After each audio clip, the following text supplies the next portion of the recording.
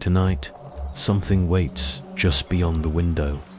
You'll hear it, a whisper you weren't supposed to notice until now. These are terrifying stories, told softly to help you drift into the dark, where nothing is ever quite alone. Before we begin, tell me, what time is it where you are? And where in the world are you listening from? Alone in the dark? Type it in the comments. I'll be watching.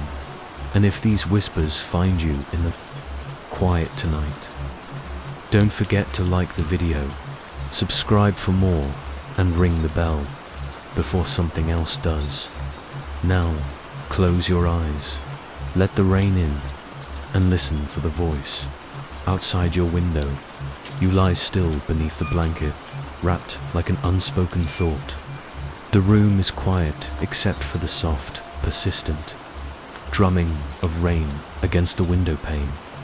It's not heavy, not loud, just gentle enough to be a lullaby. Steady, soothing, like a quiet conversation between sky and glass. You've always found comfort in the rain, in its soft insistence, like the world outside is whispering for you to sleep. But tonight, it feels different, not dangerous, just different.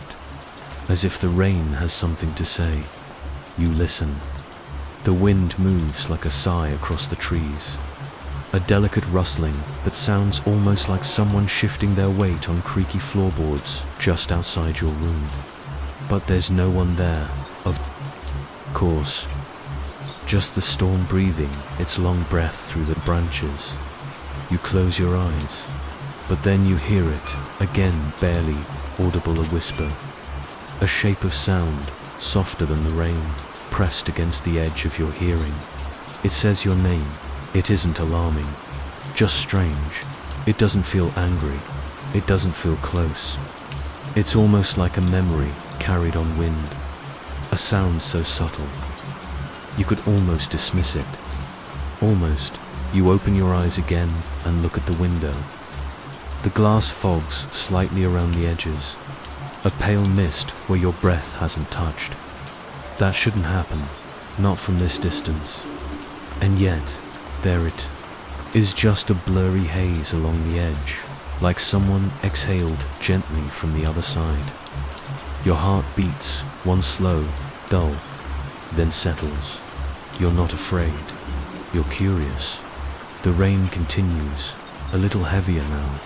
The drops move in tiny streams down the glass, like fingers tracing letters in a language you forgot how to read. You sit up slowly, letting your blanket slide across your arms like a tide receding. The room is dim, but not dark. Outside, the streetlight glows like a candle in fog dot, and there beneath it to see something, a figure or a shape, still, watching, or maybe just there. It doesn't move. Neither do you. The whisper comes again, barely there, just outside the glass. It says your name. You step quietly from the bed, the carpet soft under your feet. The floor doesn't creak. You cross the room, drawn not by fear, but by a need to see. Outside, the figure has shifted, not closer, not farther, just different. The posture, maybe, or the way the shoulders seem to slant toward the light now. The window holds your reflection faintly to shadows, one on either side of the glass, you and something else. You place your hand against the cold pane. A moment later, something mirrors it. A pale smudge, palm-sized, presses from the outside. But there's no sound, no footsteps. Just the echo of rain, like a heartbeat shared between you and the night. You whisper, "Who are you?" No answer, but the shape tilts its head. You don't step back. Something in the stillness reassures you, an odd calm, as if whatever stands there isn't trying to scare you, just to be known. Like it's been waiting, quietly, gently, for a moment just like this. You blink, and it's gone. No figure, no fog, just the rain, tracing lines on the glass like nothing ever happened. You stare, but the street is empty again.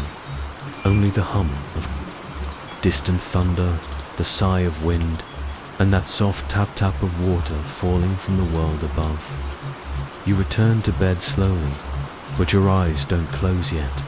They wait, and then something new begins. A sound inside the room. It's so faint, like the brushing of fingertips along the wall. You glance sideways. Nothing moves. The lamp casts a warm circle of light, and the shadows remain where they belong. Still, the sound persists. Whisper, whisper, like breath across fabric. You feel it, now not fear, but presence. A quiet weight in the room, like an old coat, draped over a chair you hadn't noticed before. You look.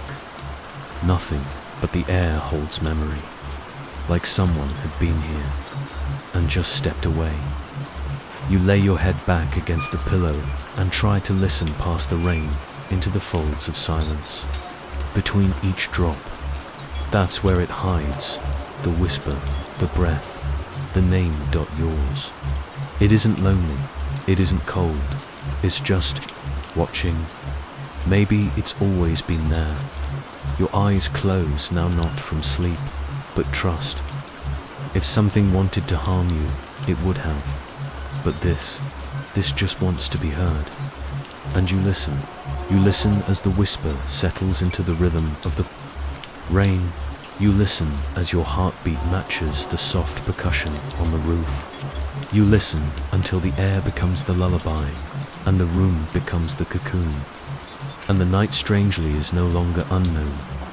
You drift gently, not away, but into a place where rain is memory and shadows are quiet companions. Into a night that watches, but never judges. Into something that feels old. The whisper will return tomorrow, or maybe the next night. You know that now it's not finished with you, and perhaps you're not finished with it. For now, you rest, but the window remains, and beyond it. A second whisper waits just beneath the attic floor, where footsteps carry things best left unnamed.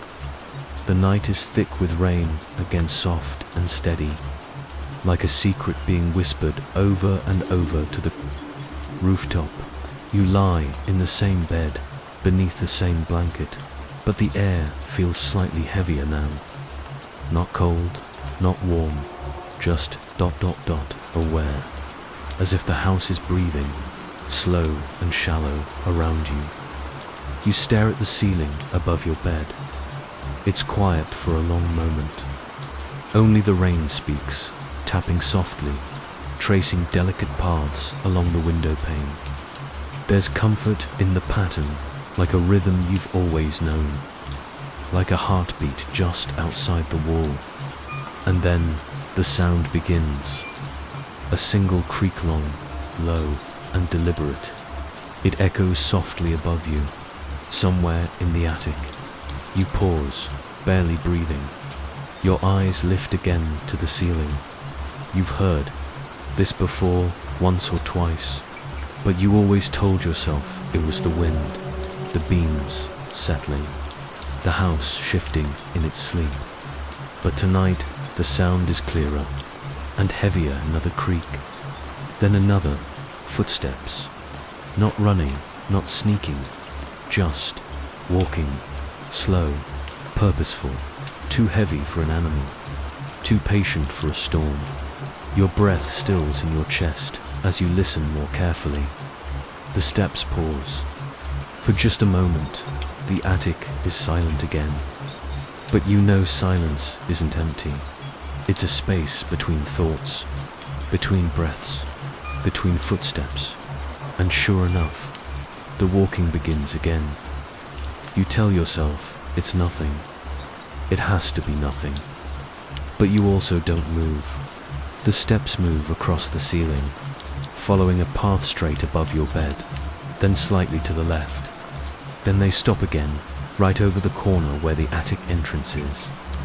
You picture the old pull-down hatch, the creaky ladder that no one's touched in years. You think about it, but don't get up. There's no need, not yet. The rain helps. It softens the edges of the fear, wraps it in cotton. You listen, and somewhere in the hush of the downpour, you imagine the wood above bowing under invisible weight. Not enough to break, just enough to feel it. You wonder who or what might walk that slow, measured path at this hour. But there are no answers, just the steady steps, and the long, listening silence between them. You close your eyes for a moment, trying to drift, to let the sound blend with the storm. But your ears remain awake. They're attuned, now tuned, to that faint creak of motion, and then a pause, a deeper one. The footsteps stop above you. You wait, unsure what will come next. When the creaking resumes, it doesn't follow the old pattern. This time, the sound is softer, closer to the attic door. And then, a new sound. Not a step, a knock, faint.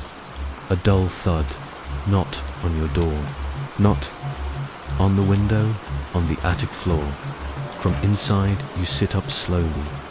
The blanket pulls at your waist. The rain continues its gentle rhythm, as if nothing unusual is happening. But your attention sharpens. You feel the room differently. Now its corners, its stillness. The silence between raindrops grows longer. You rise from bed, not in fear, in curiosity. The house doesn't resist you. The floor welcomes your step. The air brushes gently against your skin. The lamp glows quietly beside the bed, its light forming small golden islands on the floorboards. You walk toward the hallway, toward the attic. Each step feels padded, like you're walking inside a dream. You reach the hatch. Look up, the ceiling is plain. The pull cord hangs in its usual spot, but the space above feels ... watching. You don't pull it, you just listen, and again, faint, from above. Another knock, 3 gentle taps, not demanding, not angry, just present. Your fingers brush the pull cord, but you don't tug. Something tells you not to. Not yet. Instead, you press your ears softly to the wood. The attic is quiet now. Just the hush of insulation, the silence of stored memories. But you feel it, that presence, not malevolent, just waiting. Like someone in another room who doesn't want to interrupt, but wants you to know they're there. You breathe, and then a whisper. So faint, you're not even sure it's real. It doesn't say your name this time, just a sound like breath caught. In thought, you step back. The hallway feels longer as you return to your room. The shadows feel deeper, but not darker.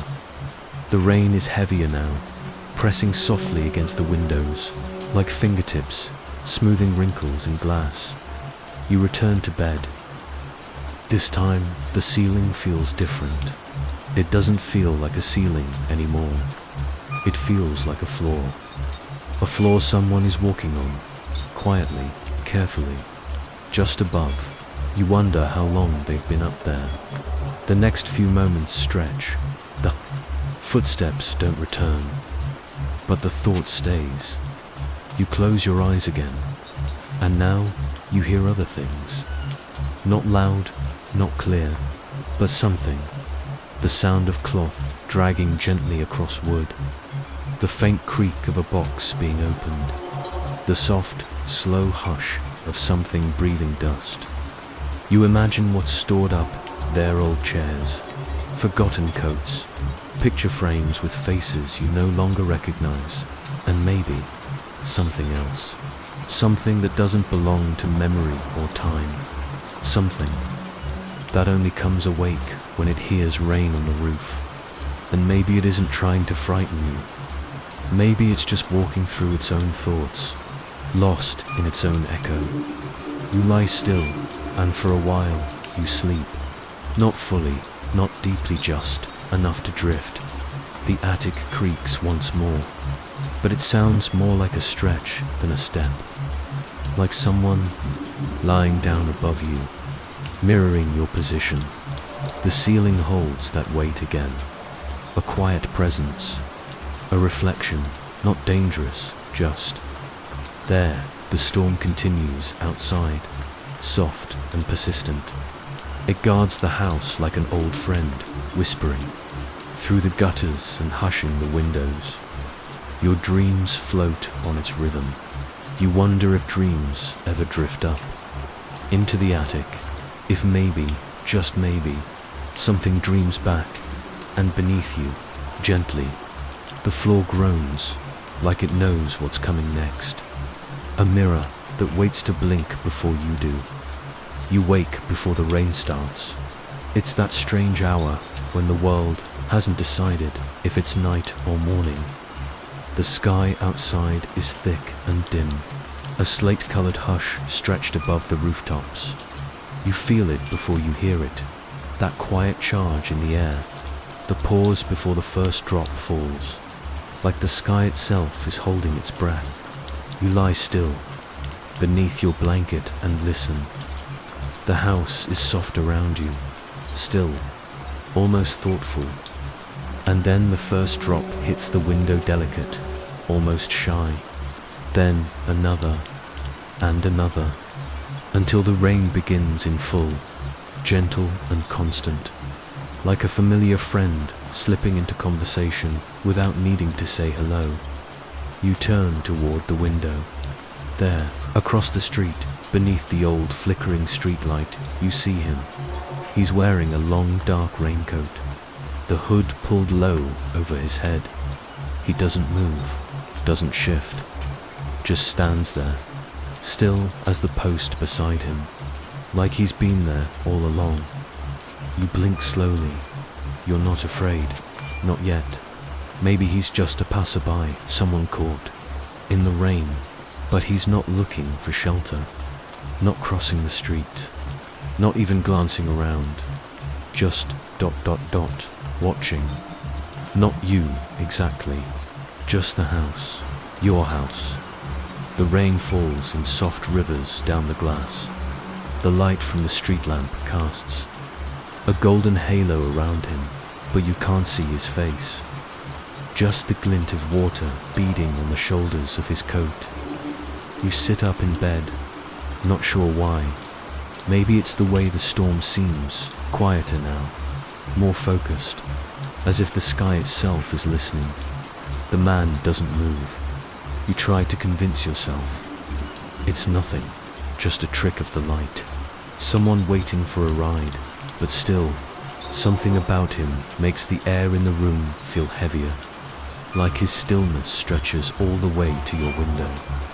Reaching through the rain without ever moving, you stand. Your feet find the floor like roots returning to earth. The boards creak softly under your weight, but the sound feels distant, muted by the steady hush of rain. You move slowly to the window, careful not to disturb whatever balance the moment is holding. The man is still there, but closer now, just a little, not by much, as if he took a single step while you weren't watching. You blink again, and this time you don't look away.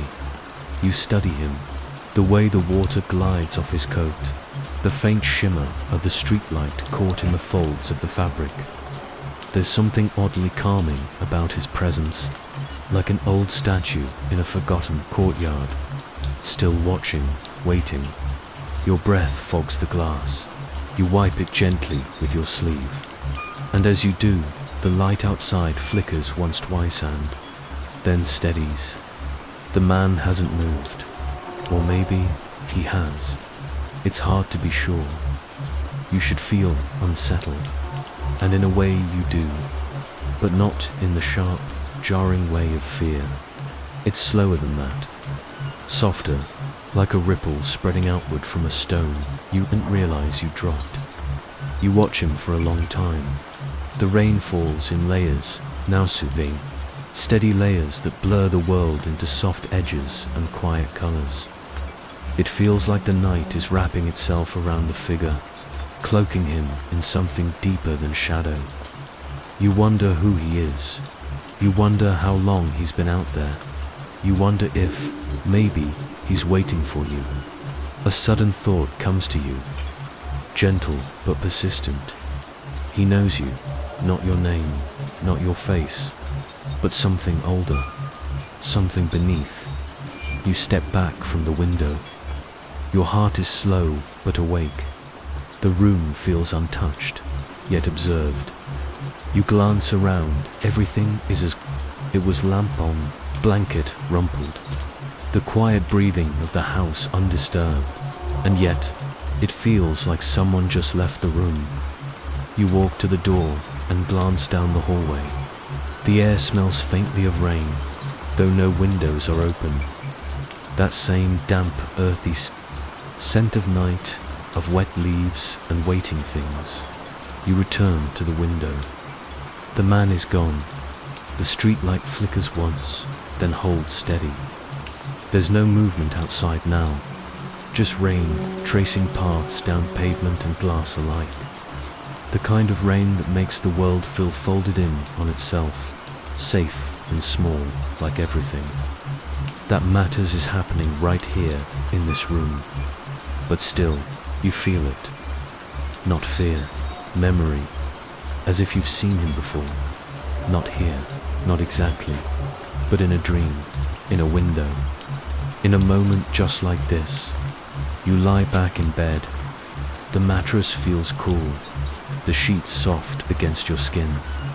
You close your eyes, but your mind lingers by the window. You picture him again standing still, letting the rain soak through the world. Around him, and then, a sound, not footsteps, just wet. A soft dripping, not from outside, but somewhere nearer. From the hallway, you sit up again, slow and quiet. The air is different, now cooler, like someone just opened a door to the outside. You step out of bed, drawn not by fear, but by that same slow pull you felt earlier. You walk softly into the hall, your steps featherlight on the floor. A small trail of water leads from the front door, just a few drops, shining faintly in the dim light, like beads of glass left behind by something careful, deliberate. You reach the door, place your hand against it. It's cold. You check the lock, still latched, still closed. You press your ear gently against the wood, and for a moment, nothing, then dash very faintly on the other side. A breath, just one, not yours. You step back, slowly. Your breath steady, there's no knock, no voice, just silence now. Silence wrapped in rain. You return to your room. The window is still fogged in places. The streetlight glows like a distant candle in the dark. And somehow, you know, he's still out there, not just watching, remembering something you forgot. You lie back once more. This time, you let your eyes close without resistance. The sound of rain becomes the rhythm of your breath. The soft hum of the storm becomes your blanket. The house sleeps, but you don't feel alone. You feel accompanied, not haunted, not watched, just gently kept. And somewhere outside, beneath that flickering light, a rain-soaked figure stands still in the hush of the storm, waiting not for you to wake, but for you to dream. And while you drift, you wonder what else waits quietly in reflections, ready to blink before you do.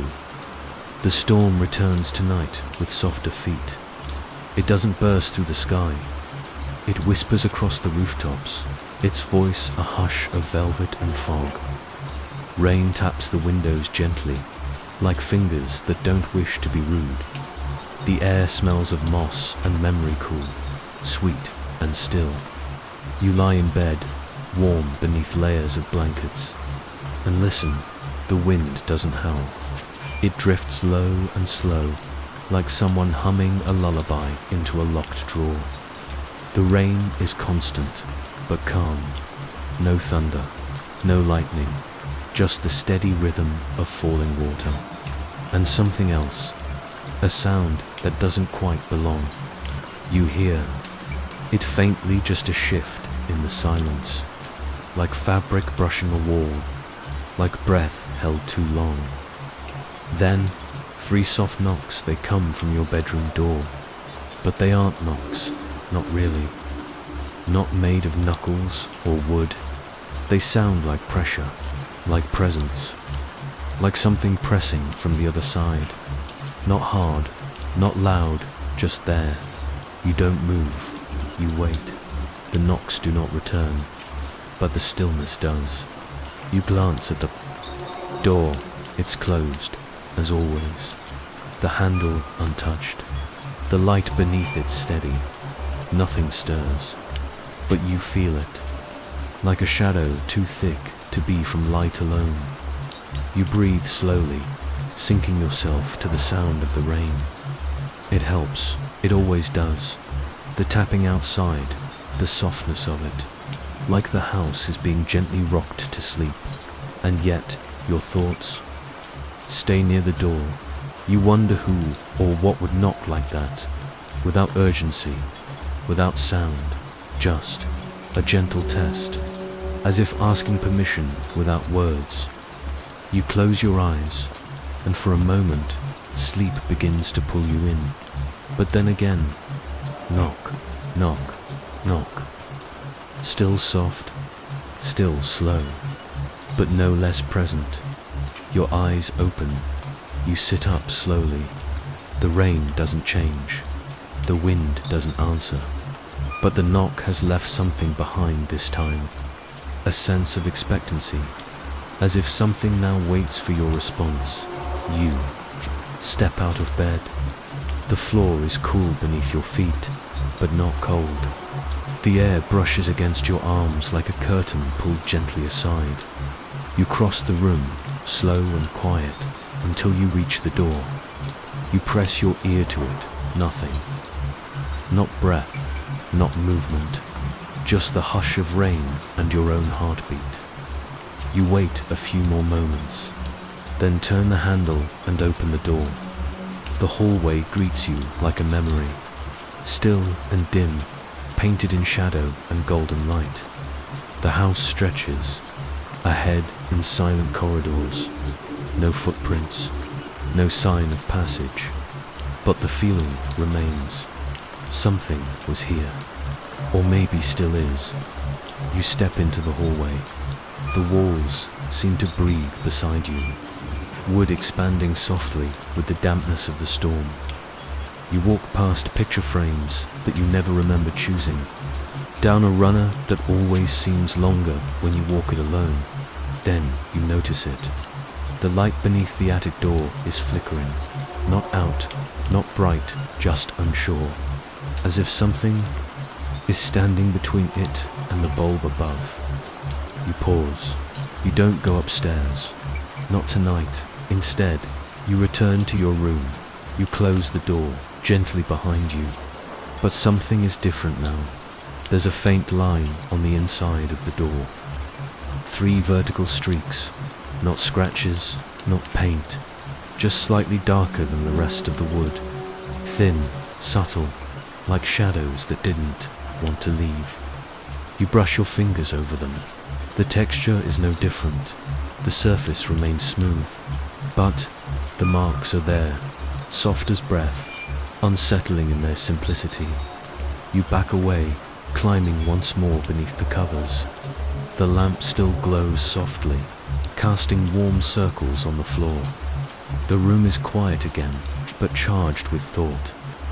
You feel it in your chest, not fear, but the echo of being noticed outside. The rain continues. You close your eyes, trying to let the rhythm carry you, lull you back to softness. And slowly it does. You begin to drift, but just as your thoughts begin to dissolve into dreams, there is a sound. Not at the door this time, but at the window, a knock. Just one. Your eyes open slowly. You turn your head. The glass is fogged along. The edges. A bead of water runs a perfect line down its center. And just beyond the fog, for the briefest moment, you see it. Not a hand, not a face, just a shadow. The shape of something that shouldn't reflect, and then it's gone. You don't rush to the window. You stay where you are. There's a strange comfort in the way the night moves tonight, like something's learning how to speak again through wood, through glass, through the quiet press of presence. You realize something. Lying there, the knocking isn't asking to be let in. It already is. It's just reminding you that the house listens, too. That the shadows move not to scare you, but to speak. That sometimes it's not footsteps you hear, it's waiting. You turn onto your side, tucking the blanket beneath your chin.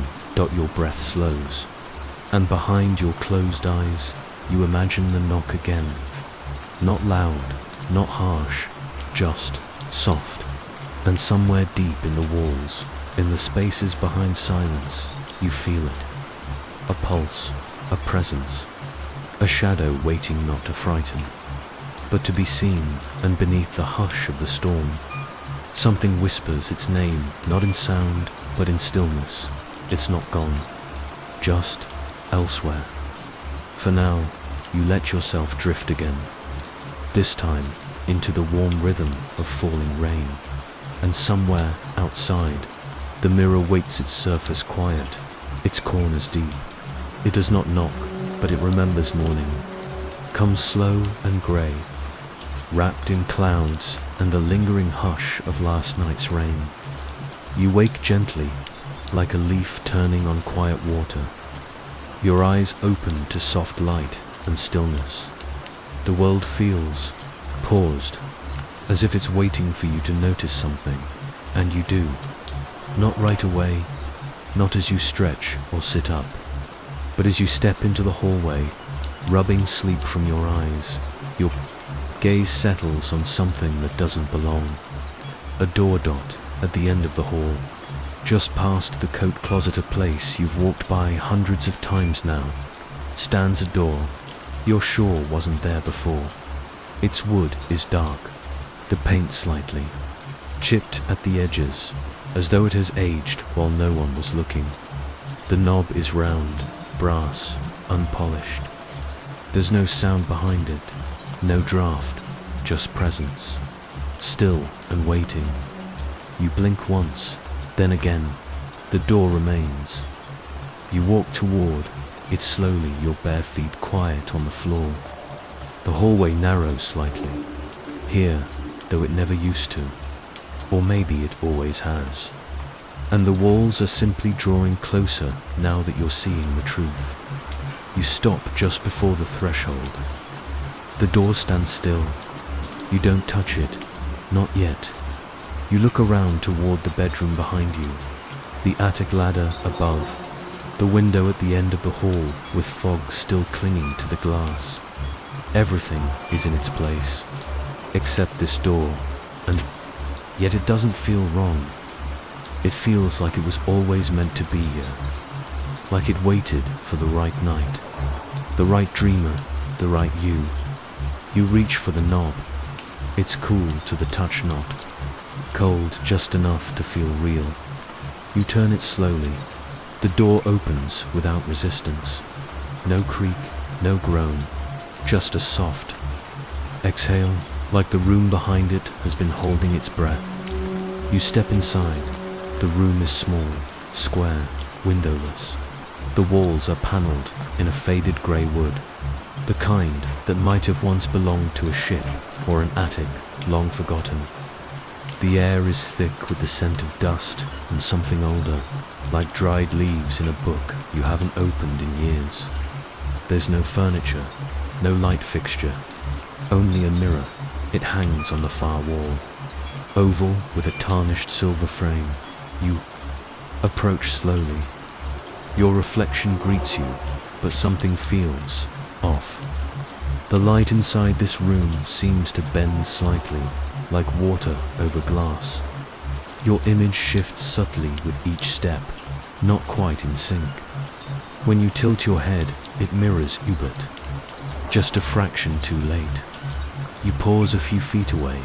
The mirror is not dusty, but your reflection looks tired, not physically. Something in the eyes, a gaze that remembers too much or not enough. You stare at it, and slowly your reflection lifts a hand. Not your hand. It moves too slowly, and then stops. Halfway up, the real you doesn't move, and in the quiet, you feel something behind you.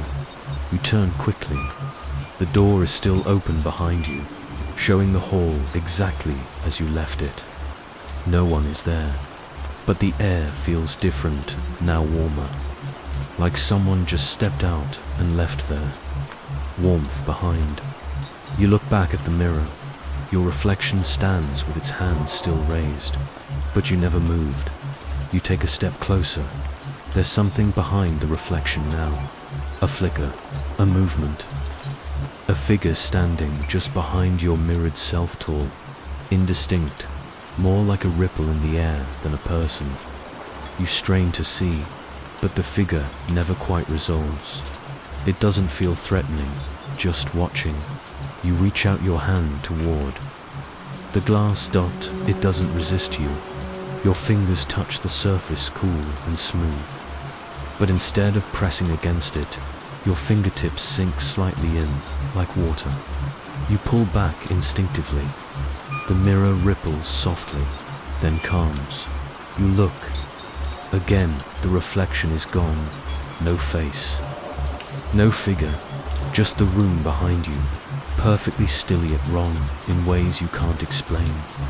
The angles are slightly off. The shadows fall in the wrong direction. You step away, and the moment you do, the mirror fogs, slowly, deliberately. A message. Appears faint letters traced by an unseen hand. You watch, unmoving, as the words form. You've been here before. A breath catches in your throat. You don't remember being here, but something in your chest stirs. A memory not made, but inherited. The mirror clears again, erasing the message like it was never there. You turn around. The hallway still waits. You step out of the room and close the door behind you, and when you look again, the door is gone. Just smooth wall where it once stood. No knob, no seam, nothing. You run your hand over the surface, but there's nothing to feel. Just the familiar texture of painted wall, silent and still. You return to your room. The rain has started again, soft, insistent. The window fogs as you lean close. Outside, the street is empty. The streetlight flickers once, then steadies. The night hums. You climb back into bed. The sheets feel colder than before, as if touched by another's hand. But you don't mind. You close your eyes, letting the rhythm of the rain settle around you again. The memory of the mirror lingers, clear and strange, but somehow comforting. Not everything needs to be understood. Some doors open to show you what you already carry. Some rooms appear when you're ready to find them, and maybe you have been there before. Even if you don't remember when, the sound of rain becomes louder, then softer again, like waves returning to shore. You drift between thought and sleep, and just as you fade, you hear a soft creak, a sound from the hallway, familiar, footsteps, bare, slow, not yours, but they don't pass your door, they pause, right where the room used to be, and from behind your closed eyes, you sense it a shape standing before the wall, waiting for the door to return. The rain begins again, just after midnight. Not loud, not sharp, just a curtain of water, falling soft and straight through the stillness. You listen to it for a while, your eyes half closed, the room gently dimmed. Everything feels held in place, like the world is on pause, waiting for you to notice something below the surface. The wooden floor beneath your bed creaks softly, even though you haven't moved. A stretch, not a protest. As if the house is adjusting around your breath. You lie still and let the quiet return, but then another sound, fainter than the rain, fainter than thought. You hold your breath to hear it. It comes from beneath the floorboards, a whisper, muffled but close. You can't make out words on the tone, calm, patient, not calling, not crying, just speaking. You sit up slowly. The floor is cool beneath your bare feet, smooth and slightly damp with the breath of the night. You walk quietly to the center of the room, where the old boards shift slightly beneath your step. You kneel and place your hand flat against the wood. The whisper grows clearer. Still no words, just the shape of speech. Like wind learning to talk, you lower your ear to the floor. The boards are warm now, not unnaturally, but in a way that feels plays alive, as if someone on the other side is pressing, their hand exactly where yours rests. And then the voice becomes clearer, your name spoken softly, as if through memory. It doesn't startle you. It feels almost expected. The voice is yours, but not quite. Like an echo caught in another version of this night. You stay still, breathing slow. You feel the wood rise and fall faintly beneath your palm, like a heartbeat deep within the floor. The voice whispers again. You're listening now, it says. Not out loud, but inside the grain, in the spaces between. You whisper back, though you're not sure why. What are you? The voice is quiet for a moment, then replies, what you? Buried. You pause, not in fear, but thought. The words hang gently in the air like mist, soaking into your skin rather than striking it. You close your eyes and listen deeper. The voice shifts, tones bending like old wood in wind. It doesn't feel human anymore, but it isn't inhuman either. It's something remembered, like the smell of the attic, like dreams that follow you out of sleep.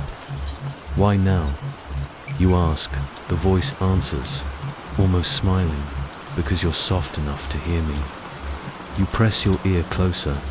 There's a sound beneath the voice, now like pages turning, or maybe wings, or maybe memories brushing past one another in a long-forgotten hallway. The voice speaks again. You forgot me, but I didn't forget you. You don't respond this time. Not because you're afraid, but because you're trying to remember. Something buried in the rhythm of childhood, the sound of toy wheels rolling on wood, of lullabies hummed in rooms that no longer exist. You ask a final question. What did I forget? The voice is quieter now. Your way back. A floorboard, just beneath your hand, shifts gently. You lift it. There's no dust beneath, no cobwebs. Just a small, square, hollow lined with dark cloth. Inside it, something familiar. A small, carved box. You don't remember placing it there, but your fingers know how to open it. Inside, a single key, warm, cold, its shape oddly comforting, like it belongs not to a lock, but to a feeling. You close the box and return it to the hollow. The voice hums softly beneath you, as if satisfied, as if returning to sleep. You press the board back into place, and then the room grows quiet again. The house exhales around you, its breath deep and slow. The whisper fades, not gone, just resting. You lie back down. The key rests now on your nightstand. It glints faintly in the lamplight, like it remembers something you don't. You watch it for a moment, feeling the weight of its purpose, even if you don't yet know what it opens. Outside, the rain continues, more gentle now, more intimate, as if it's falling just for you. You close your eyes, and just before sleep takes you, the voice returns, not beneath the floor, but behind your eyes. This time, it doesn't speak in riddles, just one clear sentence. You're not alone in this house. You don't open your eyes. You don't need to dot the warmth in your chest, the key beside you, and the memory beneath the floor. They're not warnings, they're invitations. And somewhere in the quiet dark, something old and kind and strange waits behind another door you haven't yet found. The rain comes and goes tonight, like a visitor unsure if it should stay. It arrives in waves, light, then heavy, then light, again pressing gently against the windows, whispering through the cracks of your room. Each drop feels like a word you almost understand. You wake not from sound, but from stillness, the kind of stillness that feels placed, as if someone smoothed it over the room while you slept. You blink slowly and sit up.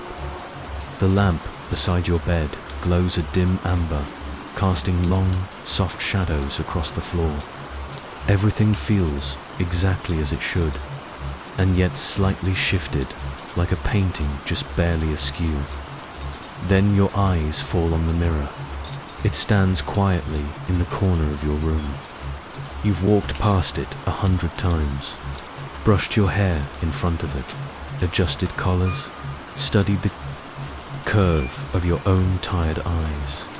But now, it watches, not literally.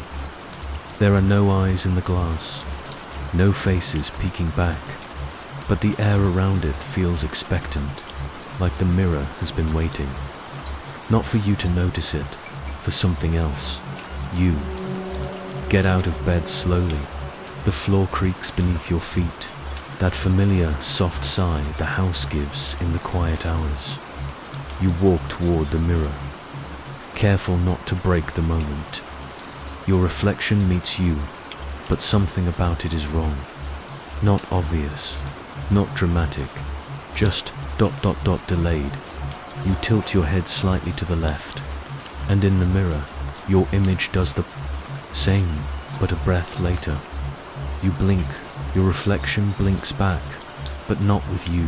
It happens after. A second too late, like it had to see you do it first, before remembering how. You step closer. The mirror's surface shimmers softly, not with light, but depth. It feels more like a window now, not just a reflection, a threshold, as if beyond the glass, a room, like yours, waits in a version of this night that hasn't quite happened yet. You raise your hand toward that surface. Your reflection does the same, but higher, slightly off angle. Its hand doesn't mirror yours. It reaches upward, top corner of the glass. You freeze. It feels like the moment just before thunder, full of weight, full of pause. The glass begins to mist over, but not from your breath, from within, faint at first, like condensation forming on the other side.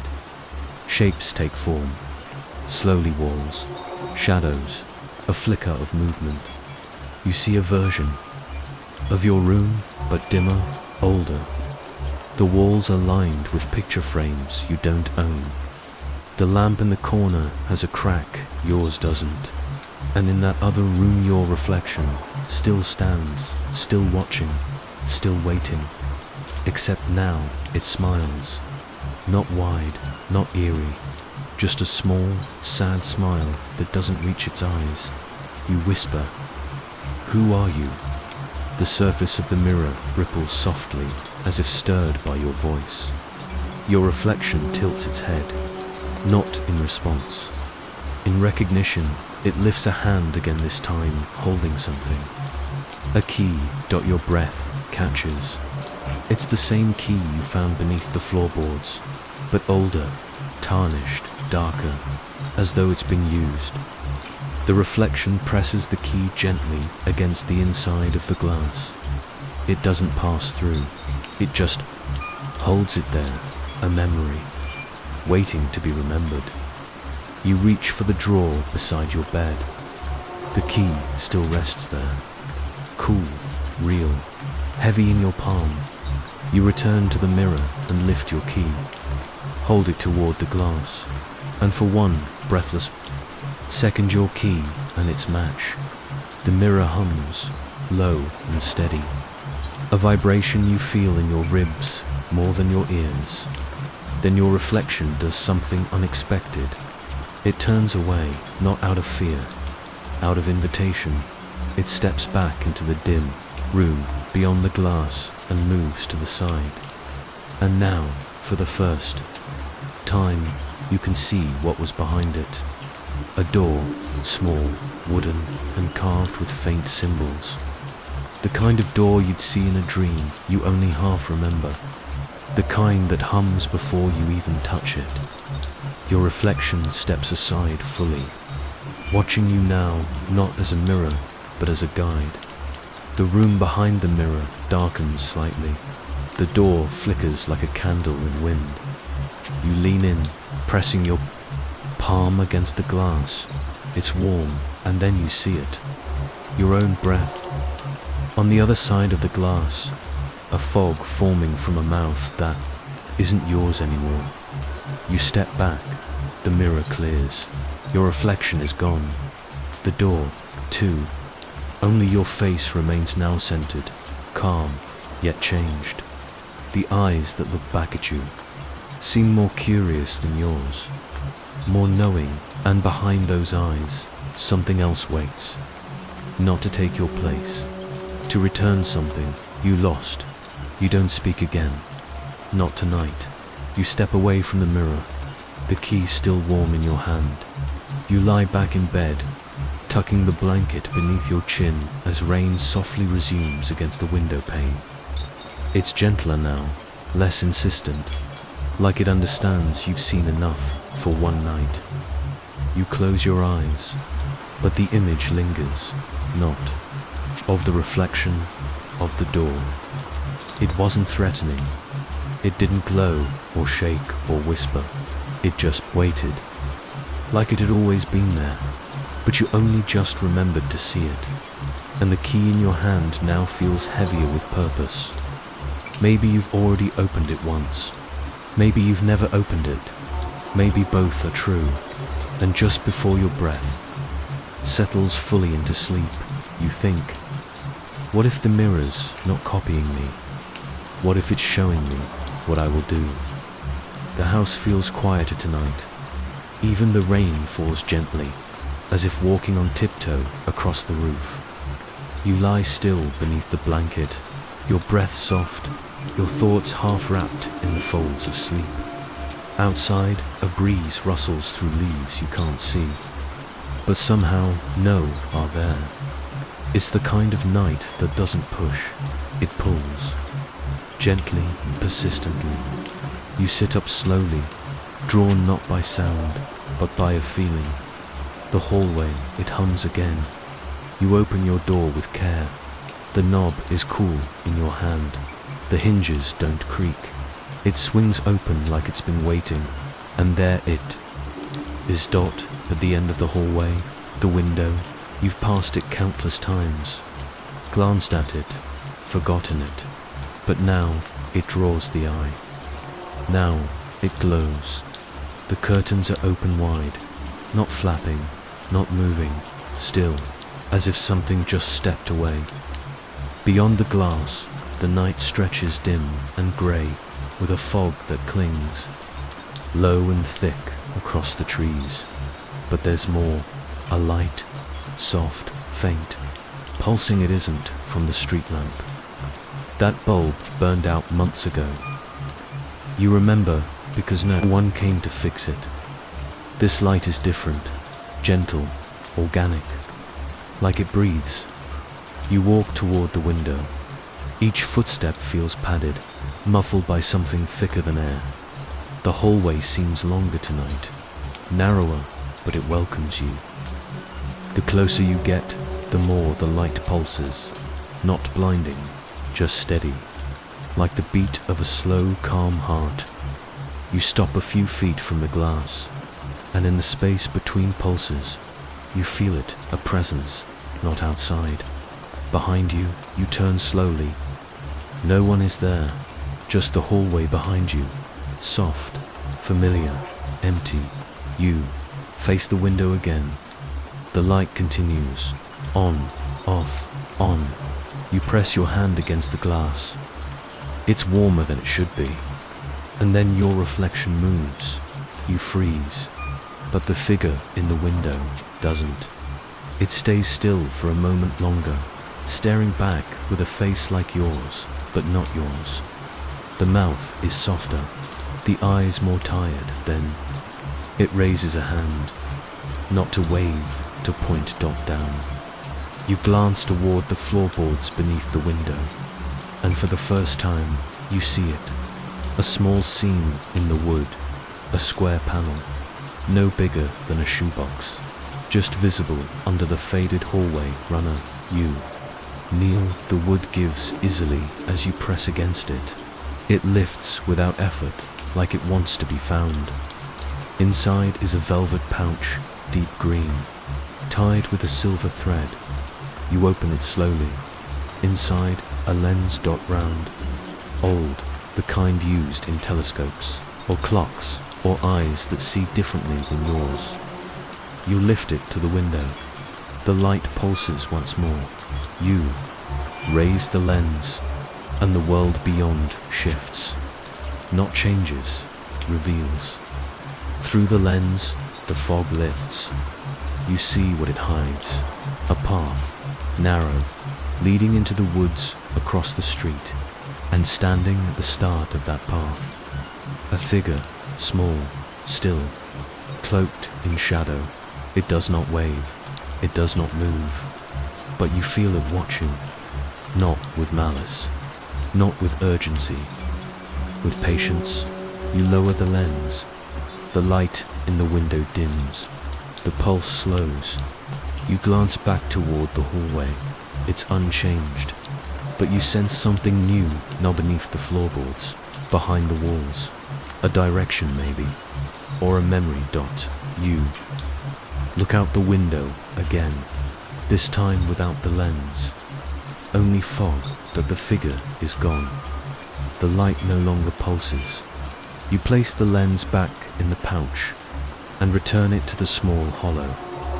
As you close the floor panel, you hear a soft click. Not from the wood, from somewhere inside the wall, a lock or an opening. You rise and walk slowly back down the hallway.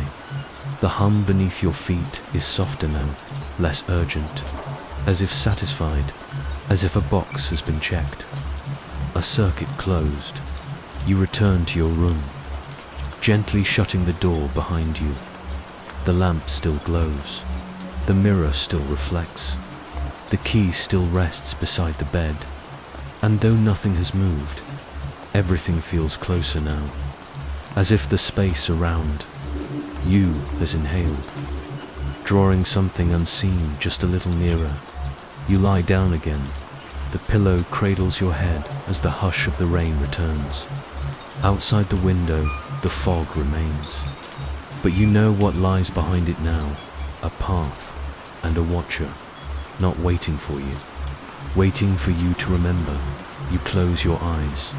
The darkness is warm, deep, familiar, and just before sleep takes you, you hear a whisper, not from the window, not from behind you, from within the lens you never looked through long enough. It says your name once, And then, gently, you're almost ready. The air tonight feels different, still cool, but thicker, full of memory. You lie in bed with your eyes open, listening. The rain has paused, replaced by a hush that almost sounds like someone thinking just beyond the walls. You're not afraid. You're listening to a soft glow catches your eye. You sit up slowly.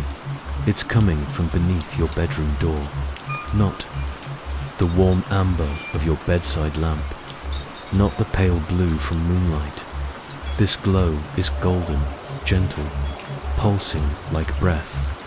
It spills across the floor in a quiet wave, moving slightly with the shape of the hallway outside. You step out of bed and approach. The floor is warm tonight, not hot, not strange, just welcoming. You kneel beside the door.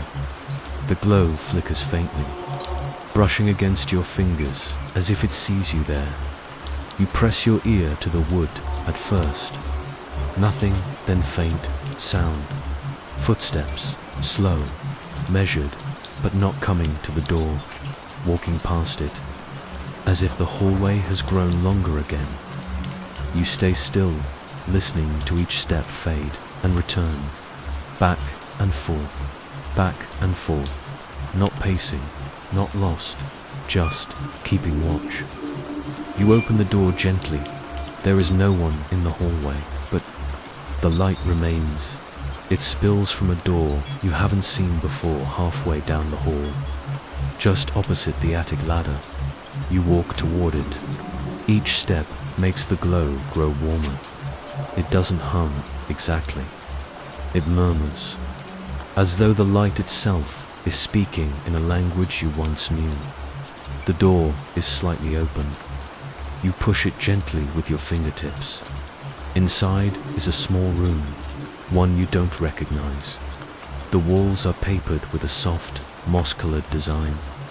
The floor is stone, not wood, smooth and faintly reflective, like the surface of a still lake. At the center of the room, a single lantern. It floats in the air, not high, just above waist level, glowing gold, its light pulsing in time with your breath. You step inside. The door doesn't close behind you, but the air shifts cooler now. A ripple across your skin, like walking into water that already remembers your name. You approach the lantern. Inside its glow, something moves, not a flame, a shape, shifting, changing, a memory perhaps, or a reflection you've never seen before. And then words appear in the light, not spoken, written, glowing, briefly against the inner glass. Not all rooms belong to the house. You stare, unsure what to answer, unsure how to answer. The lantern flickers again. New words take their place. Some belong to you. You take a slow breath. The air smells like dust and cedar and something else. Soiled pages, maybe. Forgotten letters. Ink left open overnight. You reach toward the lantern. It tilts slightly, as if bowing. And then, without a sound, it begins to drift toward the far wall as it moves. The wall begins to change. It becomes less solid, less wall, more doorway. A circle of light appears soft and incomplete, as though waiting for you to decide whether it should open. You step closer. The lantern floats to your side, pulsing steadily. The wall ripples, like a sheet touched by wind. And now you see something beyond it. Not clearly, just enough. Shelves, books, a desk, a figure sitting still, head bent over a journal. You cannot see their face, but you feel the familiarity in your chest, like a name whispered long ago and only now remembered. The lantern brightens, urging you forward, but something inside you pauses. You're not ready, not yet. You reach toward the glowing doorway, but not. To enter, to close it, your hand brushes the light. The wall stills, solidifies, the lantern dims softly, not disappointed, just patient. It returns to the center of the room. The words glow again inside its glass. Soon, you turn back toward the hallway. The house greets you again, like a place. Not startled by your return, the warm light beneath your bedroom door still spills outward, but now you notice. It no longer comes from a lamp. The lamp is off. The room is dark. The light is coming from the mirror.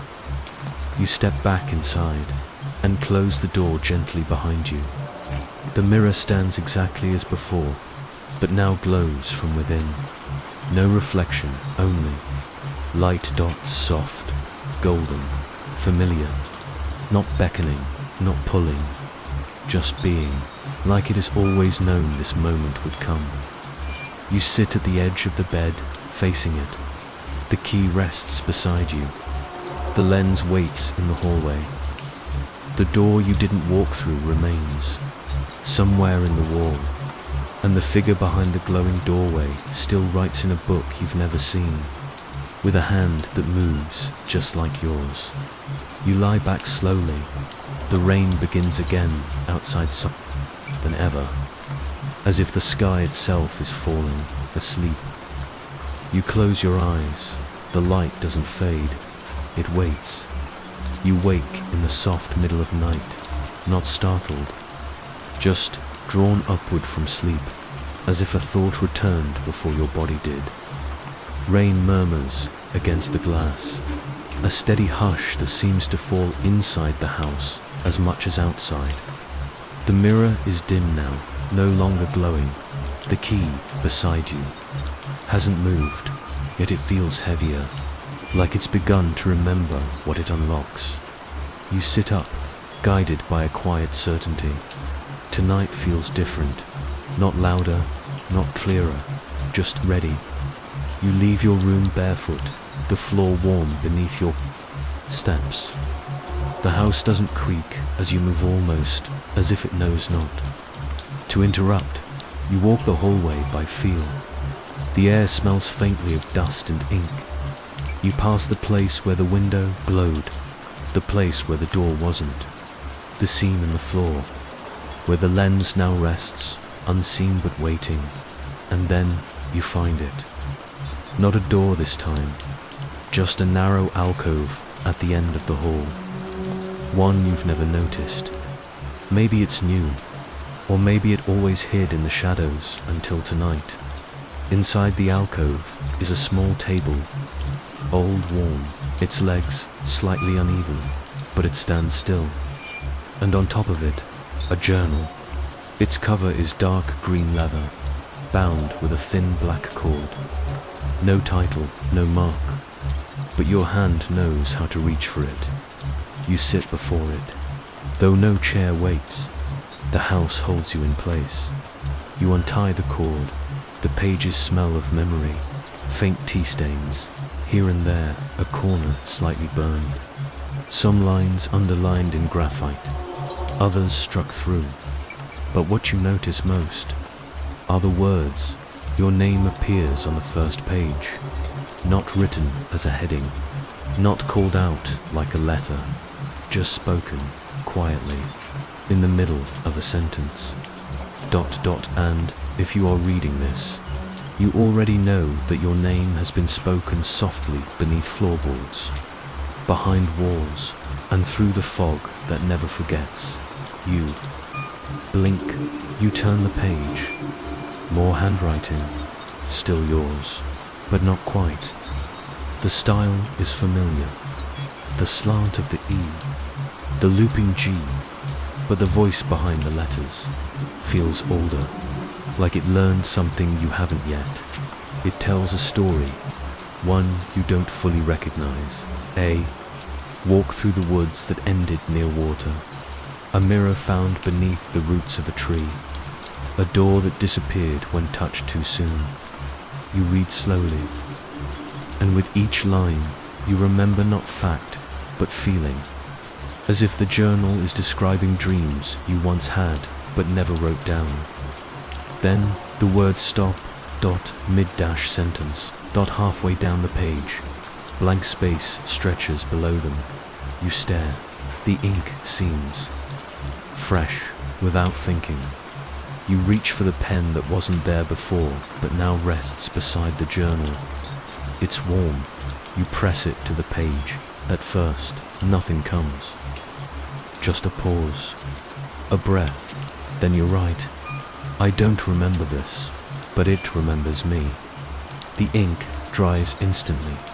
You wait, and then below your line, new words appear.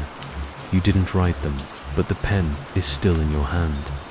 That is enough for now. Not all memory lives in the mind. You lean back slightly, not startled, but curious. The journal breathes quietly beneath your fingertips. Not literally, but it feels alive, like a heart tucked between its covers. You flip a few pages forward. Blank, blank, blank. Then a page with writing already there. You didn't turn far enough to reach it, but it waited for you anyway. It reads, "You will find the door again, but it will not look like a door. You will walk through it without knowing, and only remember afterward." That is the way of rooms built from thought. You let your fingers trace the edge of the page. The journal feels endless, though your hand confirms it has only so many sheets. Still, the weight of what's unwritten presses heavier than the words already placed. You turn to the back. The final page is folded, sealed with wax, dark red, stamped with a symbol you don't recognize. An eye closed, surrounded by leaves. You don't break the seal, not tonight. You close the journal slowly, gently tying the cord again. The pen vanishes as your hand leaves. It, as if it was never meant to remain. You stand, and this time, the chair beneath you scrapes quietly against the floor. There was no chair before, but it knows it's time for you to go. You step back into the hallway. The alcove behind you fades, not disappears, just retreats back into the part of the house that isn't always there. You carry the feeling of the journal with you.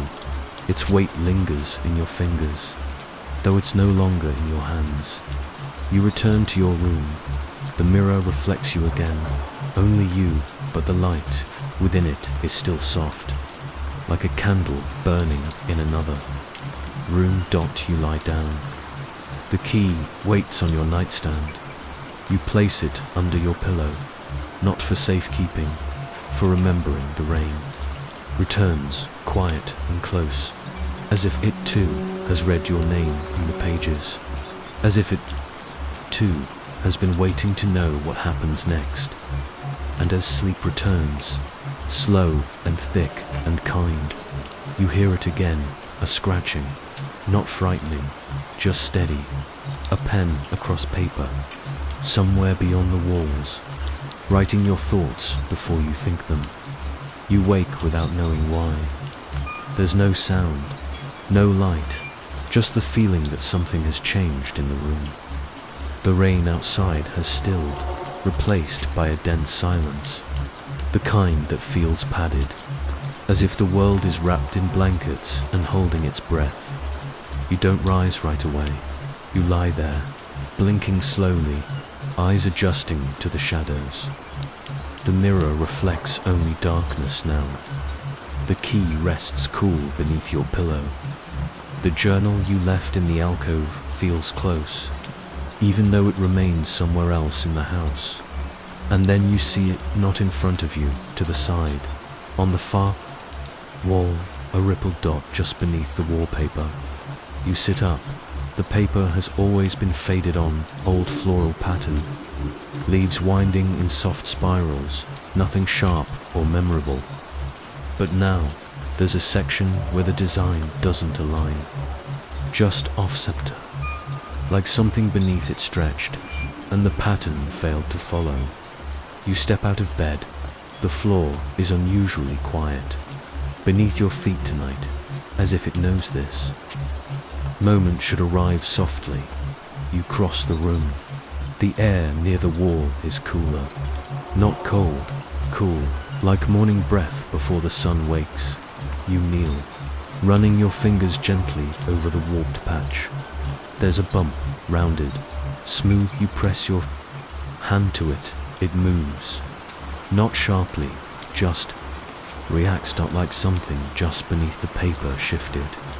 You pull your hand away, and for a moment it stays still. Then the bump tightens and blinks. You step back instinctively, not in fear, but wonder, because it didn't blink like an eye made of flesh. It blinked like memory, like recognition. You stare at the wallpaper, your breath soft. The eye doesn't open again, but now you notice more. A faint line, curling outward from the spot. A crease in the wallpaper. A seam, one that's never been there before. You run your finger along it, slowly and under your touch. The wallpaper peels. Clean, silent. It lifts like it's ready, and behind it, a different wall. No brick, no plaster, just a surface painted a deep, endless grey. A single symbol drawn across it. A closed eye, encircled by vines, the same as the wax seal from the journal's final page. Your chest tightens, but not with fear, with recognition. This isn't something new. This is something returned. You press your palm against the symbol. The paint is dry but warm. And then a sound softer than a whisper from inside the wall. A slow, steady beat. Not knocking, not scratching. A heartbeat. You lean in closer. The wall breathes. Inhale, exhale. You whisper, "What are you?" The wall doesn't answer, but the floor does. A low vibration rises beneath your feet. A hum, like the house is speaking without using words. Like it wants you to know, it sees too. You sit down, cross-legged in front of the wall, and the pattern begins to return. The vines slowly reappear across the grey surface, not drawn, grown, emerging from the symbol, curling outward, filling the space. But this time, the design feels different, alive, and within the vines, shapes form. Eyes closed, all closed. As if sleeping, you count them softly under your breath. 7, 7. Eyes hidden in the loops and spirals of the vine. Each one no bigger than a coin. Each one gently rising and falling with some hidden rhythm. And then one opens. Not suddenly, not dramatically, just a slow lifting of the lid. A black iris surrounded by a ring of faint gold. It doesn't blink again. It just watches you. You don't move. You don't need to. You're being seen, without judgment, without danger. Like a guardian who's finally returned from a long sleep. Another eye opens, then a third. Slowly, thoughtfully, you close your eyes in response, and the room hums, soft and low, a chord played by silence itself. You feel warmth on your forehead, a light pressure, like a finger gently resting there, a pulse when you open your eyes. All 7 are watching, but they do not threaten. They witness, and in their gaze you feel memory stirring the lantern, the lens, the whisper behind the floorboards, the reflection that moved before you did, the book that answered your hand. It all leads here to this moment, this wall, these eyes, this watching. You feel a word arrive in your thoughts, not whispered, not spoken, just known. Threshold, the vines begin to pull inward, slowly drawing back, toward the center symbol. The eyes close again, one by one, until only the original eye remains. The symbol pulses once, then all goes still. The wall fades gently into darkness. The vines withdraw. The seam in the wallpaper reappears. You press the paper back into place. It seals without glue, like a door closing itself. You return to your bed. The house breathes gently around you, not loudly, just enough to let you know it's still awake, even if it's letting you sleep. The mirror shows only you. The key stays quiet beneath the pillow, and in the back of your mind, 7 eyes close softly, drifting back into dreams. You lie down and let the blanket pull itself heavier over your chest. The night is deep again, the silence complete, but beneath the wallpaper, the heartbeat remains. Steady.com. Waiting. You move through the house with the hush of someone dreaming, not sleepwalking, not awake, somewhere in between. The rain has stopped. The sky above is quiet, dark and full. You can almost hear it breathing beyond the ceiling, a distant rhythm that slows to match your own. You step into the hallway. Everything is where it always is. The worn rug beneath your toes. The faded paintings hung just a little too high. The faint scent of wood, polish and age. The house is unchanged, but the feeling is not. You glance toward that stairs, and there it is, that small wooden clock, tucked on the narrow table by the banister. You've passed it every day, glanced at it, sometimes even wound it. The kind of quiet, object that keeps the house feeling whole. Never loud, never broken. But tonight, something is different. You don't hear ticking, you hear slipping, not a skip, not a grind, a soft, sliding sound, like hands brushing backward across silk. You step closer. The clock is still, the glass face fogged, slightly from within. You wipe it gently with your sleeve, and then you see it. The hands are moving, but not forward. They are counting down backward, each second sliding silently into the one before it. You stare, entranced. The numbers don't glow. There's no magic here, just quiet rebellion. Time moving in a direction it shouldn't. A stream folding in on itself. You reach to pick it up. It's heavier than you remember. You turn it over. There's an engraving you've never noticed before. Not lost, just returned. The second hand ticks once more backward, and suddenly a sound behind you, a creak, not from the stairs, from the door you passed earlier, the one to the closet beneath the steps. You glance toward. It closed, but not quite. The latch sits ajar. You set the clock down carefully and approach the door. Your hand rests on the knob. Cool, smooth brass. It turns easily beneath your fingers.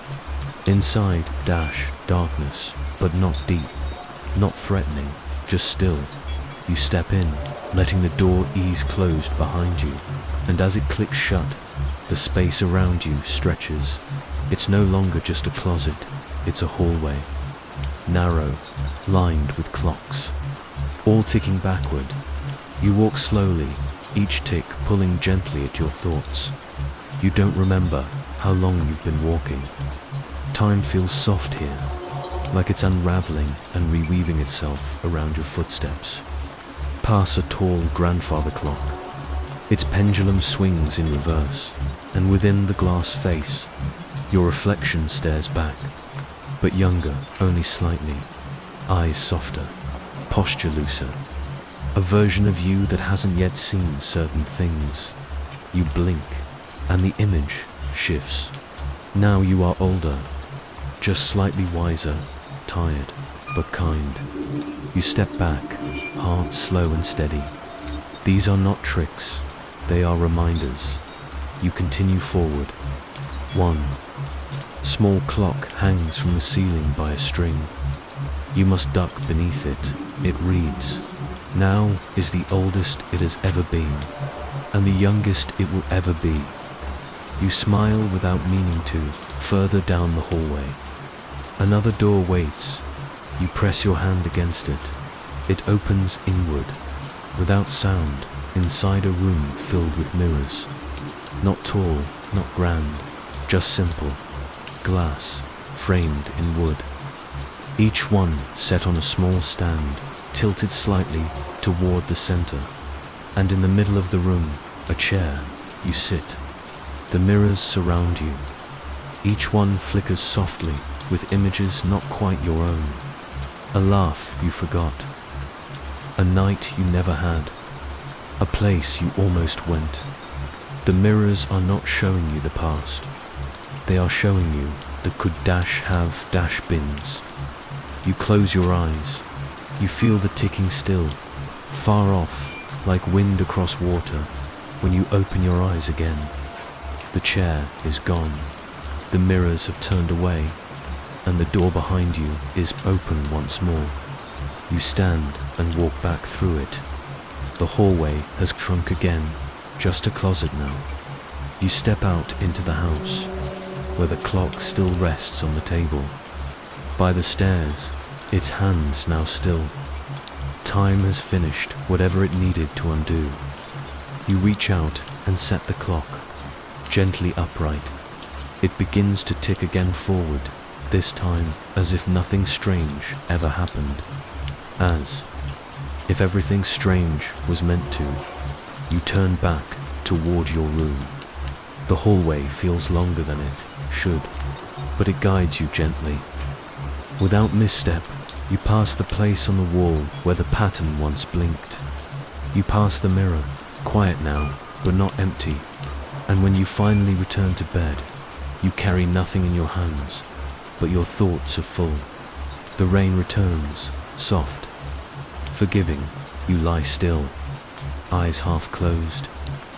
The clock ticks downstairs, not loudly, not urgently, just enough to remind you. Time isn't always a line. Sometimes it circles back, to catch something we missed. You don't mean to wake up. You're warm, comfortable, the blanket wrapped just right. The room is still, the rain's soft against the windows, and the night air smells faintly of pine and distant water. But something speaks, not loudly, barely more than a breath. A sound that doesn't come from the walls or the door, but from beneath. You dot the floor. You lie still, eyes half open, listening. There it is, again.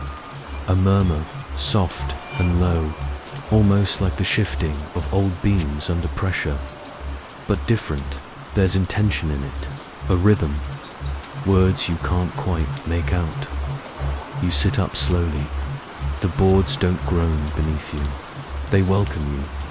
You kneel beside the bed and press your hand to the floor. It's warmer than usual, faintly alive. You lean closer, ear against the cool. Wood grain, now you can hear it clearer, though not louder. A voice, gentle. A whisper, not speaking to scare you, speaking to you as if it's been waiting. The words come slowly, old, faint, not English, but somehow understood. A story not told. In full, but in pieces. Names you don't know. Places that feel familiar. And between the word spaces, long pauses, like the voice is listening to. You run your hand along the edge of the bed, feeling for that small seam, the one you remember from earlier nights, where the floor once opened to reveal the lens in the hallway. There you lift it gently. There's nothing inside now, but the voice grows. Louder, you lower your face toward the opening, and you see it, a soft glow flickering. Not like a candle, like breath. You reach inside, not with your hand, just your attention. You don't have to touch it to feel it responding.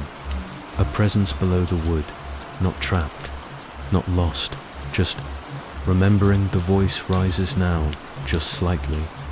You begin to make out phrases. Before you were here. ... The house knew your name. Double quotes. ... Not. All roots are in the ground.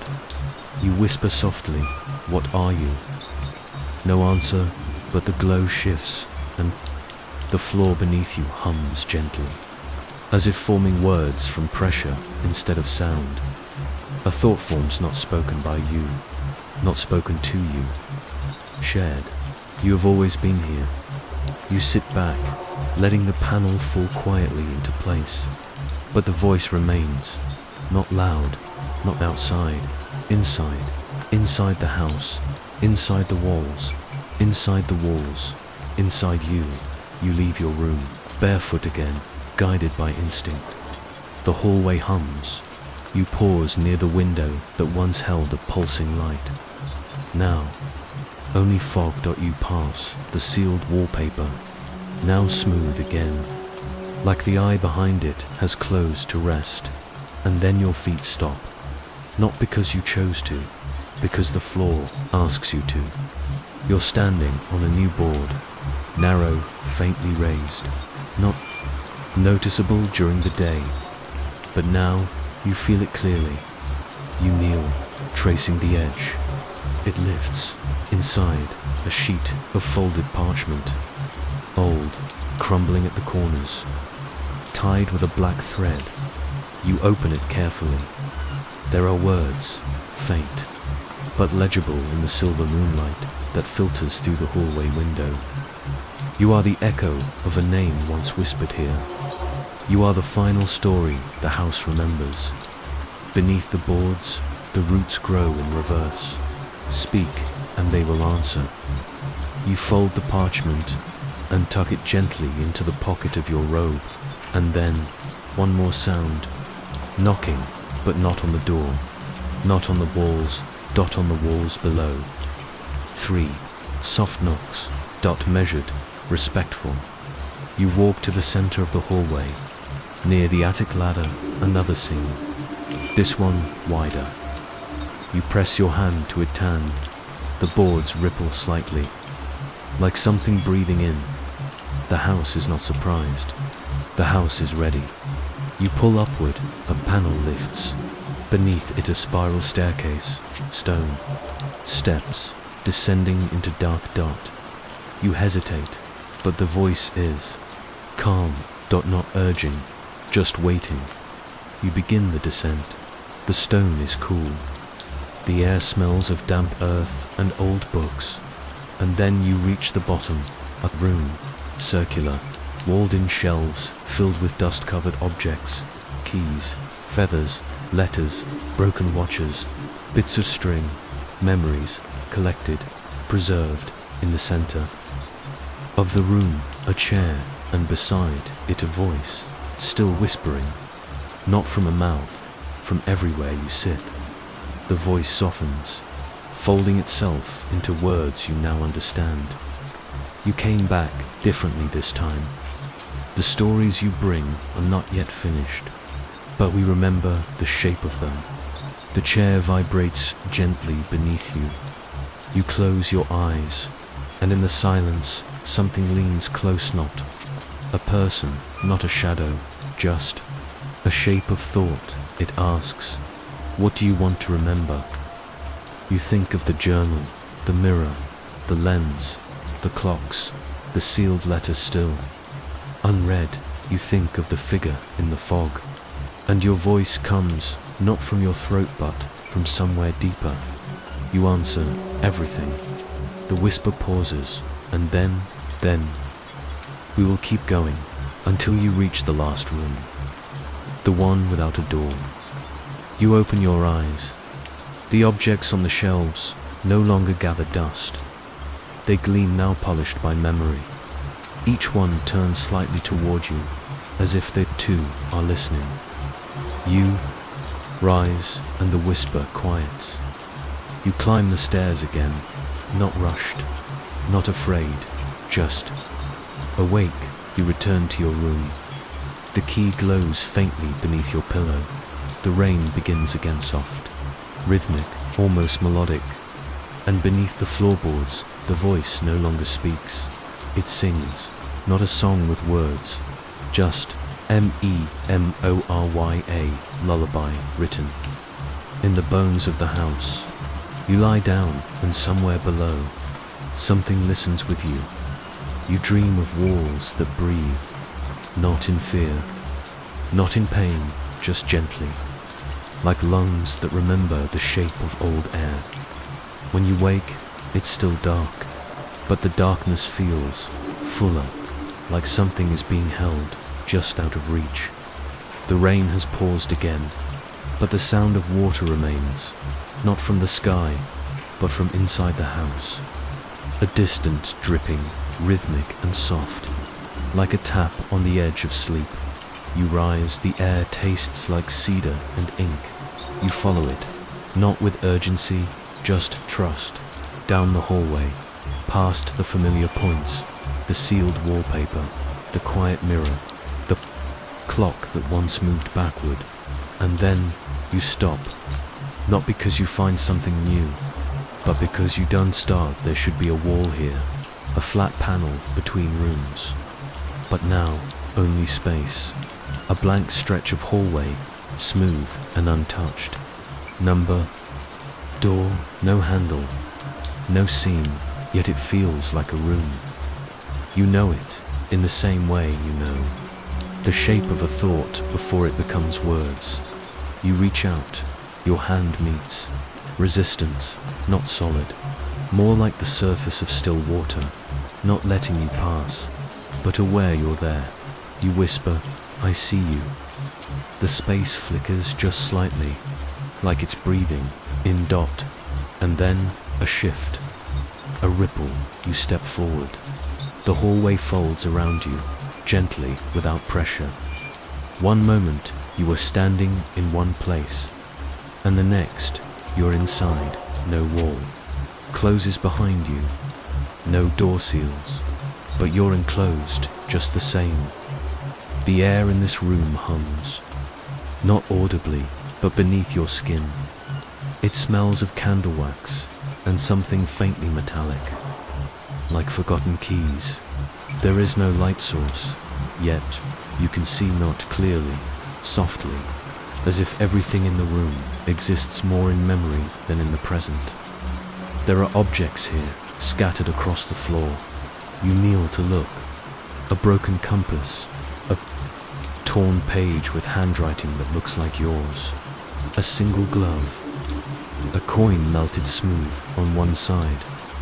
All of it feels familiar, but not from life, from dreams. The center of the room holds nothing, just a circle of faint lines drawn on the ground. Loops, curves, half symbols, like a language only the house speaks. You sit within it, not by choice, not by command, by invitation. The room exhales, and in the space where a door should be, something appears. Not a person, not a shape, a presence.com.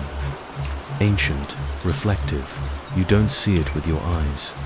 You feel it with your thoughts, and it begins to speak, not aloud, inwards. You have walked through every room we built for you. You've seen what was kept hidden and what was never meant to be found. This place is the heart. You swallow softly. The circle beneath you warms. You brought memories with you when you arrived, and left pieces of yourself in every room. Now, the house remembers your shape. The presence leans closer though. There is no movement. Not all who enter this house get this far, but you have listened. You have asked, gently. You have stayed. You speak aloud, softly. What is this room? The presence answers, this is the room that was never built. It has no frame, no hinges, no key. It only opens for those who have lived it already. You sit in stillness. The ceiling disappears. Not visibly, but in your senses. The room opens above you, stretching into skies as dark, and then it begins to echo. Not with your voice, with voices that once lived here, slept here, dreamed here. Soft whispers return, layered gently. Don't forget the lantern. Not all rooms have floors. There's something behind the third step. He only knocks when you're not listening. You close your eyes. The voices fade again, not silenced, just tucked back into the walls. The present speaks once more. The next step is not through a door, it's through remembrance. When you leave here, you'll return a little differently. The room pulses gently, like a heartbeat beneath your feet, and the presence fades. You stand slowly, unsure if you've moved at all. But when you open your eyes again, the hallway is back. Quiet, still, but shifted. You are not where you were. The wallpaper now holds no eye. The mirror no longer glows. The hallway feels emptier, not in a hollow way, in a ready way.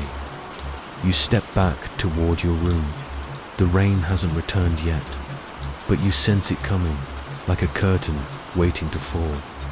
You lie down, wrapping yourself gently in the quiet. The key is gone from beneath your pillow, but you don't feel loss. You feel release. You breathe in the hush.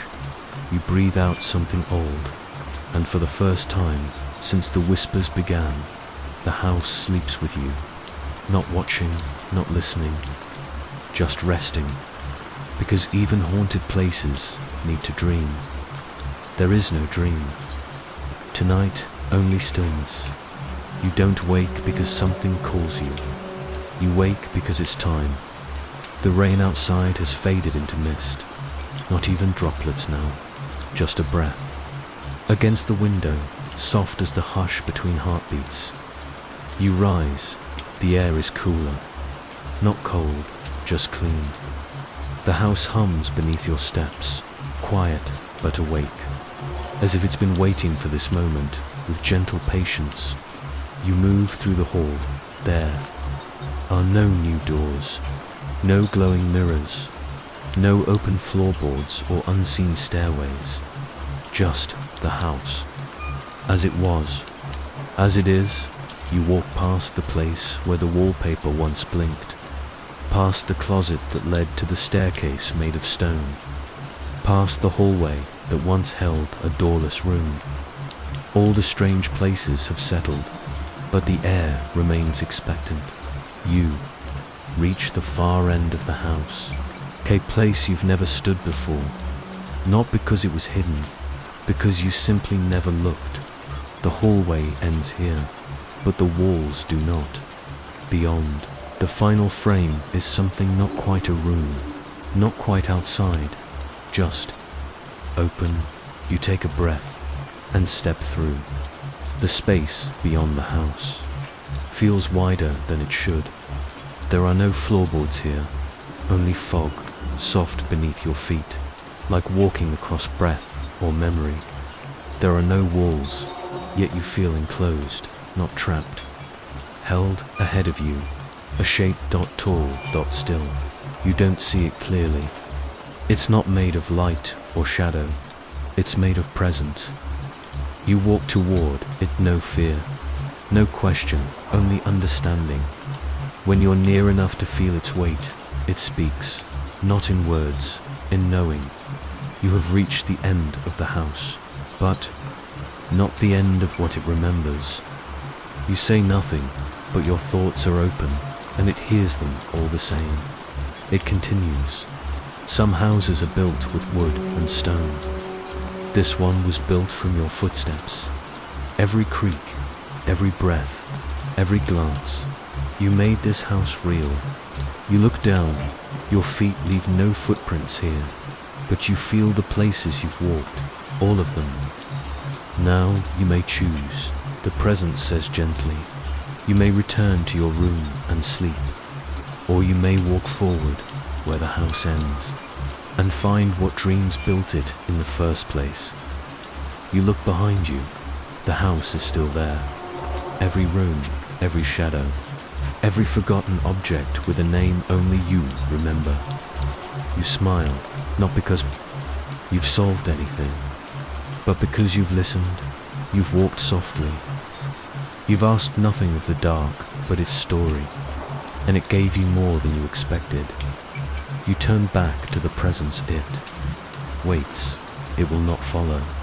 This part is yours alone. You step forward. Each step feels lighter, not weightless, but free.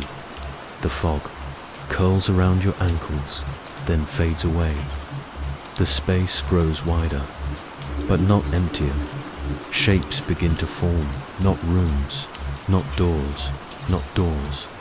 Memories, the lantern, the whisper under the floor. The man in the raincoat who never moved. The page that wrote back.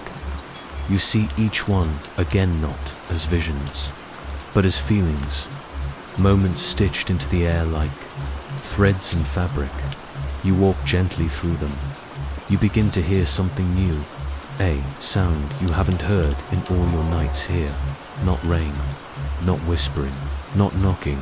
Birdsong, dot distant, high, dot clean. Dot clean, dot you look up. The sky above is still grey, but it's thinning. Becoming morning, soft light seeps through the edges of everything. The house is far behind. Now not lost, just no longer necessary. You close your eyes, breathe in and let it go. You feel the weight of every step you took, not pressing down, but lifting you forward, and then you find it. A final space, not a door, not a wall, just a threshold. Made of memory, it doesn't open. It recognizes you and steps aside. You walk through. The light doesn't grow brighter. The dark doesn't deepen. It just changes. You feel yourself become quieter, not smaller, just more still. Like the moment just before sleep or just after waking, a space between. You don't know what's next, but you are ready. You are always ready now, and somewhere behind you, the house you built by listening. The last room softly folds closed. I was paid $50,000 to dine with a stranger. I was broke as shit. Flatlined financially, emotionally, existentially, whether by poor choices in my youth or plain old shit luck. Life spat me out straight from high school and onto the streets. Drugs. Followed rehab, then relapse. I drifted from couches to shelters to squatting in abandoned homes. Steady income. Never heard of it. So when I saw the email, I almost deleted it without reading. I figured it was just another rejection for one of my poorly written job applications until the header caught my attention. Dinner with me for $50,000. I'm not exactly attractive. Even before addiction wrecked the few good features I had, I didn't have much going for me. My eyes had sunk into my skull like they wanted to disappear. My skin had forgotten what hydration felt like. So this email, ridiculous. I had no looks, no resume, no justification for being chosen. But I'd just left a shelter and 50. Grand was a dream bigger than anything I'd ever held. So I read on. It was from a domain I'd never seen before. The message read, "Dear recipient, I trust this message finds you well. I invite you to join me for dinner at asterisk asterisk asterisk asterisk asterisk asterisk asterisk asterisk asterisk asterisk asterisk asterisk asterisk. This is not a romantic offer. You will be compensated handsomely for your time, provided you adhere to the following terms. Remain for the full meal until I pay the bill and escort you out. Do not pay for anything yourself. Wear formal attire. If you don't own a suit, one will be provided at the entrance. It will fit. Any breach will void all compensation. To accept, reply. A time and date will be sent. To decline, disregard this. Message. Did it seem insane? Absolutely. But desperation makes fools of us all. The kind of fool that doesn't ask for explanation, just a fork and a seat. So I replied, "Hello, Shepherd. Thank you for your generous offer. I accept your terms and will be there. May I ask a few questions about this proposition? Again, thank you." I didn't expect a response. Maybe a phishing scam, maybe nothing. But seconds later, a reply came. Monday at 6 p.m. at questions may be asked at dinner. Thank you for your cooperation. More cryptic bullshit. That's when I gained the smallest amount of common sense and decided to look into whoever this guy was. This was clearly his business email, so I googled the domain S&K Compunction Firm. I was expecting some big group of lawyers off the name alone. But nope, no law firm. Just a single office tucked in a strip mall. No products, no services. Just a photo of the branch manager, despite the fact that the office barely looked big enough for 2 people, and the title implied multiple locations, yet I couldn't even find a second one. What did they do? Solutions? No specifics. Just that one word. I thought about backing out. Probably should have. But when you've got nothing left, hesitance starts looking like a luxury. I had nothing to lose. So I took the chance. Between drug-fueled and getting my ass kicked once or twice, Monday crept up on me like bruises do. Slow, unseen, then sudden. I didn't have anything formal, so I threw on the only white button-up shirt I owned and some grey slacks. Both had stains I couldn't explain, and no iron had graced their surface in years. Still, they were the fanciest clothes I had. None of it mattered. The second I hobbled into the restaurant, the greeter, if you could even call them, that handed me a dry-cleaned suit without a word and pointed to the bathrooms. I took the hint. This suit seemed expensive. Real Men's Warehouse type shit. It fit perfectly, just like the email said. Too perfectly, actually. The cuffs landed exactly at my wrist bone. The collar rested like it knew my neck shape already. I didn't have the time or money to question it. I walked back out. The place had a strange charm. Soft lighting spilled across tablecloths in smooth pools of warmth. Ornate picture frames lined the walls, filled with abstract paintings that felt a bit too familiar. Wood trim hugged every surface. Big, glittery curtains hung heavy like a wedding reception. It smelled like artificial plants and faded fabric. Soft jazz floated through the air and brushed against my ears as I scanned the room. I realized something unsettling. When I first walked in, there were at least 4 tables of people laughing and enjoying themselves. It had been noisy and lively. But now, silent, empty, like a bell had rung that only I hadn't heard. Just a few bartenders, the mute greeter, and one bald man in a suit eerily similar to mine. I already knew who he was. His photo was the only thing of note I'd found when looking up the domain. The branch manager. I approached his table and, before I could ask if he was expecting me, he gestured to the chair across from him. He was an older man, maybe 50, with sad, droopy eyes. His nose was so thin and pointy it looked like a shark's fin. He seemed to have no nostrils at all. His jowls fluttered slightly as he spoke in a soft, low tone. "Thank you for coming, young man. It's good to finally see you," he said, extending an arm for a handshake. I tried my best to sound steady and firm, despite my rising anxiety. Thank you, sir." The conversation that followed was surprisingly pleasant.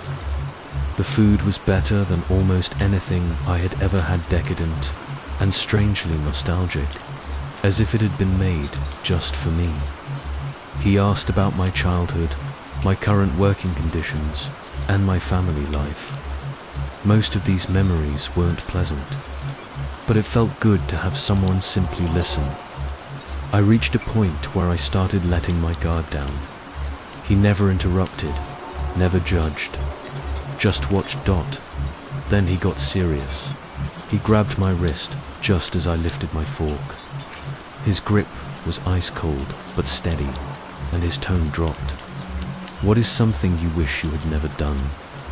What? I was shocked by his sudden seriousness. He didn't respond, he just stared, still and waiting. I swallowed. I stole from my mum when she was dying. I was supposed to take care of her and protect her, but I spent her money on the stuff she told me to quit. A waitress appeared silently, depositing a small porcelain bowl before me. Inside sat a single seared scallop resting on a streak of bright red pepper, coulis, its color staining the white plate like the shame I carried. The scallop's tender flesh gave way to a flash of heat, a reminder that some wounds never fully heal. A whisper of lemon zest lifted the flavors. He nodded, no judgment in his eyes only. Something quietly accepting, then stood and excused himself to the restroom as he left. I took a breath and tried to shake off the moment. Then I noticed it. The chandelier above us had one more bulb. Just one. The light it cast bent slightly at the edges, stretching the shadows under our plates. I blinked, rubbed my eyes, back to normal. Mostly, the jazz had slowed by a fraction notes, now lingered a second longer than they should. He returned, looking subtly altered. His right side appeared younger and tighter. The left side remained unchanged. A crease near his mouth had vanished, and his smile felt less weighted. He asked again, gently, "What's the kindest thing you've ever done?" I told him about a homeless kid I had let sleep in my car on a freezing night. I didn't know his name and didn't want anything from him.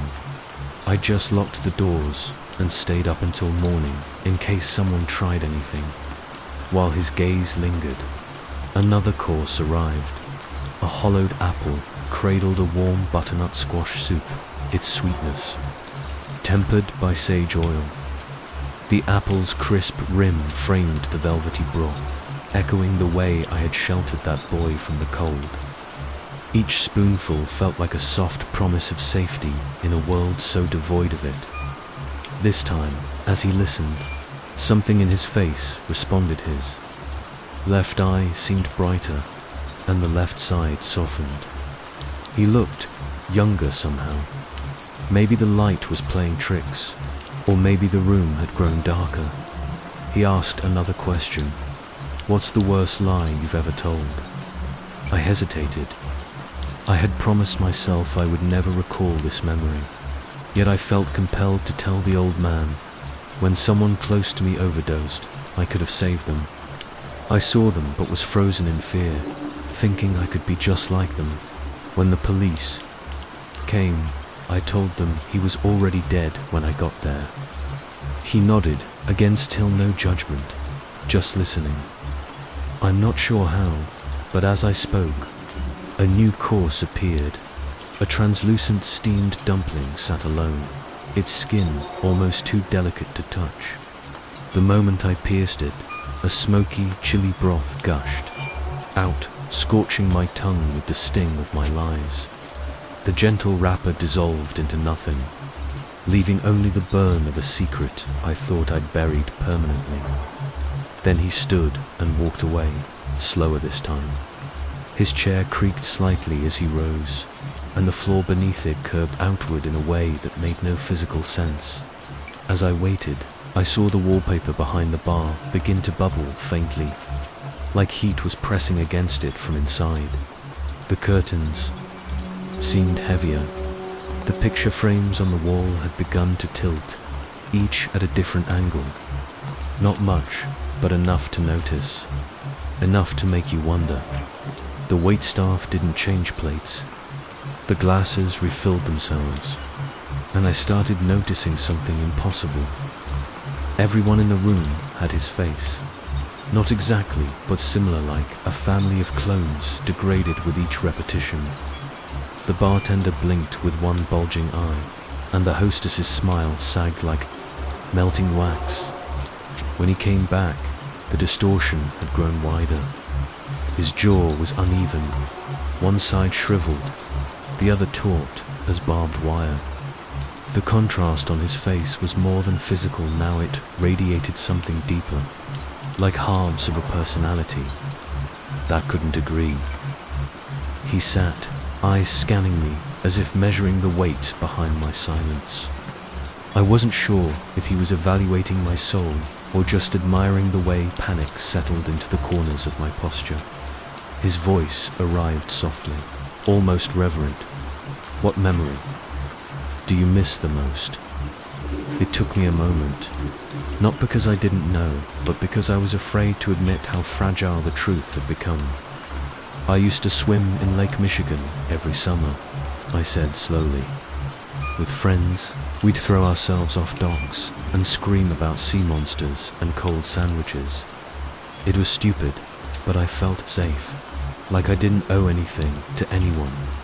Shepard's good, I glistened. A tear formed and trailed down the brighter side of his face. It lingered at his chin and disappeared into the folds. The darker side remained unflinching, its socket almost hollow now. I stared at him, unsure whether to thank him or run. He didn't speak. He just stood, his movements slower, this time calculated, weighty. The chair creaked like it hated being left alone. This bathroom break felt longer. The silence thickened, and the music was barely audible.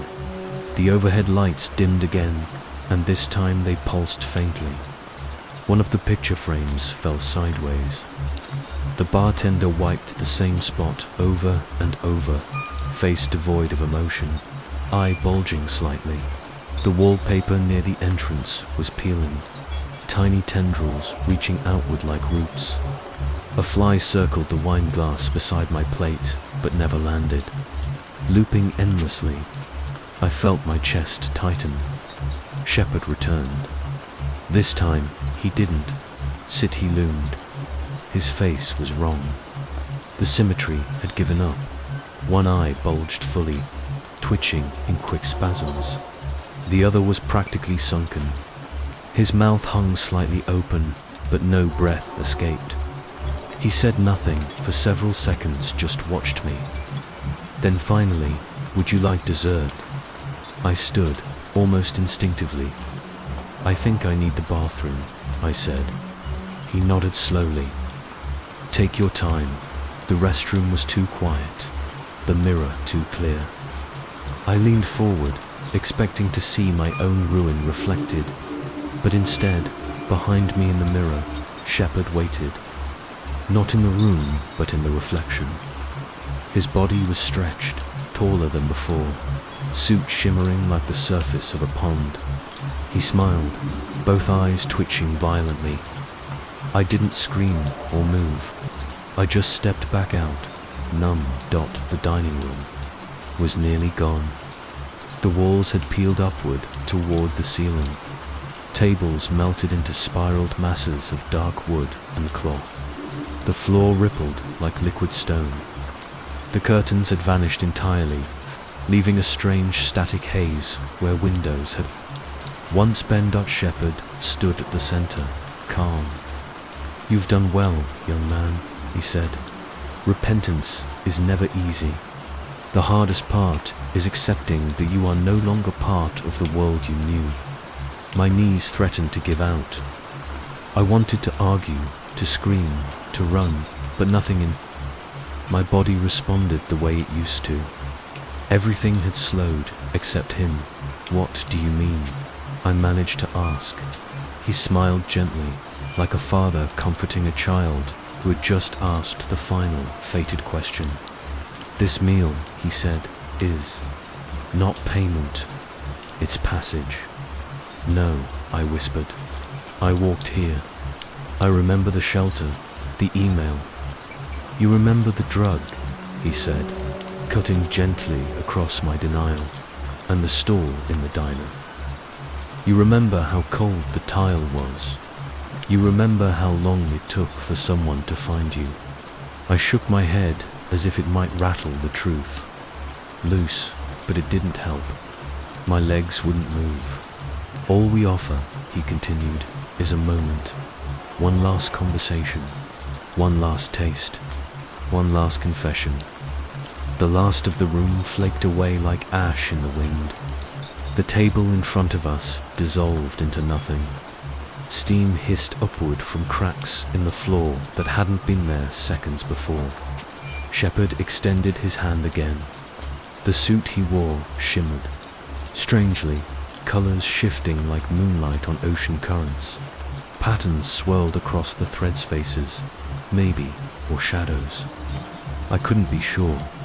"You did well," he said quietly. "You were honest. That's all we ask." I felt tears on my cheek, though I didn't know how they got there. "What happens now?" Shepard looked over his shoulder. Behind him, the restaurant was finally gone. In its place, a hallway of shifting doors, some open, some pulsing with warm light, others dimmed and sealed. "Now," he said, "you choose." My baby started crying. But I don't have a baby. The rain begins like a sigh against glass, soft, familiar, gentle enough to draw you back under the surface of sleep. But you don't fall under. Not tonight. Something holds you just above the waves. You blink slowly in the dark. The room is still, shadows unmoving. The only sound is the rain's steady tapping against your window, like fingers tracing the same rhythm over and over, trying to be remembered. Then it breaks a sound, small, far, sharp, like a pin in velvet. A baby's cry, thin, fragile, carried by the air, like it doesn't belong to the walls around you. You wait. The house doesn't stir. The rain doesn't stop, but the cry comes again. This time, closer, more real. You sit up slowly, blanket falling to your lap. The room stays calm. The dark feels untouched, and yet something has entered it. Not through a door, not through the rain, through time. You glance at the clock on your nightstand. 3:12 AMA, time to deep in the night, to belong to the living. A time where only houses dream, and things forgotten try to return. You tell yourself it was the wind, or a bird, or a trick of your half-sleeping mind. But the sound happens again, and now. It's undeniable. A baby crying somewhere in the house. But there's no baby here. There never was. You rise without thinking, feet soft on the cold floorboards. The air carries a chill, but it's not from the night, it's from absence. Something missing from the silence. The hallway waits just beyond your door. You step into it, and the house exhales softly, as if it's known you were coming. The wallpaper seems darker, the corners deeper, but nothing moves. Nothing dares disturb the sound. Another cry, fainter now. You follow down the hallway, past the window with its fogged-up glass, past the photograph that sometimes shifts when you're not looking directly at it, to a door. The door, the one you never open. Not because you're afraid, but because you forget it's there, even now. You don't remember putting a handle on it, yet there it stands, waiting. You press your ear to it. The crying has stopped, but something lingers, a wetness in the air, a softness in the wood. as if someone leaned. On the other side, their breath soaking into the grain. You reach for the handle. It's cool, almost damp. You turn it slowly, expecting resistance. But the door opens without sound. The room inside is dim. Dust hangs like suspended sleep, unmoving even as the door opens. And there, at the far end, sits a crib. Small, white, worn around the edges. It rocks, slowly. As if touched by a breeze, the rest of the room doesn't feel. You step inside, your heartbeat doesn't quicken. Your breath stays calm. The house wants you here. The walls don't press inward. The shadows don't deepen. Instead, there's a strange stillness, like the pause after a lullaby has ended. Before the next verse begins, you approach the crib. It's empty. No blankets, no child, only the smell of something soft, milk, maybe, or baby powder, but older, like a scent caught in wood, long after the memory is gone. Then the cry again, but this time it comes from behind you. You turn slowly. No one's there, just the open doorway, the quiet hall, the pulsing hush of rain. You glance toward the window in the nursery. It's slightly ajar. You walk toward it. The night outside is deep and fogged. Trees sway gently, bowing to a wind you can't feel, but in the distance, far beyond the fence you barely remember building, there's a shape, small SWADD-LED, sitting just at the edge of the yard. You blink, the shape is gone. The rain picks up slightly. You close the window and turn back. The crib rocks again, not fast, not frantic, just a slow back and forth, the way someone might soothe something they once loved. You don't feel watched, you feel accompanied, and somehow you understand. This house isn't haunted, it's holding on to something, too. Someone. You kneel beside the crib and place your hand on the frame. It's warm, and for a moment you hear the softest breath. Not yours, not the house's. Just one long exhale, as if from something very small and very tired. You whisper, "I hear you." The room responds, not in words, but in memory. You see yourself, just for a second, standing in this same room. Not tonight, years ago, or maybe never, holding a stuffed rabbit, rocking gently, humming a lullaby you've never learned. It fades, the crib stills. You back away, leave the door open. The hallway is unchanged, but your steps feel different, lighter, not from relief, from remembrance. You return to your room, sit on the edge of your bed. The clock reads 3:36 a.m. Only 24 minutes have passed. You lie down. The rain returns to its steady rhythm, soft, soothing, like a hush whispered through time. And for just a moment, you hear the cry again, not sad, not lost, just present. You let your eyes close. You breathe in the hush, and you wonder if the crib was always there. ... What else have you forgotten to remember? Rain greets the morning like a memory that hasn't let go. It's gentler now, less urgent than last night, like it knows you're awake, like it doesn't want to startle you again. The sky outside.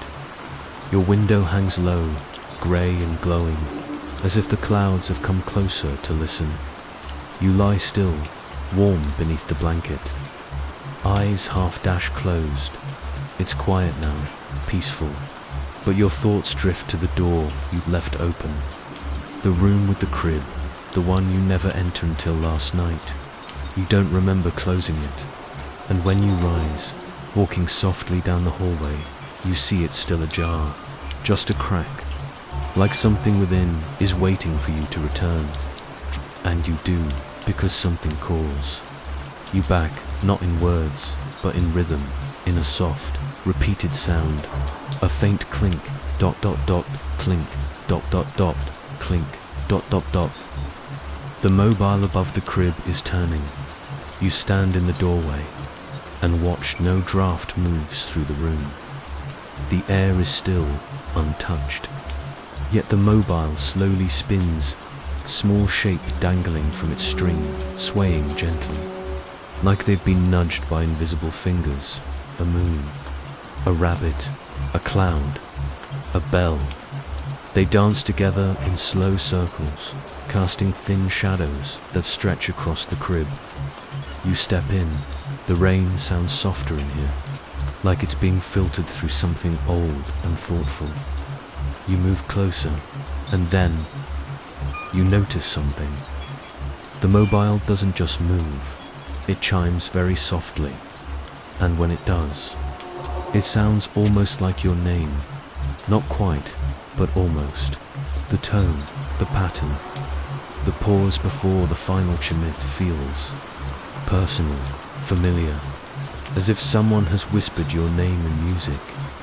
You stand still and listen, and then the crib rocks once, just once, back and forth. Like a sigh, you lean over it. The crib is empty, still as ever, but it smells like last night, again warmth, powder, something faintly floral, like lavender that's been gone for years, but still lives in the corners of a drawer.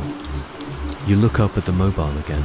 It's slowing, but it doesn't stop. You reach up, fingers gently brushing the nearest shape. The cloud, it swings, then stills, but the mobile doesn't stop. It keeps turning on its own. You step back, something soft brushes your shoulder. You turn. No one, but the air behind you feels lived in, like someone just left the space you now occupy. You whisper into the quiet, "Is it you?" And the mobile answers. It picks up speed, one turn, two dot. Then it stops. Abruptly, you blink and hear a small thud. Something has fallen into the crib. You look. It's a photograph, curled at the edges, yellow, faded by time and sleep. You lift it gently. It shows the very same room years ago. Different wallpaper, a brighter crib, a woman standing beside it, holding a baby. You squint at the figure. She looks familiar. You turn the photo over. There's handwriting, faint, smudged. "Don't forget the song, that's all." You stare at the words, but they don't explain themselves. You hold the photo close, then slide it into the drawer beneath the crib. Something tells you it belongs there, at least for now. You glance back at the mobile. It is still again, like it never moved, like it only wakes when no one sees. You leave the room quietly. The door closes behind you without sound. The hallway feels longer today, not darker, just quieter, more aware. You pause at the window. Raindrops race each other down the glass in slow trails, like messages being written, erased, and written again. You whisper softly, "Don't forget the song," but you don't remember any melody. You don't remember singing at all. Yet when you return to your room, humming finds your lips, a tune you didn't know you knew, and from far down the hallway just faintly you hear it echoed back to you. Not perfectly, but enough. You lie down, close your eyes. The mobile doesn't need to be seen to spin. It knows the rhythm of the house, and now, so do you. You don't remember ever going into the attic. It's one of those places that always felt like someone else's memory, a part of the house not meant to be touched, only acknowledged in passing. A square of ceiling, you never tug. But this morning, just before the rain began again, something changed. A sound, faint, rhythmic, too deliberate to be dismissed.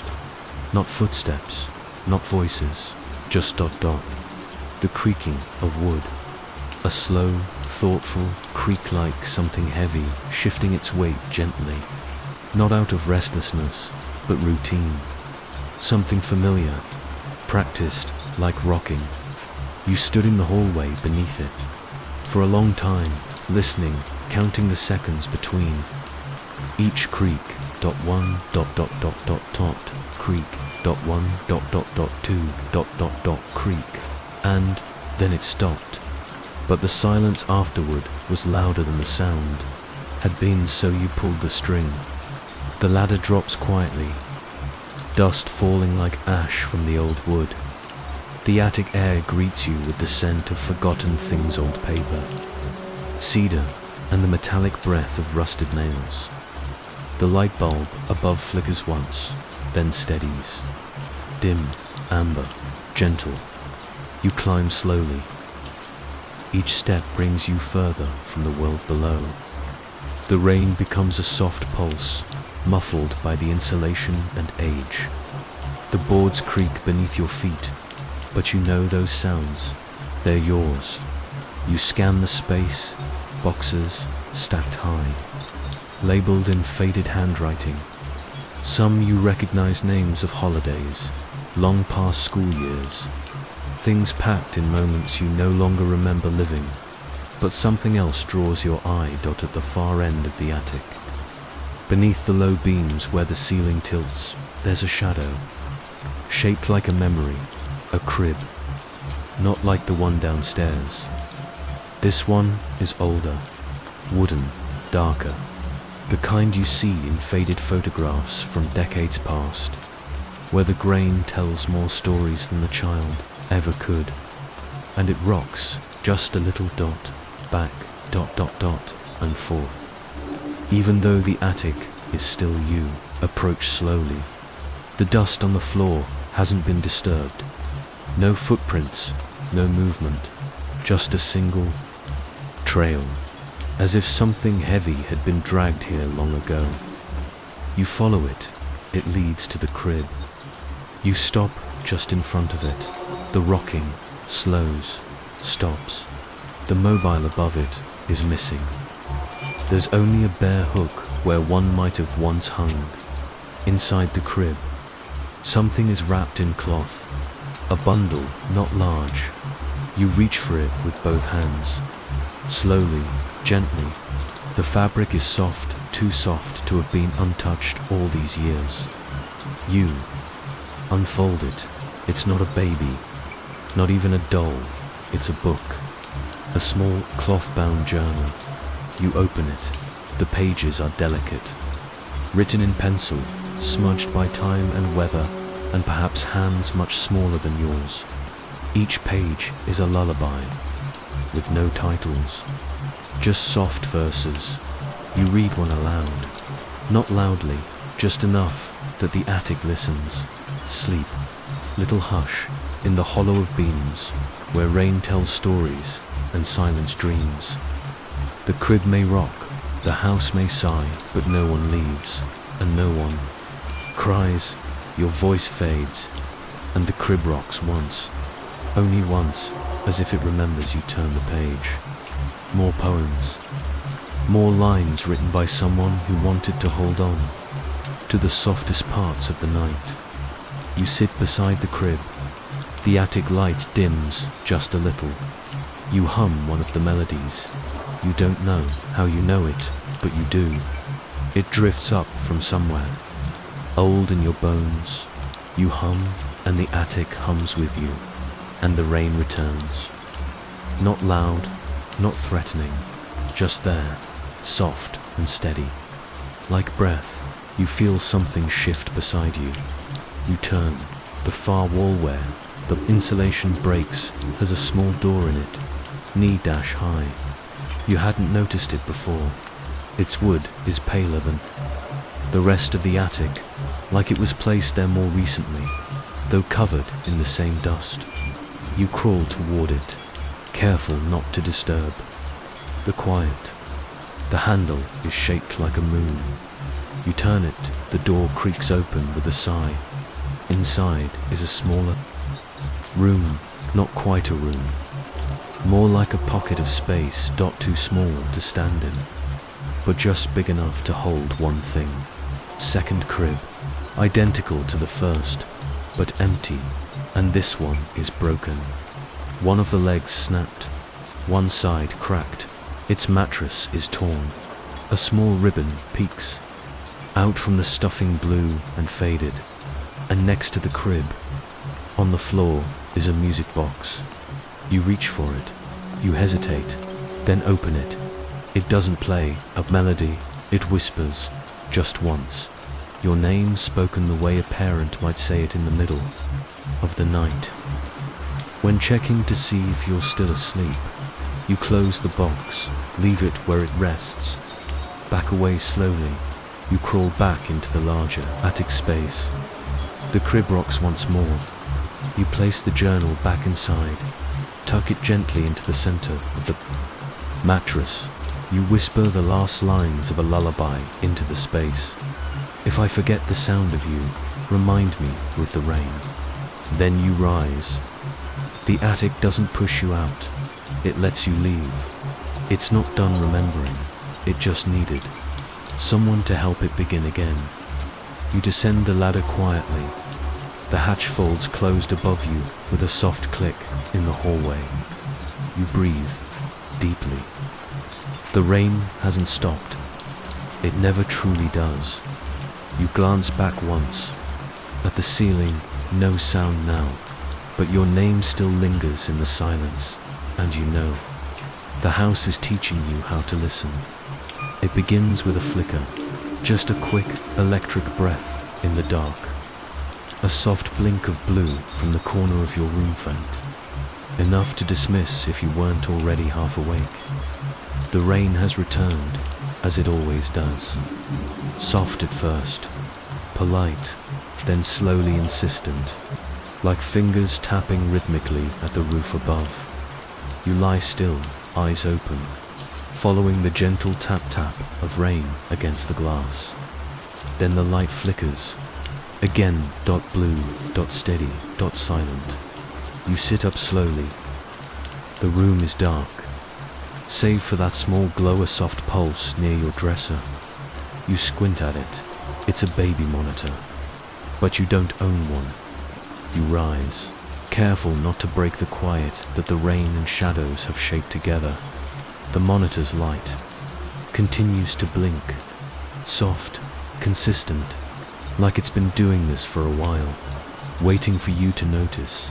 It sits neatly beside your books, as if it's always belonged there. You approach. It's an older model, plastic yellowed from time. A faint humming buzz under its breath, like the sound of an empty room trying to remember. Being full, you lift it gently.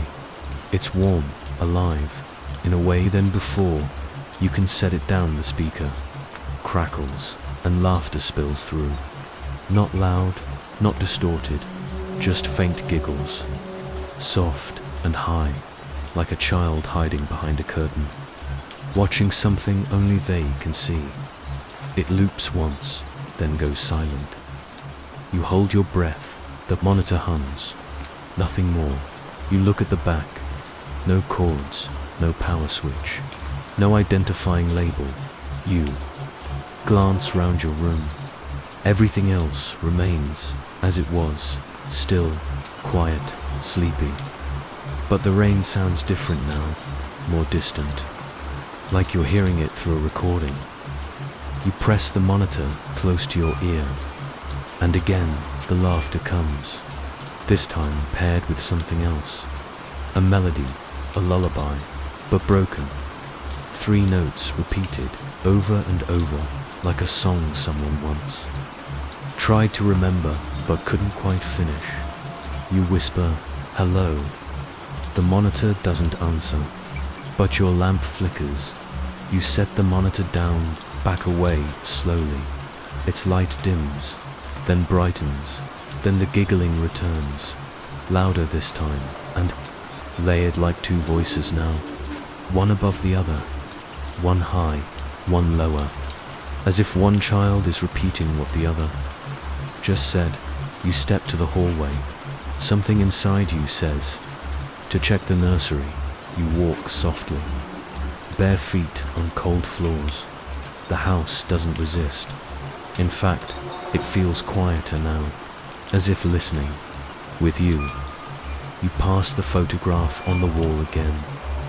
The one that sometimes tilts slightly when you aren't looking. Tonight, it's straight, but the eyes in it seem ... focused, watching. The same place you are. You reach the nursery. The door is open. Inside, the crib is still. The air smells the same lavender and lullabies. And then you hear it, laughter again, but not from the monitor now, from the monitor's source. It's inside the room, no. Child in the crib, but something under it. You kneel slowly. The light beneath is soft, pale, blue. You reach, fingers brushing something plastic. You pull it out, another. Monitor, identical, except this one is cracked along the side, taped with care, as if it was once broken and someone wanted badly to fix it. You hold it in your hand. It hums, then goes silent, and behind you, the mobile turns. But it turns backward this time, slow, unnatural. A chime strikes in reverse, and all at once. The air feels thick, not cold, not warm, just charged. The monitor crackles again, and a voice speaks. One word, a child's voice, soft and wondering, again. You don't respond, but something answers anyway. The other monitor, back in your room, lights up. You watch from the nursery doorway. The blue glow blinks once, twice, then holds, and then both monitors speak at once together. In perfect unison, not words, just laughter, endless looping, like memory too fond to be forgotten. You place the cracked monitor on the floor, whisper, "You're not alone," and as if in response, the lullaby plays again, this time softer, complete for notes, and an ending. You stay a moment longer, letting the sound wrap around you like a warm blanket. Then, with slow steps, you walk back to your room. The monitor on your dresser has gone dim, silent, as if it knows its message was received. You lie back down. The rain settles again. The window fogs slightly, and from the hallway, just before your door closes, you hear the faintest sound, a single word. Not. From a child. From someone older. Someone remembering.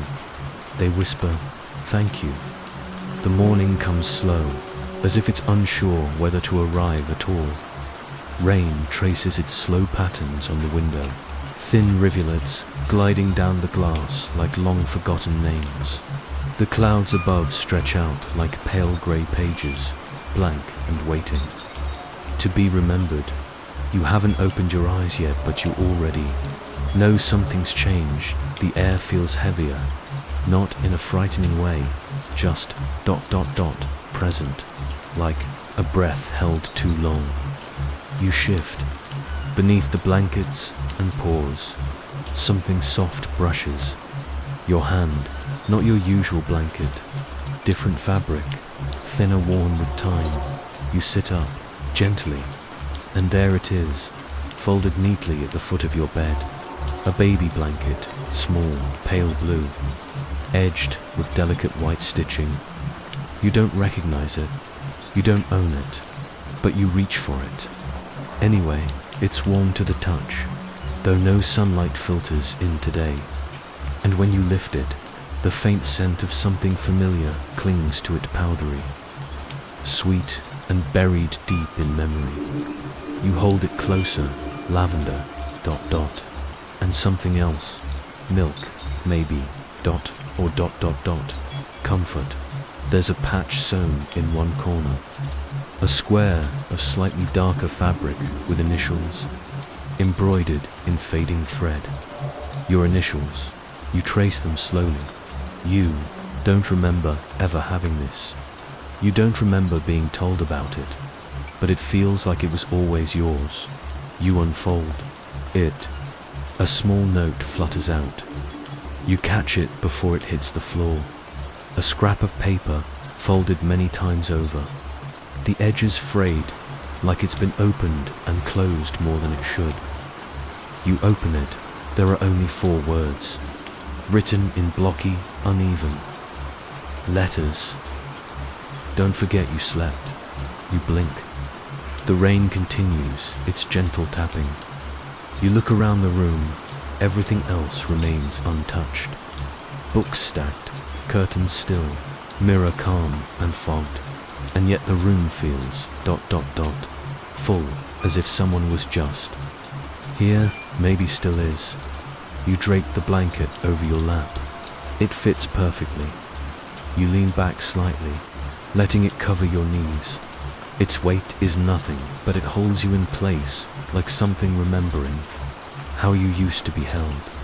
You hum without meaning to, a tune you don't recall knowing, a lullaby, perhaps. And then very faintly you hear a creak from down the hall. You glance toward the nursery, but the door is shut, and yet the blanket in your lap feels warmer, as if it knows something the air hasn't yet said. You rise, carefully folding it again. When you place it back at the foot of the bed, it seems to settle, like it belongs exactly there. You head to the hallway. Your reflection in the hall mirror looks tired but different. Eyes softer. Something behind them almost ... younger. You pause. The photograph on the wall tilts again. The one of the house before it became yours. You straighten it, as always.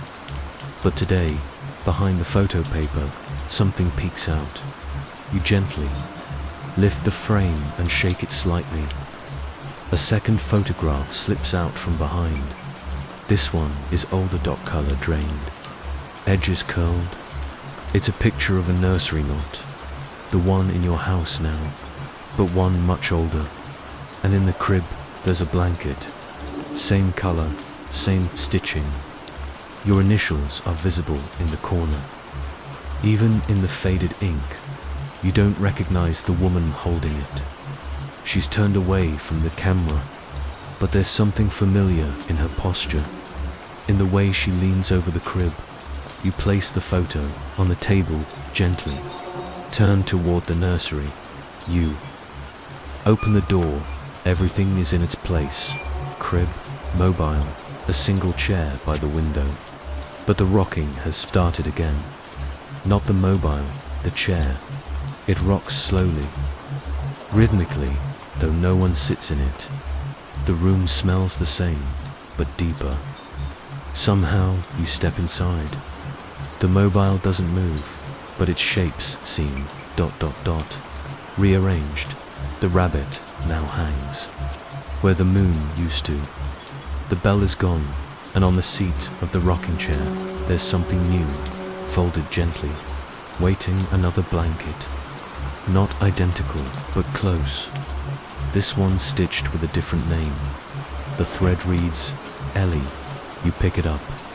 The scent is stronger, now warmth. Sleep, lavender, time. You sit down, blanket in hand, and the chair welcomes you without a sound. It rocks, slow and soft, matching the rhythm of your breath. You close your eyes and hear it again, laughter, not distant, like through the monitor, but close, just behind your ear. You don't turn, you just listen. It fades like the end of a song, and the chair stills. You rise, place the second blanket back on the chair, and for a moment it folds itself as if guided by unseen hands. You leave the room, close the door, and behind you the faintest voice whispers, you remembered. You return to your room. The first blanket still lies at the foot of your bed, exactly where it was. You sit, gently pulling it back over your lap. You hum again, and for the first time, The house hums back. You wake just before the rain starts. There's a moment just before it begins, when the world holds its breath, when the silence presses in, not out of fear, but like a gentle hand resting on your shoulder. And in that stillness, you hear it, the softest steps above you, not hurried, not frantic, just ... curious. The sound of bare feet against old wood. You lie completely still, listening. The steps cross the ceiling, from one end to the other.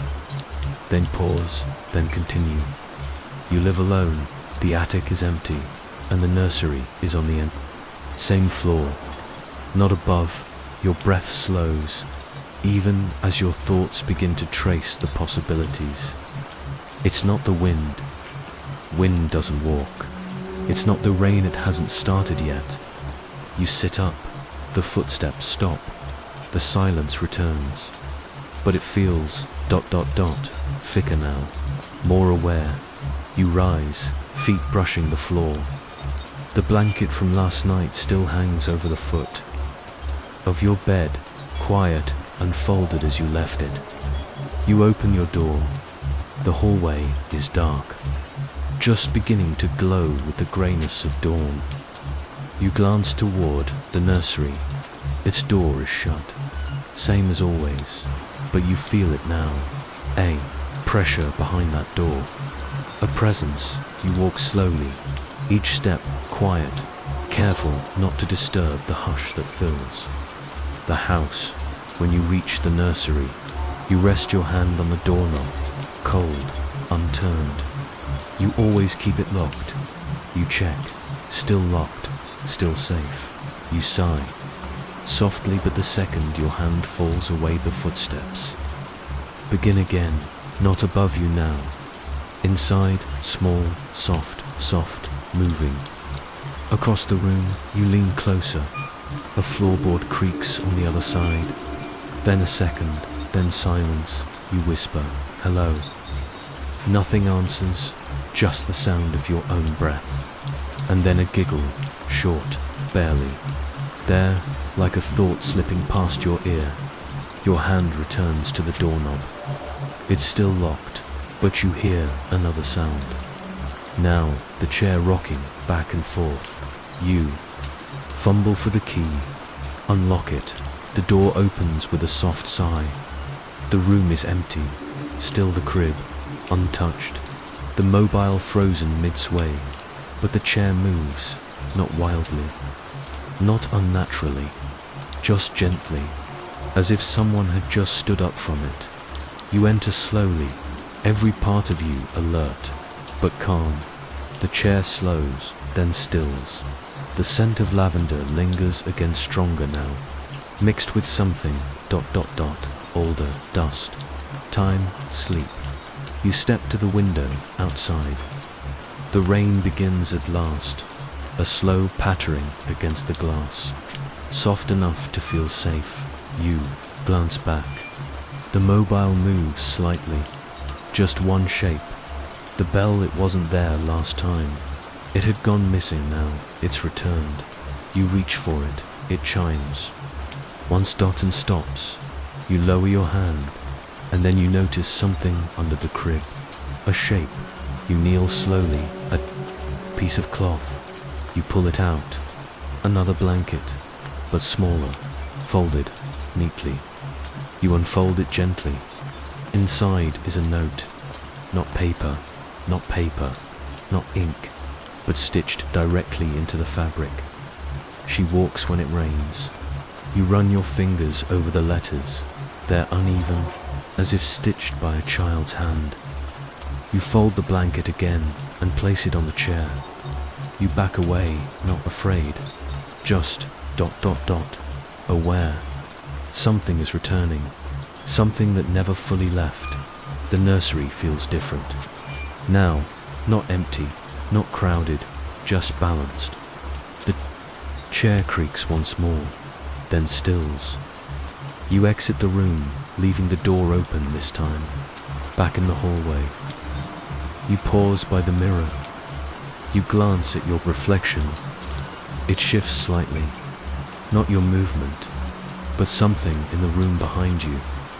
You turn quickly. Nothing, just the nursery. Still and silent. The mobile frozen once again. You return to your room. The monitor is quiet, dim, but you notice something odd. Your bedroom, window-FOGGED. Not from the inside, but the outside. 2 small handprints rest at the center of the glass, pressed lightly. Side by side, too small to be yours, too deliberate to be the rain. You approach.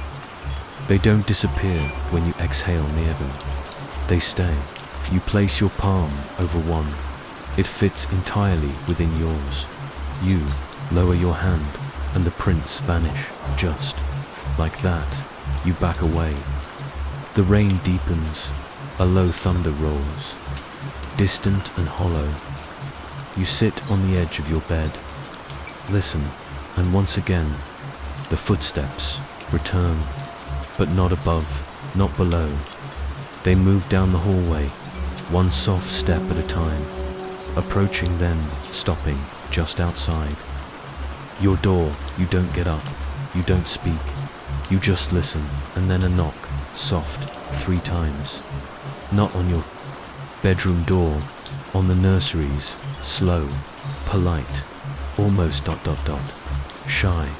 You rise, move, quietly ... step into the hallway. No one there. The nursery door is open. You walk in. The chair is still, the crib empty, the window fogged, but clean. Only one thing has changed. A pair of slippers now sits beside the crib, tiny, worn, pointed slightly outward, as if they'd just been stepped out of. You kneel beside them. Lift one gently. It's warm, not freshly warm, but remembered warm. You whisper, "Are you here?" No reply, but the mobile begins to spin. Not fast, not wild, just soft, clockwise. As if responding, you stay a moment longer, then leave the room, slippers, untouched, back in your bed. You lie down, pull the original blanket over you. It smells stronger. Now, as if something within it has woken, you close your eyes, and this time, when the footsteps returned, they move past your door. Down the hall, back into memory. The morning arrives with mist instead of light. The rain hasn't stopped. It never truly does. It merely softens, then returns. Like breath drawn and exhaled over and over again. You sit in bed longer than usual. The blanket wrapped loosely around your shoulders, eyes half open as you listen. Today, it's the sound of water on wood that draws you, a steady patter against the porch steps. Soft, predictable, but underneath it, something irregular, a tapping, not from the roof or the trees. From below, you rise slowly, your body moving gently through the sleep, still clinging to it. The wooden floor is cool beneath your feet, and the shadows in the hallway seem quieter than usual, tucked back into corners, like children told to behave. You make your way toward the front door. No rush, no fear, just quiet curiosity. You open the door slowly, careful not to let it creak. The rain has pooled along the edge of the porch, just past the overhang where the drops gather and fall in rhythmic splashes. And there, placed gently outside the reach of shelter, lies a rattle, small, plastic, pale pink with tiny faded stars, painted across the handle. You pause. You don't own this.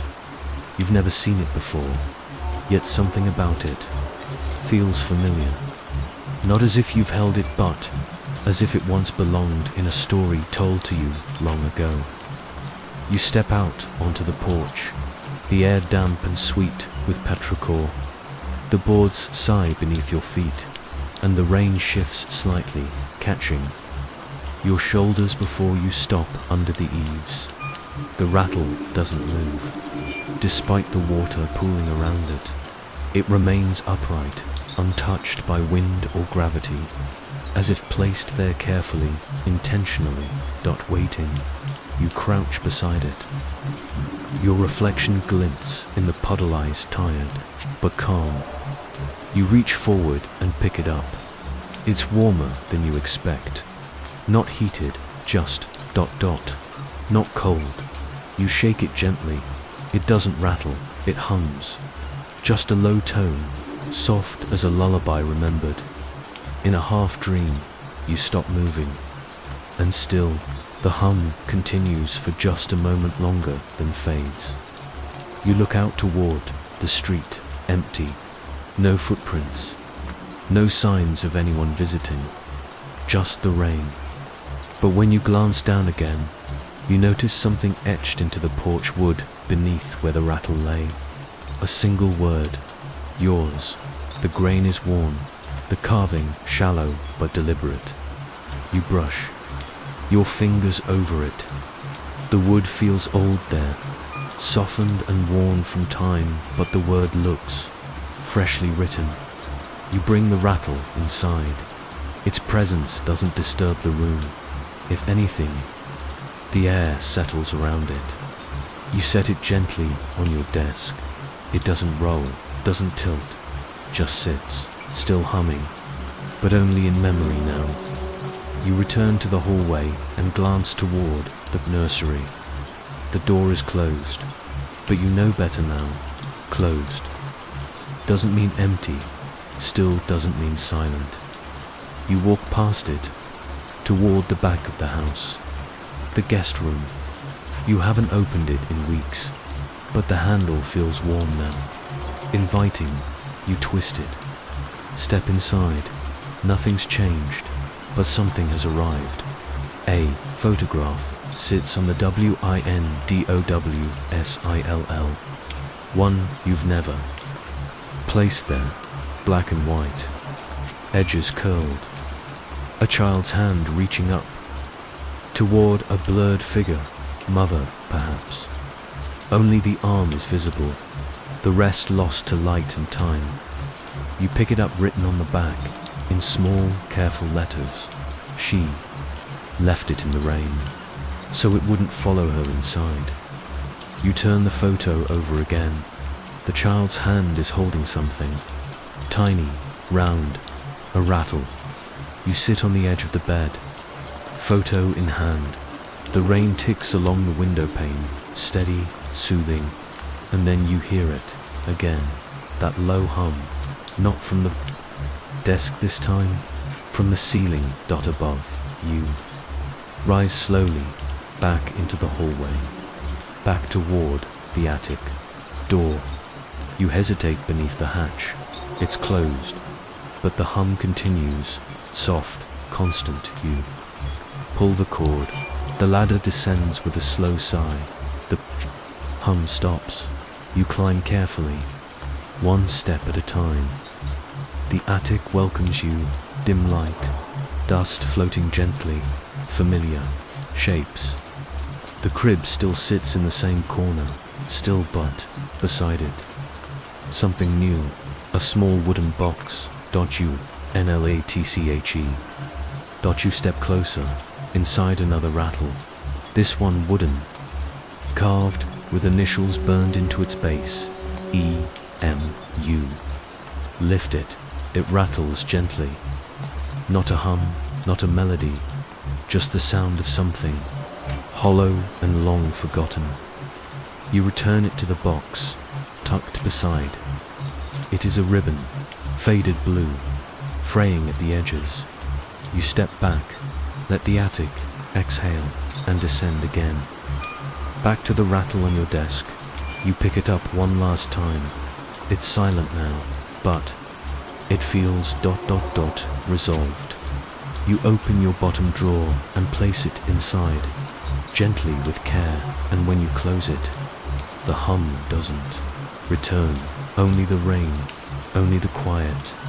You lie back in bed, watch the window fog with your breath, And though nothing moves, you feel something shift, like a presence stepping outside into the storm, leaving something behind, not to haunt, but to be held. The rain today is softer than usual. It doesn't tap. It whispers thin lines, tracing the window like veins of thought that never quite leave the glass. You sit near the nursery, wrapped in the old blanket, tracing the same patterns again and again along the seam. The rattle hasn't made a sound. Since you placed it in the drawer, the monitor hasn't blinked. The chair has stayed still, but something has shifted. You feel it beneath the silence. A new kind of pause, as if the house is waiting. You look to the hallway wall, the one with the faded floral wallpaper that never quite sticks near the baseboard. It's peeled slightly at the edge again. You've pressed it down so many times, but today you let your fingers lift it. The glue gives softly, and underneath, something waits. Not a hole, not damage, just words, etched shallow into the wood. Beneath the paper, for small letters, a name, your name, but not spelled the way you spell it. A letter missing, another, reversed. The curves unsure, as if written by someone just learning how. You crouch, brushing away flecks of old glue. The letters are faint, scratched, not carved. The lines tremble, uncertain but deliberate. You whisper your name aloud. It feels different. Not wrong, just ... Earlier, like an echo trying to find its shape. You sit back, resting your head gently against the wall. You stare at the name it stares. Back, you wonder who wrote it, and when, and why. The wallpaper folds. Quietly in your hand, you smooth it back over the name. But the knowledge doesn't leave. It's there now, a layer beneath your skin. As much a part of you as the quiet breath you just took.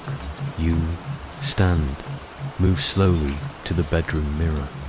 You look the same, but the air behind your reflection holds more now. Shadows wait with intention, soft shapes forming, not from fear, but from familiarity. You return to the hallway, let your hand glide along the walls as you walk, fingertips brushing over stories you can't yet remember. When you pass the nursery, you pause. The door is half open. You hadn't left it that way. You step inside, everything in place, except the wallpaper behind the crib. A strip peeled down the middle neatly, deliberately. You walk over, the wood creaking under your weight, and there, beneath the paper, more letters. Your name again, but longer now, written multiple times, each one slightly different, as if practiced, as if repeated. A child trying to remember how some crossed out, some circled, one underlined, all written by the same small, trembling hand. You touch the wall. The names are cool beneath your fingers. You whisper, "Was it you?" The crib answers with a soft creak. Not loud, just enough to say, "I'm listening." You sit in the chair beside it. The room is quiet but alert. You let yourself sway with the rhythm of the rain. And then from within the crib you hear it. A whisper, a single syllable, not spoken aloud, not through ears, through memory, your name, spoken as if by someone who once knew it before you did, someone who wrote it before you learned how. You look down into the crib, empty. But something rests against the mattress. A single crayon, worn, broken at the tip. You pick it up.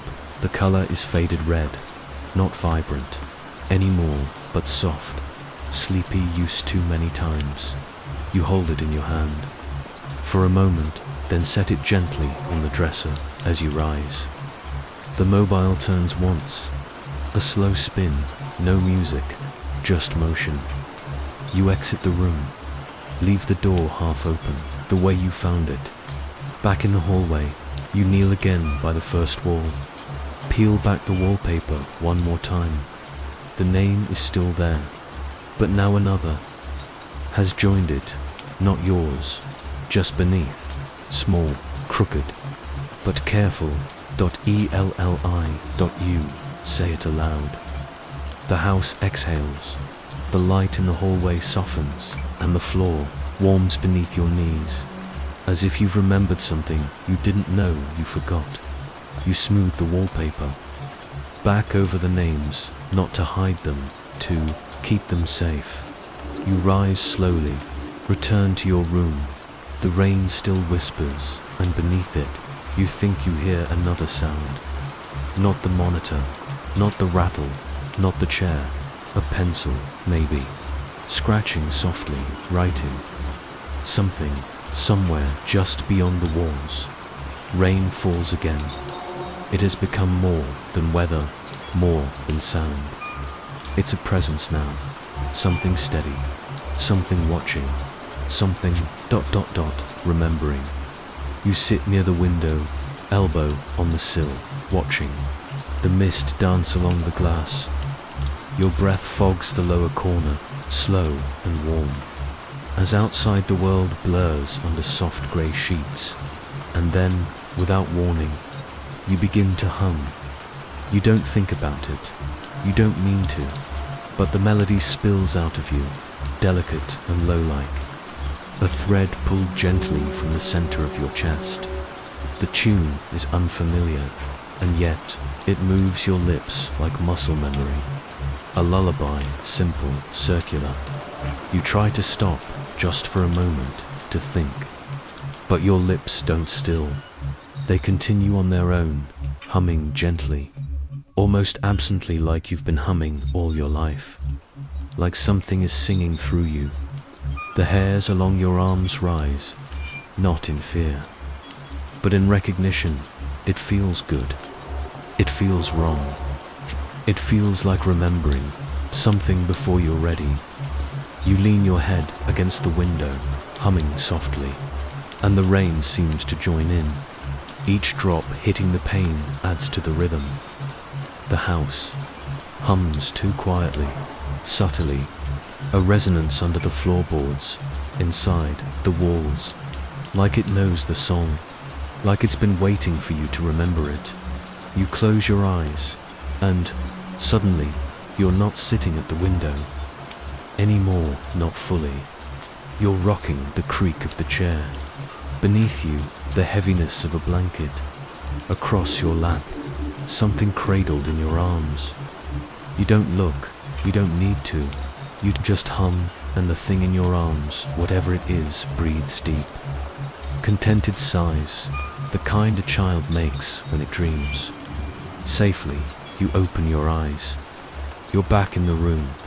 Windows still mixed it, chairs still empty, but the hum remains, echoing faintly inside your chest. You rise slowly, the tune still in your throat. It follows you down the hallway, each step silent against the floor. When you reach the nursery door, the lullaby fades from your lips, but it doesn't leave. It keeps going, now. From inside the room, soft, human, not your voice, someone else, singing the same tune. You open the door, the mobile turns. The crib is empty, but the air vibrates with the melody. It doesn't come from one place, it floats, like steam filling the corners, curling around your ankles and wrists. You walk to the crib. The blanket inside has shifted, not messy, just ... touched, like someone tucked it in and left before you arrived. You hum again. The song matches perfectly. Every note, every pause, you try to remember where it came from, who taught it to you. But there's no source, just presence, a memory too old to be yours. You reach into the crib. Your hand brushes something, not cloth, paper. Another note, folded into the corner, you unfold it slowly. There's no handwriting, just music, drawn lines, uneven bars, faint notes dancing across the page, but some are smudged, blotted, as if someone wept while drawing them, or perhaps sang too close. You follow the lines with your eyes, and the melody hums back to life inside. Your head, you turn the paper over. One sentence, printed in childlike letters. She sings, so she won't be forgotten. You sit down in the rocking chair. You rock once, twice, then softly begin to hum. This time, your voice joins the house.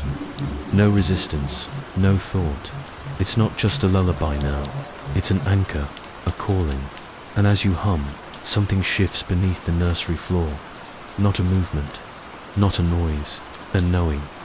Like the song reaches down into the boards and stirs. Something sleeping, you stop. The rain slows to a gentle sprinkle. You leave the nursery, note still in hand. In your bedroom, you place it on the dresser beside the old rattle. They seem to know each other, like old friends finally reunited. And still, the melody clings to you as you slip beneath the blanket and settle against the pillows.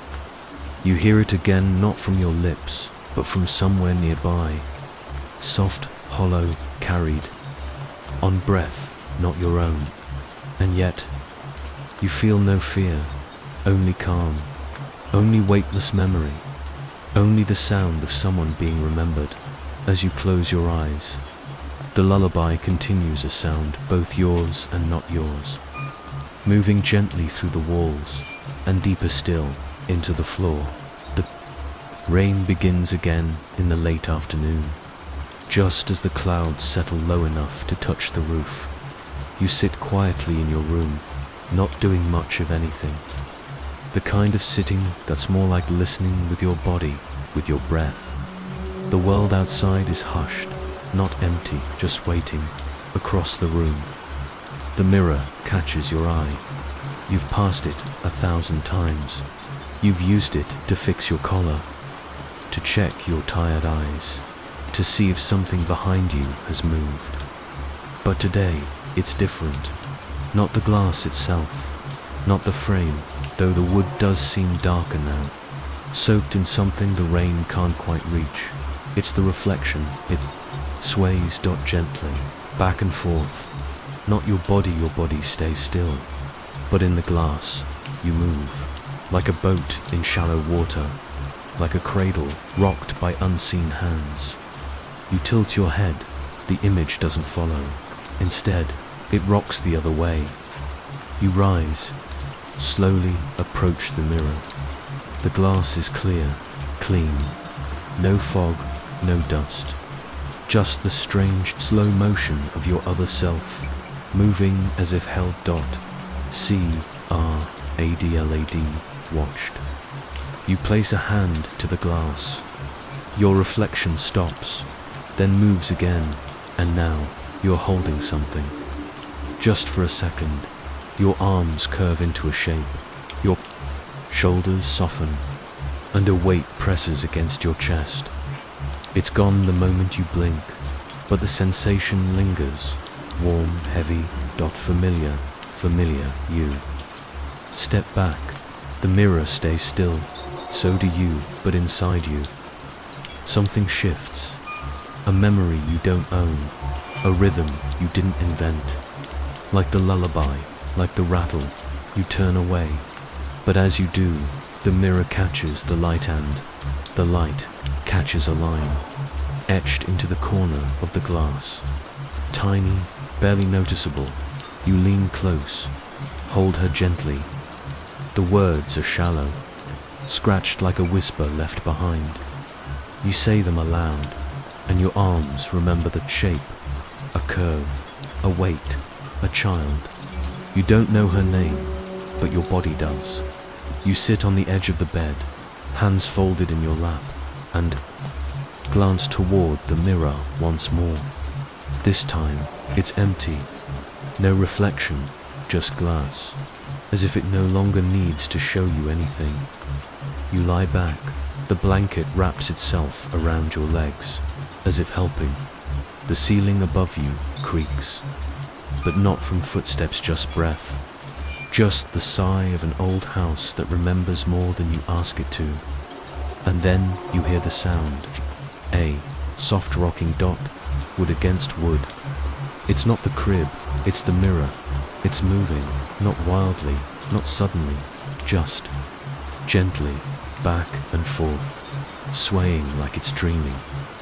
You approach it again, slow and careful, as if not to wake it. The base shifts with each small arc, though the floor beneath is even dot.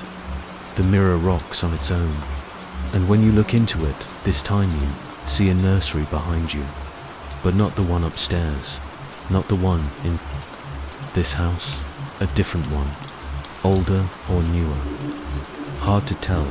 The wallpaper is pale blue, the rocking chair white, and a hand rests on your shoulder in the reflection. Just for a moment, it's not yours. It's smaller. It's smaller, P-A-L-E-R, a child's hand, resting gently, then gone. You turn quickly, nothing there, but the feeling remains. Light pressure, comfort, like a thank you. You look again. The nursery in the mirror has vanished, replaced once more by your room. You kneel beside the mirror's base, press your fingers to the wood, warm, smooth, and then you see them, tiny scuff marks, the kind made by feet, two small prints side by side, as if a child stood there, watching, swaying, humming. You whisper, "Who are you?" No answer, just the mirror, still rocking, still breathing, still holding space for something not yet remembered. You return to bed as you lie down. Your arms curl once more into that familiar shape, a cradle, and though they are empty, you feel weight. Presence not, haunting dot holding, you let your eyes close. The mirror rocks until you sleep, and in your dreams, a song begins again. This time, sung to you, not by voice, but by reflection. You didn't notice the bear at first. It sat quietly in the nursery corner, wedged between the rocking chair and a stack of old folded blankets, faded brown, with one button eye loose and a stitched smile that had begun to unravel along one edge. It hadn't moved, not at first, but then, one morning, it was resting against the crib. Still, you told yourself, it must have slipped blankets, shifting, vibration from footsteps. That sort of thing, the next day. It sat on the window ledge, facing out, arms at its sides, head tilted, not quite how it had been before. You didn't say anything aloud, you only paused, looked at it longer than you meant to, then carried on. But now, the bear is on the hallway floor, near your door, and you know without needing to question it, you didn't move it. No one did, at least. No one you can see, so tonight, you stay awake. The rain whispers steadily, the same steady hush that's become part of you now. You leave the bear where it is. You don't touch it. You sit up in bed, light slow, blanket around your shoulders. You wait. Hours pass. The house is still. Your breathing slows. You almost drift. But then the floorboard creaks. You don't move. Eyes half open. Breath shallow. Another creak. Closer now. Then ... Silence. You peer across the room. Nothing. No one. But the bear. It's gone from the hallway. You rise, barefoot and careful. Heart calm, not racing. Not afraid, just aware. You step into the hallway, empty. The nursery door is ajar. Inside, the moonlight cuts pale shapes across the floorboards. The crib is still, but the bear ... It sits again in the corner. Just like before, like it never moved. You step forward, and the bear shifts, not on its own, from behind it. The blanket beneath crumples, ever so slightly like a hand has pressed down and pulled away. You freeze, not in fear, in listening. The air is thick, but not heavy. It smells like sleep, like dust and cloth and something faintly sweet, like milk warmed too long ago to remember. You kneel before the bear. It leans slightly now, its head turned toward you, its stitched mouth less like a smile and more like a thought half spoken. You whisper, who plays with you? No reply, only the rain ticking gently on the window pane. You pick the bear up. It's heavier than it looks, not with stuffing, with presence, like it remembers more than it should. You carry it back to your room, place it carefully on the chair beside your bed. You return to the covers, curl under them slowly.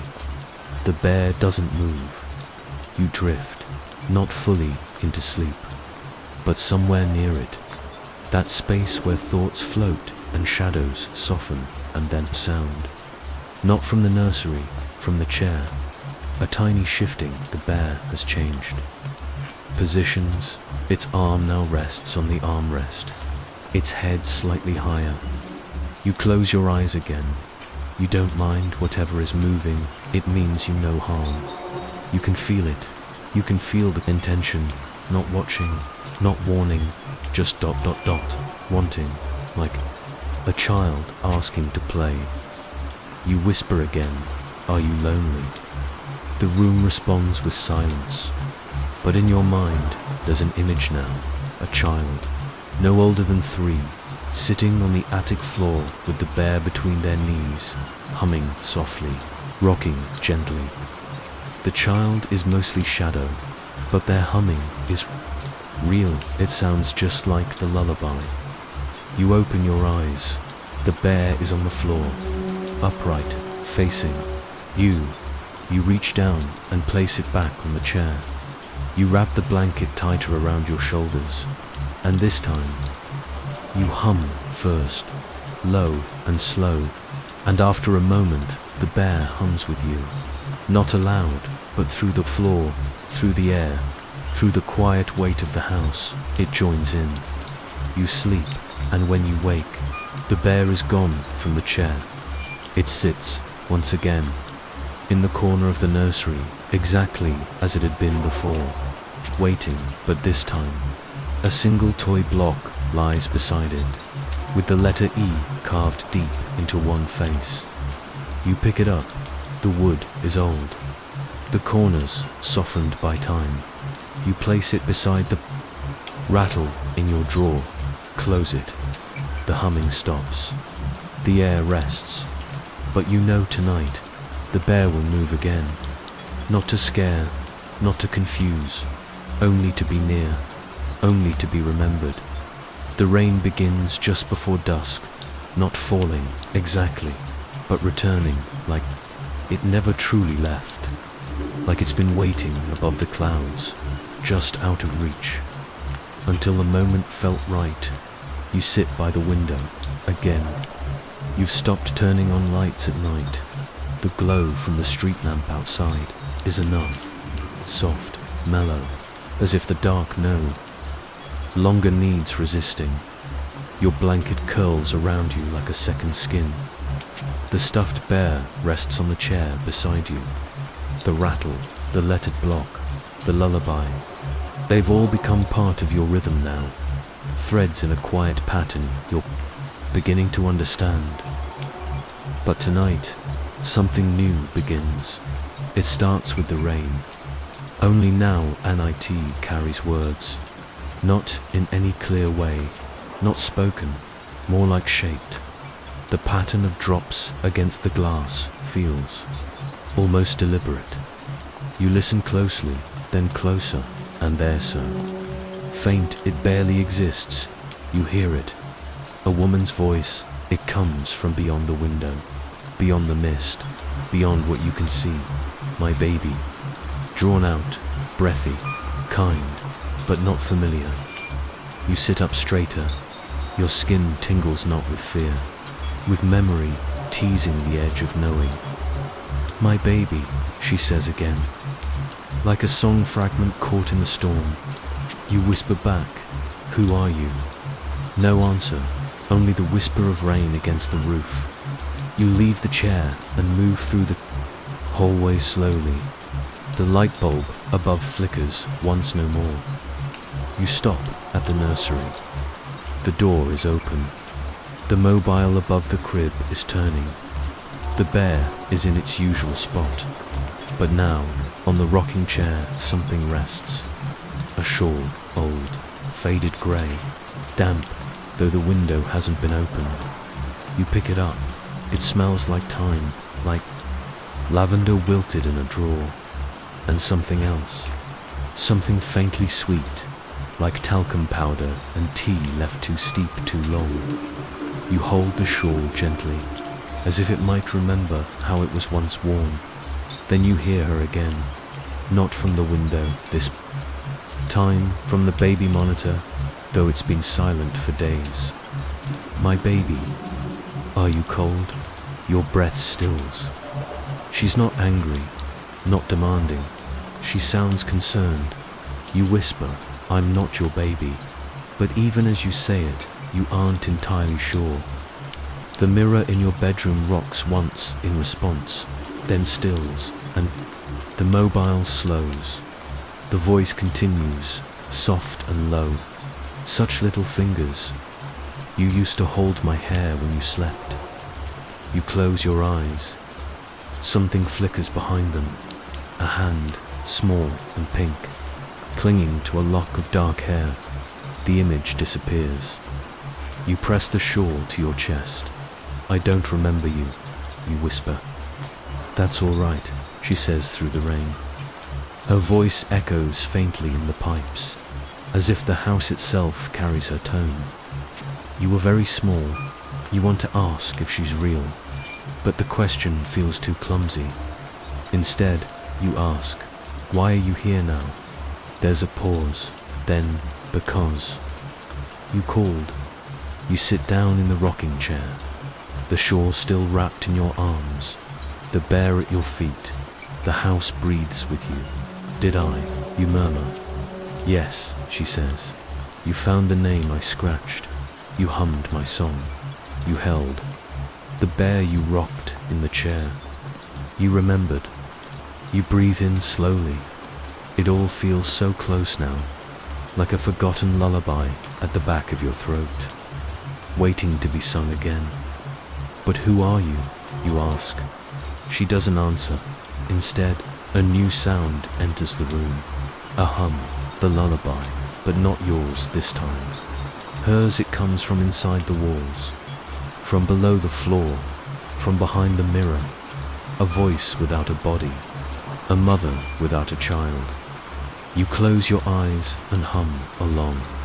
The tune fits, like a second skin, like a memory pressing gently against the inside of your ribs. And then you feel it. Arms, not your own, wrapping around you, cradling you, gently, like someone behind the chair has leaned forward, holding you as you rock. No pressure, no fear, just warmth. Just wait, my baby. She hums once more, and your heart aches. Not in pain, in recognition. You open your eyes. No one's there. The room is quiet, but the chair continues to rock just a little, back and forth, back and forth. You rise finally and lay the shawl over. The crib's side, the fabric folds as if guided, like hands you cannot see still tend to it. You whisper, you can rest now. The rain begins to slow. The hum fades. But before you leave, the baby monitor clicks on once more. The voice is quieter now, farther away. She's waiting, you know it says. You pause the static crackles gently, then silence. You walk, slowly to bed. The air feels lighter, but not empty. You lie down, pulling the blanket high, and somewhere beyond sleep, the lullaby drifts through the walls again. This time, joined by another voice, smaller, newer, softer. The basement is colder than usual tonight. You descend the creaking wooden steps, slowly, one hand on the wall, the other clutching the flashlight that barely cuts through the dust-streaked dark. The air smells of old metal, drying stone, and pages no longer read. You don't know what drew you here, only that something did. Maybe it was the voice last night, the motherly hum threaded through the rain. Maybe it was the way the bear was turned around this morning, as if facing away from something unseen. Or maybe it was the dream, the one where you opened a drawer in this very basement and found yourself smaller, quieter, somehow older than you are now, staring back at you from a sheet of yellowed paper. The memory hums beneath your ribs as you reach the lowest step. The flashlight flickers once, but holds your breath fogs in front of you. You haven't opened the filing cabinet in the far corner in years, maybe ever. It belonged to the house before it, belonged to you. One of those things that felt too heavy to throw away, yet too silent to truly notice until now. You walk across the concrete floor, footsteps swallowed by the thick hush. The drawer sticks a little as you pull. It resists, like something inside would rather stay hidden. You tug again, it slides open. Papers, folders, a stack of old receipts, rubber banded together. Dusty instruction manuals for appliances no longer in the house. A child's drawing, done in crayon reed circles and stick hands with too many fingers. And at the very back, a cream-colored envelope. You almost miss it. Tucked flat beneath a thick folder, labeled Home Warranty, minus 1,969. No stamp. No handwriting, just weight. You open it, and the air stills. The paper inside is brittle at the edges, soft at the center. It's a birth certificate name, yours spelled exactly as you spell it. Date, 43. Years before you were born. Location, the name of a hospital that no longer exists. You don't remember this. You shouldn't. And yet, your throat tightens.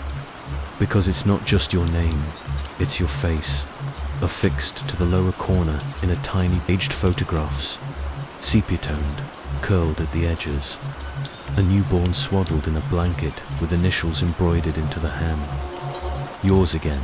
You stare at the infant in the photo. The eyes look closed, or nearly so, but there's something about the tilt of the head, the faint downturn of the mouth, that feels familiar. More than that true. You run your fingers along the bottom of the certificate. The ink hasn't faded. The seal is still raised. It's official, authentic, and impossible. You sit on the cold floor above you. The pipes groan softly. The house seems to lean in. Listening, you read the name of the mother listed. A name you've never heard before, but it stirs something, like a bell far away. And the father's name is blank. You fold the paper in your lap, staring at the tiny photo again. You wonder if the lullabies, the mirror, the rocking bear, all of it, if they've been guiding you here, not to remember, but to reclaim. Because this paper isn't proof of your birth, it's proof of something else.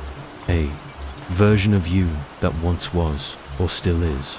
You press your fingers to the face in the photograph. The baby's expression softens.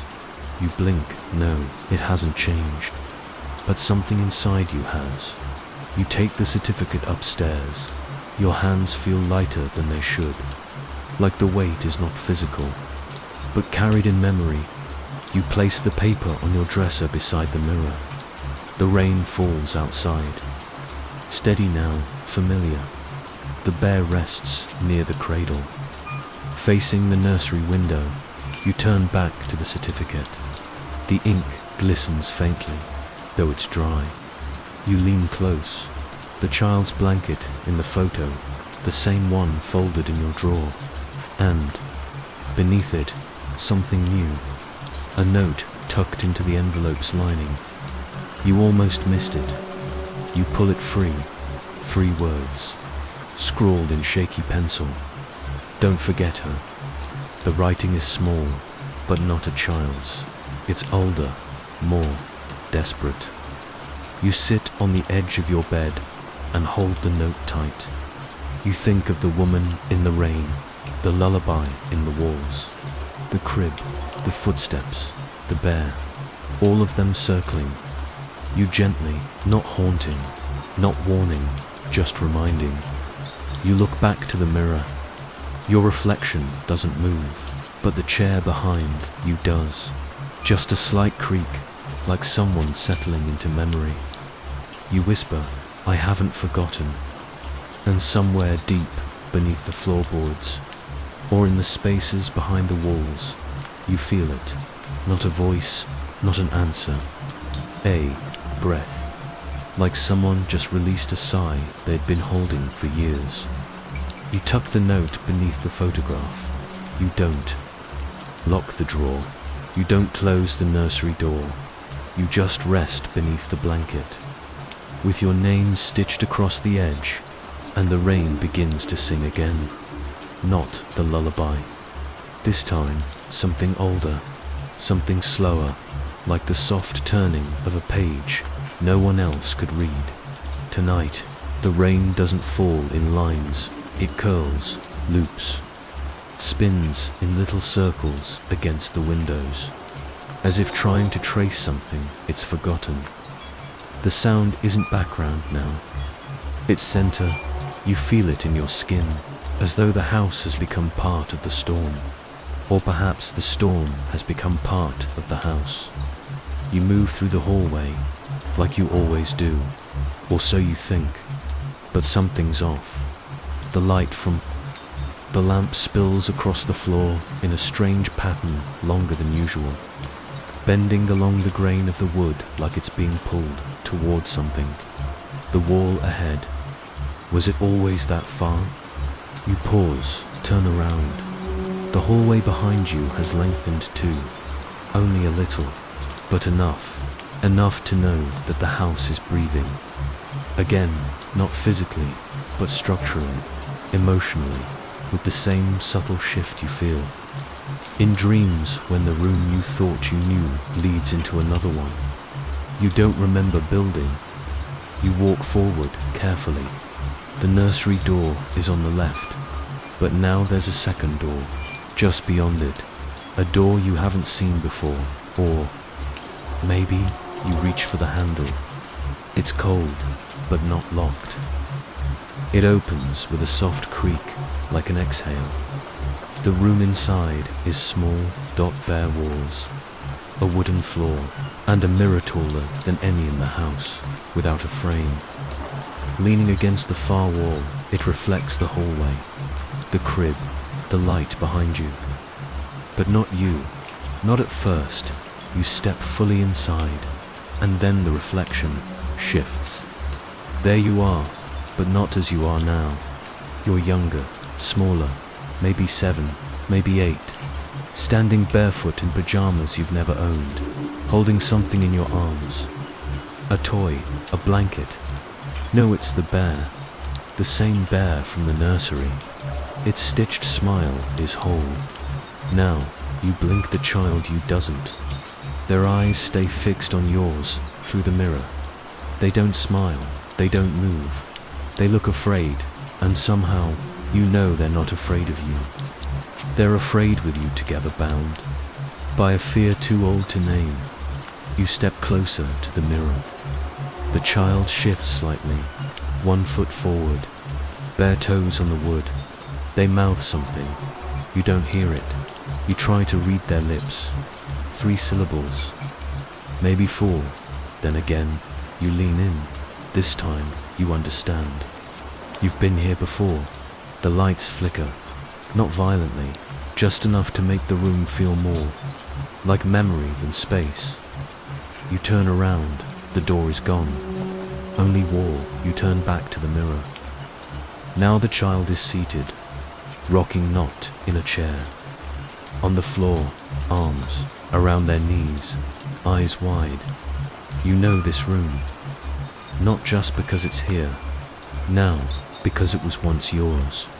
Before the hallways grew into their current shape, before the crib stood empty, before your dreams were lullabies, wrapped in soft fear. You kneel in front of the mirror, so does the child. Their hand lifts, so does yours. Fingers press together, glass between them. You don't feel cold, you feel warmth, like memory held too long finally returning home. The bear in the reflection is set down beside them. It turns its head slightly toward you. You blink. Now you're alone in the reflection. Your adult self-dot, kneeling, but the room behind you is not the one you're actually in. It's smaller. The walls are closer, the ceiling lower. It's the house years ago, decades, still being lived in by someone else. A woman stands behind you in the mirror, not looming, just present. She hums. You can't see her face, but the shawl she wears is familiar. You remember its scent. You rise to face the mirror. The woman lifts a hand, not to wave, to rest on your shoulder. In the reflection, you feel it. Here, in the room, you don't. The sensation is memory alone. You close your eyes, and the hallway returns. The mirror behind you now rests against the nursery wall, back where it's always been. The room you entered is gone, but something's changed. The crib is turned, slightly, its legs angled toward the window, as if repositioned to see the rain, and inside, tucked between the blanket folds of photos. You lift it gently, its old, curled edges. A child in a rocking chair. Not you, someone, smaller, holding the bear. The writing on the back is soft, faded. Day 2, she doesn't cry when it storms. You sit with the photo for a long time. The shadows along the hallway sway gently. Not like people, like curtains, or breath, or memory reshaping itself. You rise, finally, and walk the length of the hallway. It doesn't shift this time, but the walls feel closer, not to trap, to comfort, as if the house has remembered who you are, and who you were. You return to your room, place the photo beside the birth certificate. The drawer doesn't close all that way, but that's all right, it doesn't need to. You sit on the edge of the bed, eyes _LIDD, and in the corner of the room, just for a moment, you see the child again. Younger, smaller, watching, not afraid now, just waiting for you to remember. And as the rain begins to pick up again, you do. It begins before the rain. You're still beneath the blanket when it starts. The air is quiet, the house still, but somewhere, deep inside your chest, a sound stirs. Not in your ears, not in the room, but in your ribs. A low, distant cry. You place a hand over your heart. It's beating slow, calm. Yet the sound continues, soft, sharp, newborn. You sit up, and the room doesn't greet you with shadows or motion. Only stillness, and the certainty that something is trying to speak through you. Not to you, through you. You walk to the mirror. Your reflection is normal, but behind your eyes, there's a tremble, a watery shimmer you can't quite place. Then the cry grows louder. You pause in the hallway, listening. You want to believe it's from the attic again, or the nursery, or the bear. But no, it's beneath all of that, like a thread woven through every part of you. You sit in the rocker. The mobile above turns once and then settles. You breathe in, the cry fades. You exhale, it returns. A fragile sound like a name without language. You clutch the bear. You hold it to your chest, like something that might remember what you've forgotten. I'm here, you whisper. The air responds with stillness, then a flicker behind your eyes. A memory, you're small, curled on a tiled floor. Cold air through a vent. Someone is singing just out of view. You try to cry, but no one hears. Not because they won't listen, but because your voice hasn't formed yet. The cry that lives in you now. It's that one dot. Old, forgotten, never heard. You rise slowly. The mirror rocks again, gently. Just once. You walk past the nursery and down the stairs. The walls feel different tonight. Not haunted, not hollow, just holding, like arms waiting to be remembered. You stop by the front door. Rain has begun again. A soft drizzle, like breath against glass. You place a hand on the doorknob, but don't open it. The sound outside is steady. The sound inside, your sound, is growing clearer. It's not just crying now, it's calling. You move to the living room. The floorboards don't creak. The photograph on the table, the one that showed you as a child, is missing. In its place, the shawl draped neatly, as if laid out for you. You wrap it around your shoulders. It smells of sleep. You sit. The crying inside quiets slightly. You close your eyes. The house breathes with you, and from within your chest, your voice speaks. I never left. You open your eyes slowly. The rain falls harder now, but it doesn't disturb you. You speak aloud. Who are you? The answer is not a word. It's a feeling, warmth down your arms, tingling in your fingertips. The sound of a lullaby you didn't know you remembered. Then you feel the weight in your arms, light at first, then heavier, not imagined, not spectral. Something is being returned to you. You look down, you are holding nothing, and yet two rock, gently, and the crying inside slows, as if soothed, as if heard. Finally you whisper, I'm sorry I forgot you. And from inside your own voice, something replies, you didn't forget. You just weren't ready.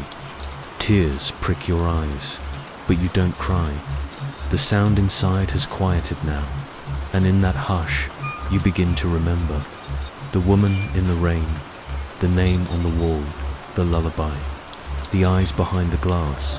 They were never haunting you. They were waiting for you to listen, for you to hold space for the silence that lived inside you. The part of you that never got to speak, never got to cry. Not then, but now. You've let her, and now she's quiet. You rise from the chair. The bear falls softly from your lap. You bend to pick it up, and beneath it, tucked under the shawl, is a single photograph. A woman holding a child. The child's face is blurred, but the woman's smile is familiar. Not because you've seen it, because you felt it in every lullaby, in every echo, in every soft breath against the window pane. You hold the photograph to your heart, and the cry inside settles into stillness. Not gone, just comforted, as if it's been waiting to be acknowledged all this time. The rain continues, but it no longer speaks in riddles. Now it just sings. You sit by the window, bear in your lap, and the mirror, for the first time, doesn't rock. Because tonight, there's nothing left to unsettle. Only peace, soft, haunting peace. The kind that follows storms, too old to name. The kind that lives in the bones and whispers when you sleep. You rest your head against the glass. Close your eyes, and far in the distance, not in fear, But in memory, you hear the tiniest echo, a baby's laugh. Just once, and then only rain. The storm has no wind tonight, only rain. It falls in long, even threads from the porch roof, spilling down like silver hair over the eaves. The sound is steady, lulling, soft. You stand at the doorway, shawl wrapped around your shoulders, the bear tucked beneath your arm. You hadn't planned to step outside, but something pulls at you gently. Not urgent, not loud, just steady like the heartbeat of something remembered. You press a hand to the doorframe. The rain greets you with warmth. Not chill, you step onto the porch, barefoot. The boards are damp. They creak, but only slightly, like they're sighing from your touch. The house behind you is quiet now. At rest, you descend the 3 wooden steps and pause. The yard is soaked, the garden overgrown, the air thick with the scent of wet leaves and turned soil. And just there beneath the willow tree near the edge of the yard, a shape, small, still not hidden, just waiting. You take slow steps forward. Rain kisses your arms, your hair, your face. You blink against it, not wiping it away. The shape becomes clearer.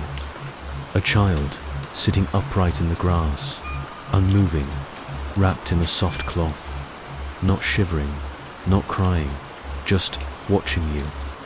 You stop several feet away. Your breath catches, but not from fear, from recognition. The child lifts their eyes, and they are yours.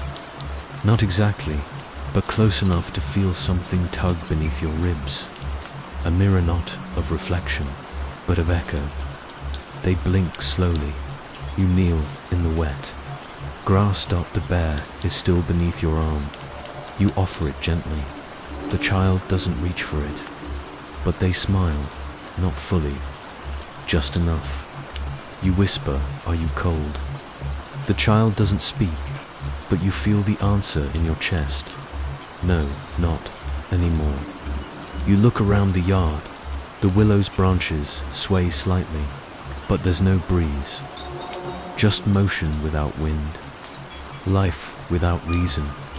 You reach forward, not to lift the child, just to be near. Your fingers rest on the cloth that wraps. Them, it's soft, familiar, stitched at the edge with your initials.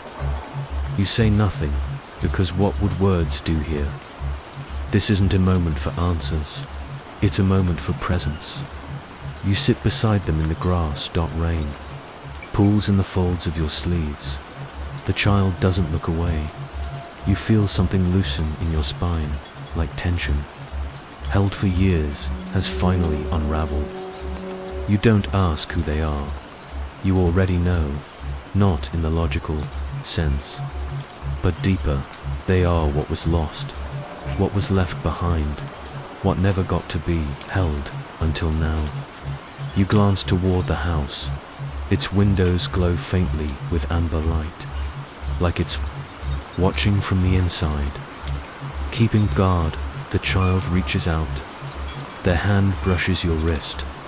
Warm, you both stay like that for a long while. Not moving, not naming, just being. And then, finally you say, "Do you want to come inside?" The child tilts their head. Rain trickles from their curls. They blink once, then rise. Their blanket falls behind them like a shed shell. They step toward you. 1 foot at a time, you lift them gently. They weigh less than you expect, but they feel full, present, whole.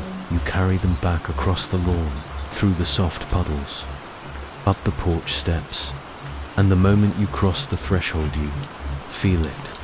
The house changes, not visibly, but inwardly, like it inhales for the first time in years. You place the child on the rug in the living room. They look around, not curious, just calm, as if they've been here before, or always belonged. You fetch a dry towel. Wrap it around their shoulders. They hold the bear now. Hug it tightly. You sit beside them, leaning against the couch. The rain outside has quieted.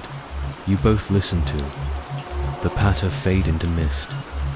No voices, no echoes. Just the room, just the breath, just the heartbeat of peace. The child leans against your side. Their warmth seeps into you. You close your eyes in the silence. A thought comes not spoken aloud, but known. This is what was missing. Not someone else. You, the part of you that needed to be seen, heard, held. The child was never a stranger, never a ghost. Just the sound of you from long ago, waiting for the present to be ready. And now, you are. You stay like that until sleep begins to tug at your lashes. The child is quiet, the bear still. The room breathes slow, and as your head leans softly to the side, just before sleep takes you hear the faintest sound, not a cry, a hum, a hum. Lullaby from the child's lips, sung only once. For you, the rain has returned, but it doesn't startle you this time. It falls like it remembers where it left off. A soft continuation of something unfinished. You lie still in bed, blanket pulled to your chin, listening to the gentle rhythm that coats the windows and roof. It's a familiar sound now, not just calming, comforting, like a friend you forgot you missed. You feel the child's weight still curled against your side, light but present. You glance down, expecting to see the small figure from the yard, wrapped in your old shawl and holding the bear.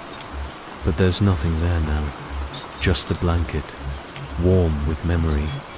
You don't panic, you don't move, you only breathe, because now the fear has shifted. What once haunted the corners of your home, the flickers, the whispers, the cries, no longer feel like intrusions. They feel like history, like echoes that have always been here. Waiting, you sit up slowly. The house hums with the storm. The floorboards beneath your feet are warm.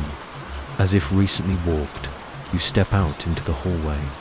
The light from your bedroom fades behind you, but the dark ahead is soft. You don't need to turn on the lights. The shadows make room for you. You pass the nursery. The door is slightly ajar, not creaking, not threatening, just open, like it's ready. You push the door open gently, inside. Everything is where it should be. The crib, the bear, the tiny blanket folded at the foot, and the rocking chair moving ever so slightly. You pause in the doorway. There's no one in the chair, and yet it rocks, not pushed, not disturbed, just moving, like someone still sits there, invisible but real. You enter the room. The air is warm, not with temperature, with memory. You sit down beside the crib and place your hand on the edge of the rocking chair.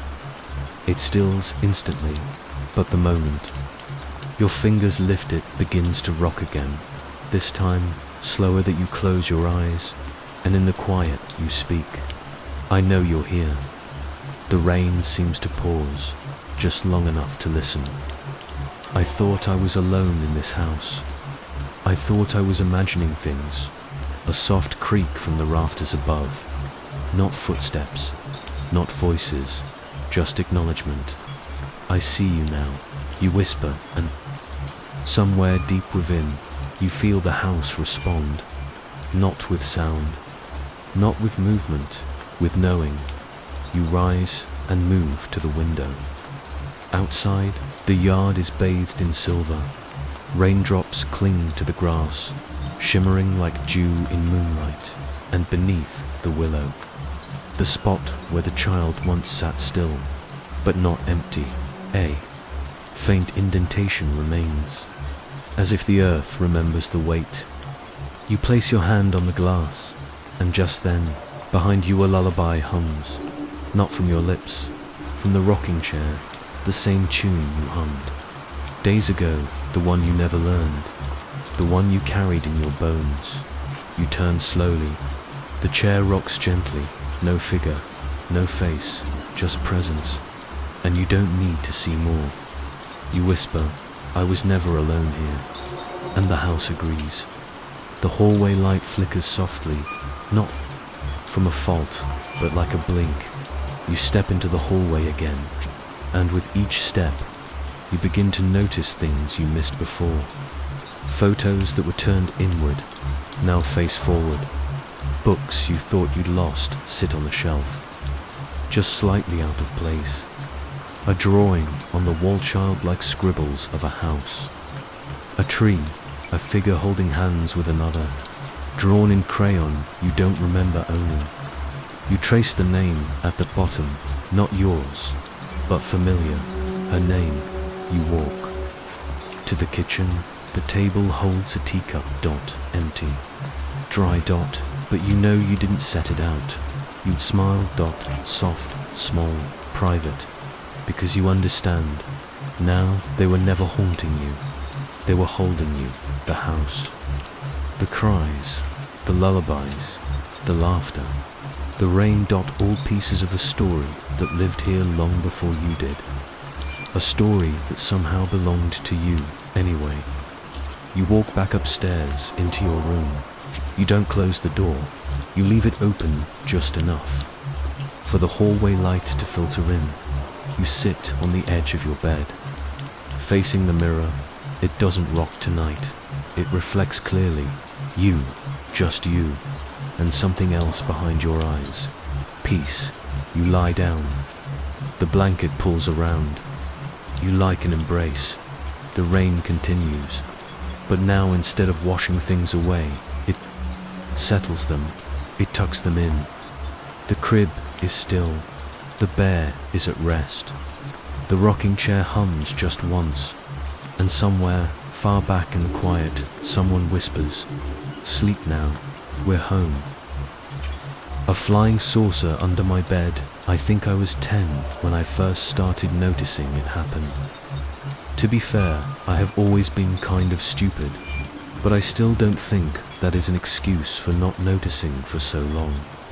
It definitely started earlier, when I was 9, but again, big dummy here, so I didn't start putting it together until it was clearly present in my life. My first distinct memory of it was the week of my 9th birthday. My dad had already spoiled me with a pretty high telescope.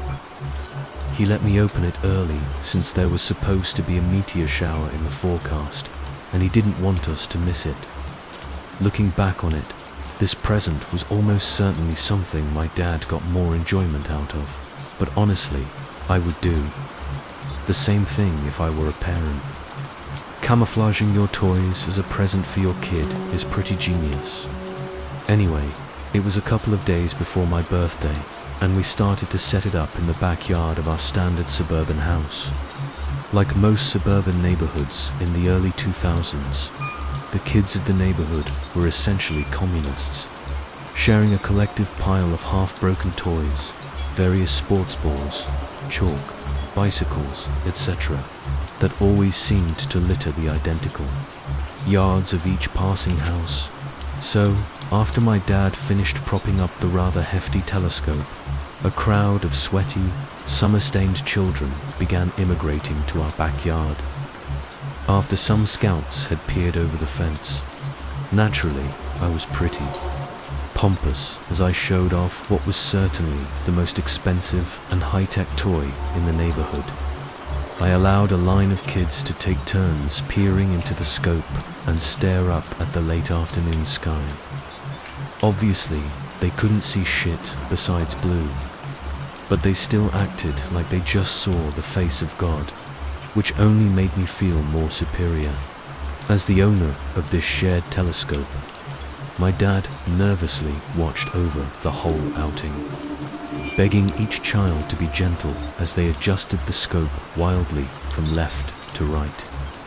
As the evening came, all the kids began drifting home with envious goodbyes to both me and the telescope. Dinner came and went. We had lasagna that night. Funny how you remember smaller details after thinking back on big memories. Normally, I would have been in bed by 9, but this was a special night that my dad planned. We sat posted outside, well past 10 when it finally started. I was lucky my dad knew what he was doing.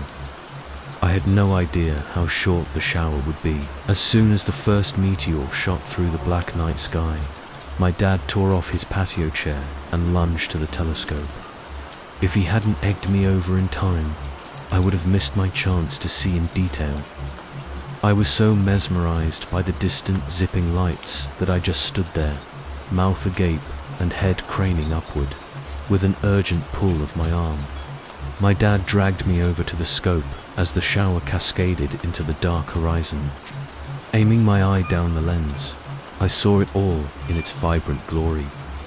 Massive space boulders engulfed in a camouflaging flame shot through space, downward to some far-off location on Earth. I absorbed it all, trying to examine each meteor as it passed my field of vision. The array of crashing Christmas lights filled my stupid little 9-year-old brain with so much awe. I think I crashed for a moment, because the next thing I remember, my dad was pulling me away, whispering sharply, "Hey, hey, don't drool on it." He allowed me one more peek through the scope as the shower's short show was winding down. I wish he hadn't. I spotted the last of the shower, one petite little orb zipping by. It was much slower than the rest, which even as I thought was odd. Its trajectory almost vibrated and shifted in violent directions, and the burning trail was not that soft, golden white tail that the other meteors had. It had a short red beam behind it. I examined it with a strange cocktail of curiosity and dismay, like I wasn't supposed to see it. A sudden flash projected me away from the scope, and with a yelp, I rubbed my stung eyes. Before my dad had a chance to ask me what happened, I hurriedly peered into the scope again. The dwarven meteor was still in view, even more so as I realized it was coming towards me. My eagerness to announce the phenomenon to my dad was cut short, as he pulled me back and excitedly pointed to the night sky, its brimming stars, a static backdrop highlighting the clearly approaching meteor. It wasn't about to crash down on our house or anything. We could see it was much too far away still. My dad held me up on his shoulders to look over the fence and watch as the falling space boulder came careening into the earth, just a couple of miles from our neighborhood. With a muffled crashing noise, I saw as it landed past the tree line of the wood that lay just outside our neighborhood. There was no immense earthquake upon impact, nor a deafening nuclear-esque bang. It sounded like a firecracker going off under one of those steel waste bins you see homeless people gathered around in movies. The ambient silence of a summer night immediately continued. The rest of my memories of that night were a blur of excited ranting to my parents about exploring the crash site the next day. Before my mum announced the dreaded bedtime, Dad gave me a knowing look of sympathy as I was shooed to bed, knowing how amped up I still was about the whole experience. Under normal circumstances, this would have been a treasured father-son core memory I held warmly until my death. Then, the sun rose, and the next day began. I corralled some of my closer friends from the neighborhood, along with my best friend at the time, Mikey, to begin the expedition into the woods in search of the meteorite. Mikey was a year younger than me, something I constantly reminded him of in my vain attempt to invoke superiority. God, kids are dumb. He needed little convincing to join me, since his dad had also let him stay up to watch the meteor shower, albeit without a telescope. I wish I could remember the rest of the kids' names. Years of suppressing these memories have stifled the names and faces of all those neighborhood buddies. Friends at that age are so loyal and optimistic of one another. No past betrayals to stunt their trust. No experience with manipulative relationships to make them distant. Just full-on trust and giddy faith in their peers. It was these friends I journeyed with outside our flat suburban neighborhood into the sparse woods outlining our community. There were 5 of us total, and how we got our parents' permission to explore, I will never know. Throw it up to LAX. Early 2000s parents, I suppose. Our baby brains underestimated how far the walk would be. I snatched my Spider-Man backpack of snacks before we all gathered and began our march around. 1 p.m. We didn't hit the tree line until about 3:30 p.m. In any other situation, the long, boring walk would have led to mutiny in a group of kids our age. I think the atmosphere of the situation kept us invested. The possibility of discovery and fame gripped our minds, drawing us to the final destination. One way or another, we made it. The tree line stood in front of us, and the final boss was nerves. Don't get me wrong, we heard of teenagers going out into these woods before we knew that civilization had made its way into the forest, even if it was for the gross hormonal reasons. But for us, it was uncharted territory. The comforting subconscious knowledge of our parents' presence in a nearby house was completely gone now. Nevertheless, I pushed ahead into the thin wood, egging my buddies on. They trickled in behind me, in a single file line as I marched aimlessly past the trees. Mikey trailed just behind me, his hand tugging the tail of my shirt. I remember it only took about 5 minutes upon entering before we noticed a strange whiff in the air. It smelled of burnt plastic mixed with decaying meatloaf. I followed, my nose, Mikey gripping me all the way. The stench grew until it was so thick and potent that we all had to take shallow breaths under our uplifted shirts. It was rough, but we found it a short while after. I stood over the petite crater, no bigger than a trampoline, and only about a couple of feet deep. Mikey peeked over my shoulder. A nervous, giddy energy was making him giggle in my ear. The other kids were all stoked as they gathered around. High-pitched exclamations erupted as they looked down into the little pit. I didn't understand at the time, but I did not share in that eruption of discovery. I stared at the thing, and that returning feeling came. It felt like I wasn't supposed to see it. Like it was a late-night TV station that my parents would be furious if they caught me watching. Not that it was explicitly grotesque. There was just an undertone that felt profane. Something that my immature mind could not comprehend yet. Only, take note of this feeling really upset me, because the actual visual was quite silly. Inside this small crater was an even smaller object, a tiny flying saucer. Its otherwise round edges were scuffed and blackened from the intense landing the night before. Half of it was stuck in the scorched earth. The latter half poked out of the ground at a pretty comedic angle. There were 3 tiny, square, tinted windows visible from the half sticking out. An antenna protruded all bent and jagged in the air, with a red orb atop it. Overall, it looked like a toy. I could have held it and zoomed it around in one hand with ease. Nevertheless, I was still petrified at the cusp of the crater when Mikey stepped in front of me and started edging into the pit. A jolt of anger shot through me. I was the leader, after all. I should be the first to look at it up close. I reached down to grab his shoulder. As I did, my foot slipped on the charred dirt. I tumbled over Mikey before landing directly in front of the saucer. Scraped knees and elbows were the least of my concerns as I looked up into the saucer's windows, mere inches from my nose. A silhouette moved inside, ducking out of view of the tinted panel. I was frozen for a bit. I wish I could remember what was going through my head at the time, but I sure know that I bolted to my feet and came scraping out of the crater, Mikey in tow. He was clearly freaked out by my reaction and ripped at my backpack as I bolted by him. He attempted to heave himself out with me, but he tore off my backpack instead. Those must have flimsy straps, or Mikey just had insane grip strength.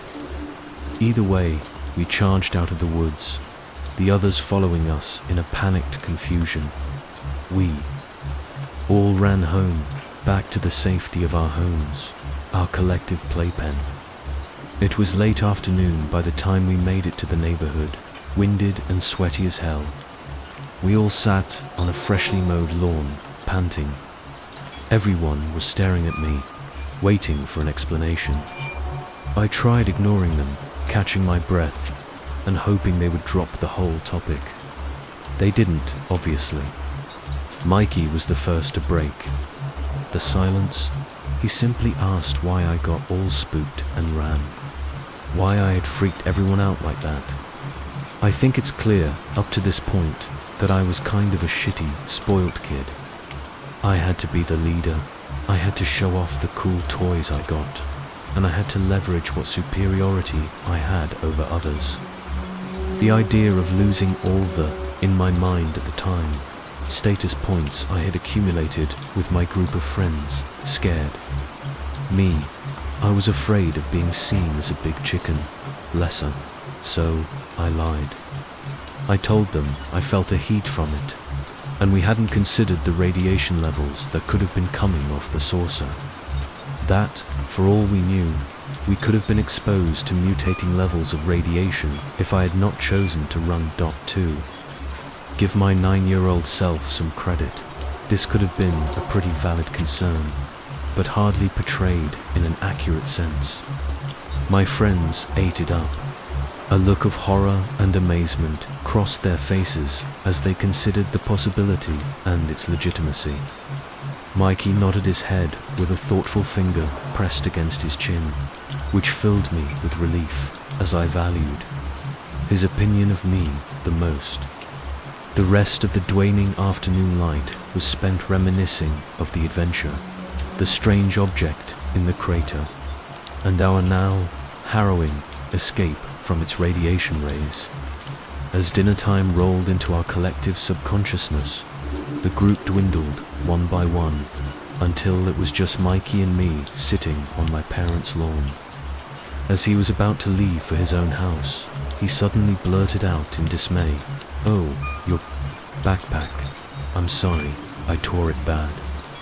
Did one of the guys grab it? A dread sank into my heart as I pictured it lying in the crater. My school backpack turned adventure pack over the summer. As a kid, you tend to imagine your parents as insane ghouls who would prefer you risk your neck retrieving some mundane object, no matter the cost, rather than loving parents who would obviously prefer you come home safe and fess up that you lost something.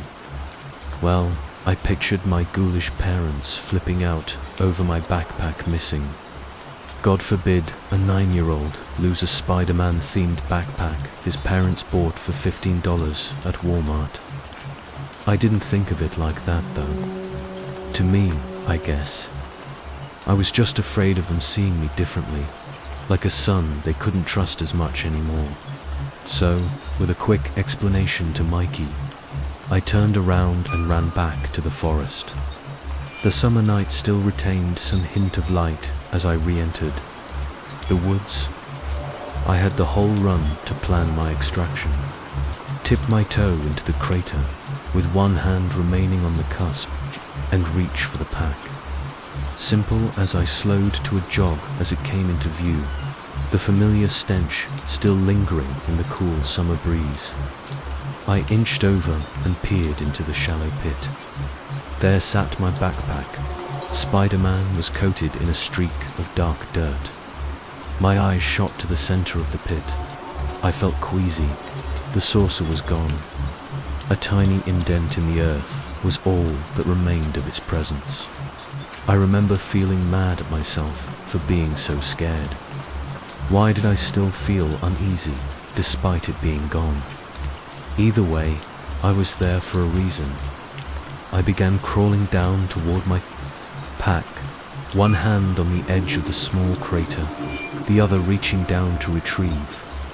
Just as I gripped the ripped strap, I heard something charging in the woods towards me. With an icy stab of fear piercing through me, I cried out and rolled into the pit, crashing into my backpack. I curled up, shivering, on the verge of tears. When I saw Mikey peek into the hole, I was relieved, until I realized I had actually begun crying out of fear before he revealed himself. Mikey saw this and snorted before breaking into a laugh. I was so pissed. After telling him to shut up multiple times, he finally calmed himself and told me, "I ran after you.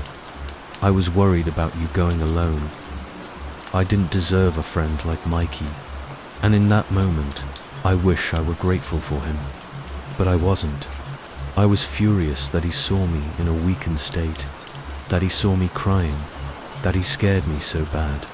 All I could think about was how he could now tell the others about the incident, and how they would all laugh at me for being a baby and crying just because Mikey spooked me.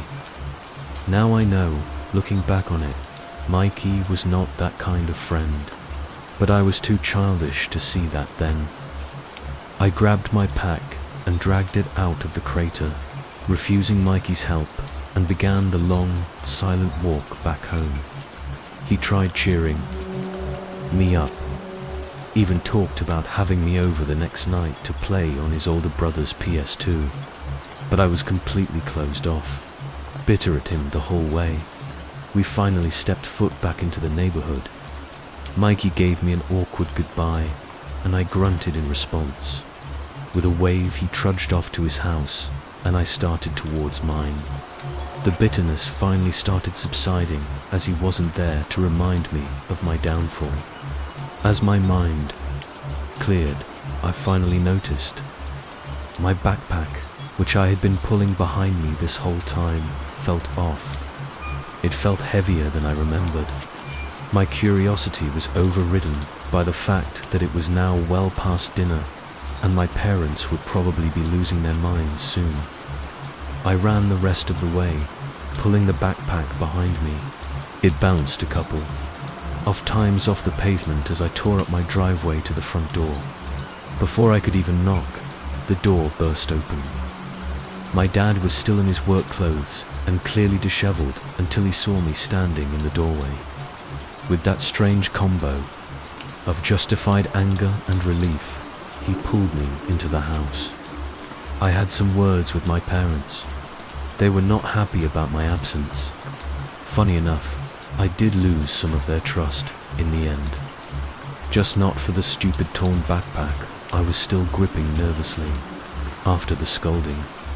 I got an understanding hug from both my parents before they sent me off to bed early with no TV or dessert.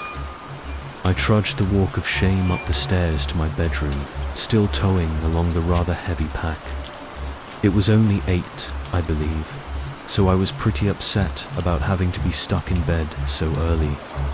With a disgruntled huff, I tossed the backpack under my bed. I sat up in bed, bitter and defeated. However, I was pretty worn out. My body was exhausted, and even my onslaught of emotional highs and lows had drained me mentally. So, within minutes of hitting the bed, I passed out. With that thing under my bed, I jolted awake in a sweat, still in my dirty clothes from the day before. I felt sick, and the multiple layers of sweat coating my skin and soaking my already stained clothes only made it worse. I blurrily looked at my digital clock on my bedside stand, 2 a.m. There was a humming coming from under me. The mattress felt hot, like the hood of a car on a hot summer afternoon. For a second, I thought my parents had placed a nightlight somewhere in my room, until I rolled over to look at the floor. A soft green light was radiating from under my bed. The sweat came in cold waves now. I stared at that light as it wavered across my wooden floor for what must have been 10 minutes. I was transfixed. That sinking feeling returned to my stomach, mixed with a horrid horror of the unknown. I attempted a call to Mum, but my throat was dry as hell. It felt like sand had been poured down it. With a squeak, I slid back to the covers and hid. The humming stopped for a moment. I was trembling all over, hugging myself under the sheets, when the hum was replaced with a loud clank. Quaking, I pulled my head out of the blanket fort. The hue of green illuminated most of the room now. It was dead silent. All I could do was strain my ears, waiting for a sign, something to ease my mind. Instead, I heard rhythmic tapping. My brain was on fire, and my nerves were fried as I waited for some monster to appear from under my bed. I finally noticed the tapping sounded like footsteps. I felt a tug on my blanket. The sheet dangling over the edge was being tugged as it shifted under some unknown weight. Was too scared to move. I couldn't even hide my face again as I watched something crawl up the blanket at the foot of my bed. I shut my eyes tight, so tight it hurt. The movement finally stopped. There I sat, shaking, eyes clenched closed, waiting for someone or something to grab me and drag me to some unknown abyss. Instead, minutes passed, no fowl being nabbed. Me, or bit me, or even tackled me. I built up the courage to peek. Cracking one eye open, I finally saw what was at the foot of my bed. A tiny I mean that literally. It looked like a tiny starfish in a silver spandex spacesuit with big boots. A black visor hid its strangely shaped face. An antenna, similar to the flying saucers, dangled limply off the tip of its appendage line. Head bent and crooked. It stood there, patiently waiting for my attention. And he got it. I leaped off the bed and across the room, mere inches from the door, when it spoke. W-A-I-T. A strangely cartoony masculine voice yelped behind me. I stopped at the door and turned to the assailant. I just stared at it, waiting for confirmation that it did, in fact, speak. It held up its small starfish arms up as it continued. I mean no harm. I come in peace. Its little appendage waved at me. Please, I crash-landed here and have no means to return home. Can you assist me, sir? It felt good to be called sir. My tension eased as I took a step toward the bed. What are you? I asked. A simple space traveler. I got caught in a meteor storm and crash-landed here. The little starman responded. Well, how am I supposed to help you? Well, once I figure out what needs fixing, I will let you know. For now, do you mind if I shelter myself? Here. I was still very put off, so before I could answer, he continued. I can make a deal with you in exchange for shelter. Okay, what's the deal? I was now standing at the bedside, looking down at him. Excellent. Well, from what I have gathered, your species values a monetary system first and foremost, but more so what it gets you. I have an intergalactic matter producer, or IMP, installed in my ship. In exchange for shelter, I can produce anything you can imagine. I was intrigued. I liked this idea. So, I confirmed, how does it work? And anything I can imagine. The little starman nodded vigorously. Of course. He exclaimed in his overly bravado voice. I tested this promise. I thought I was being slick. It felt like being an adult, bargaining like this. I liked it. He indulged me as I expressed my doubt and asked me, what would you like to start with, sir? So, I thought of something not only fun that I wanted, but also to show off to my friends. I want you to make me a PS2. He didn't need any description, no explanation, nothing. He just climbed down the bed and went to his ship. The green hue and the humming started up again from under my bed. I stood waiting, excitement and disbelief filling me with a thud. The humming stopped, and there he came out, dragging a boxed PS2 out from under my bed. I had to contain my yelp as I bolted to my knees to open it. Tearing it free, I saw it was a similar silver grey to the saucer, but the rest of the branding was totally on point. I bolted to my hand-me-down little box TV and started excitedly shoving wires into inputs and unraveling the controller. Open the disc slot, the Starman said, now standing on top of the PS2 in his triumphant pose. Still giddy, I turned on the console and ejected the slot. Inside was a silver disc. Before I could ask what it was, he said, that has every current game released, all on one disc. His little starfish hands were on his waist. In disbelief, I put the disc on. It was every game. Pac-Man World 2, Okami, God of War, Prince of Persia, Shadow of the Colossus, and countless others I had never even heard of. One immediately began, playing God of War, as I heard Mikey's older brother was bragging about all the tits and realistic combat in the game. I wanted to know what those things were like. I was 9, it's not like I was a puberty-stricken, gross teen. I was just curious. Needless to say, I agreed to the contract. He got me. He held out his tiny little starfish hand, and I shook it. The silvery spandex felt odd, like slimy. The console blurred my thoughts. I never thought about it after that moment, till now at least. I gamed the night away, knowing I would never get a chance to play this game with my parents, awake and around. In that dark bedroom, I sat in front of the illuminated box TV, volume just high enough that I could hear its whisper. The Starman sat on the PS2, his little legs just above the power button. He stared at me the whole night. I didn't even notice, or maybe I didn't care. I was enveloped in playing. He got me good. I wish I had never gotten that console. I wish I had never agreed to his deal. I was smug and thought I got the long end of the stick. I never could have imagined what it would cost. It goes without saying that I spent the next week sneakily showing off this secret console of wonder, all while ensuring my covers hung like curtains to hide the Starman beneath the bed. Almost everyone got to see the slick console except Mikey. I was still pathetically upset that he saw me cry. But I also knew he was one of the only other kids in the neighborhood with a PS2 at his house. I never did take him up on that offer to play with his brothers.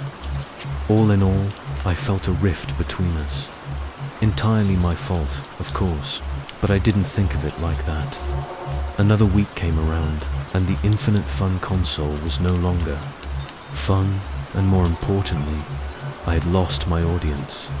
Since I was keeping it secret, I only dared play a few minutes with various friends. So, it was no longer a novelty for the kids to gawk in amazement. So, one night, as the soft humming rumbled beneath me, I asked, "Hey, can you make me something no one could be bored of?" The Starman poked his head out from the blanket curtain beneath me. Of course. What did you have in mind? I thought. Hard before blurting out, "A dog." No follow-up was needed. He disappeared under the bed. The green light hummed for a few minutes, filling the room with its ambience. A grunt, followed by a thud, seemed to signal its completion. Out walked the little Starman, followed by a dog. Its skin was a matching spandex, silver and texture as the Starman's suit. Its eyes were hidden behind a similar black tinted visor. It was definitely bigger than him, though, as it came out from under the bed, its spandex tail wagging, it was up to my knees. It softly leaped onto my lap, a tongue lolling, sticking out from a cartoony mouth slit, hiding the rest of its face. At first, I was a little disappointed at its appearance, but then it yelped and started licking my face. I laughed as I wrestled the surprisingly lively little dog. I giggled as I held the dog up. It was light, like a plastic toy. It wagged its tail excitedly as it dangled in my outstretched arms. I love it. Is it a boy? I asked the Starman. Of course he is. Pure testosterone. He hit the authoritative pose, hands on hips. He will surely be a great companion. His tone shifted as he continued. However, I am afraid to say, my shuttle is rather low on fuel now. All that energy used by the IMP was needed for my repairs. I won't be able to use it, nor power my tools. If only I could find some fuel. On this planet, he bent his head, looking defeated. I was lured in. What kind of fuel do you need? Maybe I can find some for you. My dad has a gallon of gas for his lawnmower in the garage. Would that work? His little head tilted up a little. No, I am afraid my ship does not use gas. He crawled his way up the bed, plopping himself next to me and my new dog. Sir, can you help me? I straightened my posture. I will try my best. I attempted to sound like my dad. He shifted on the blanket. I need one of your neighborhood buddies to help. Only they can provide me with what I need. I was confused by the phrasing, why can't I help? He paused for a second before answering, because you're too special. You don't have something that all the normal kids have. I need one of them to get what I need. I thought on this, he continued on. It's so common and trite that they won't even realize they are helping me. He assured, I just need them under the bed with me. The rest will come easy too. Then I looked down at the Starman, then turned to the space puppy in my lap. I remember, clear as day, the thought that ran through my head.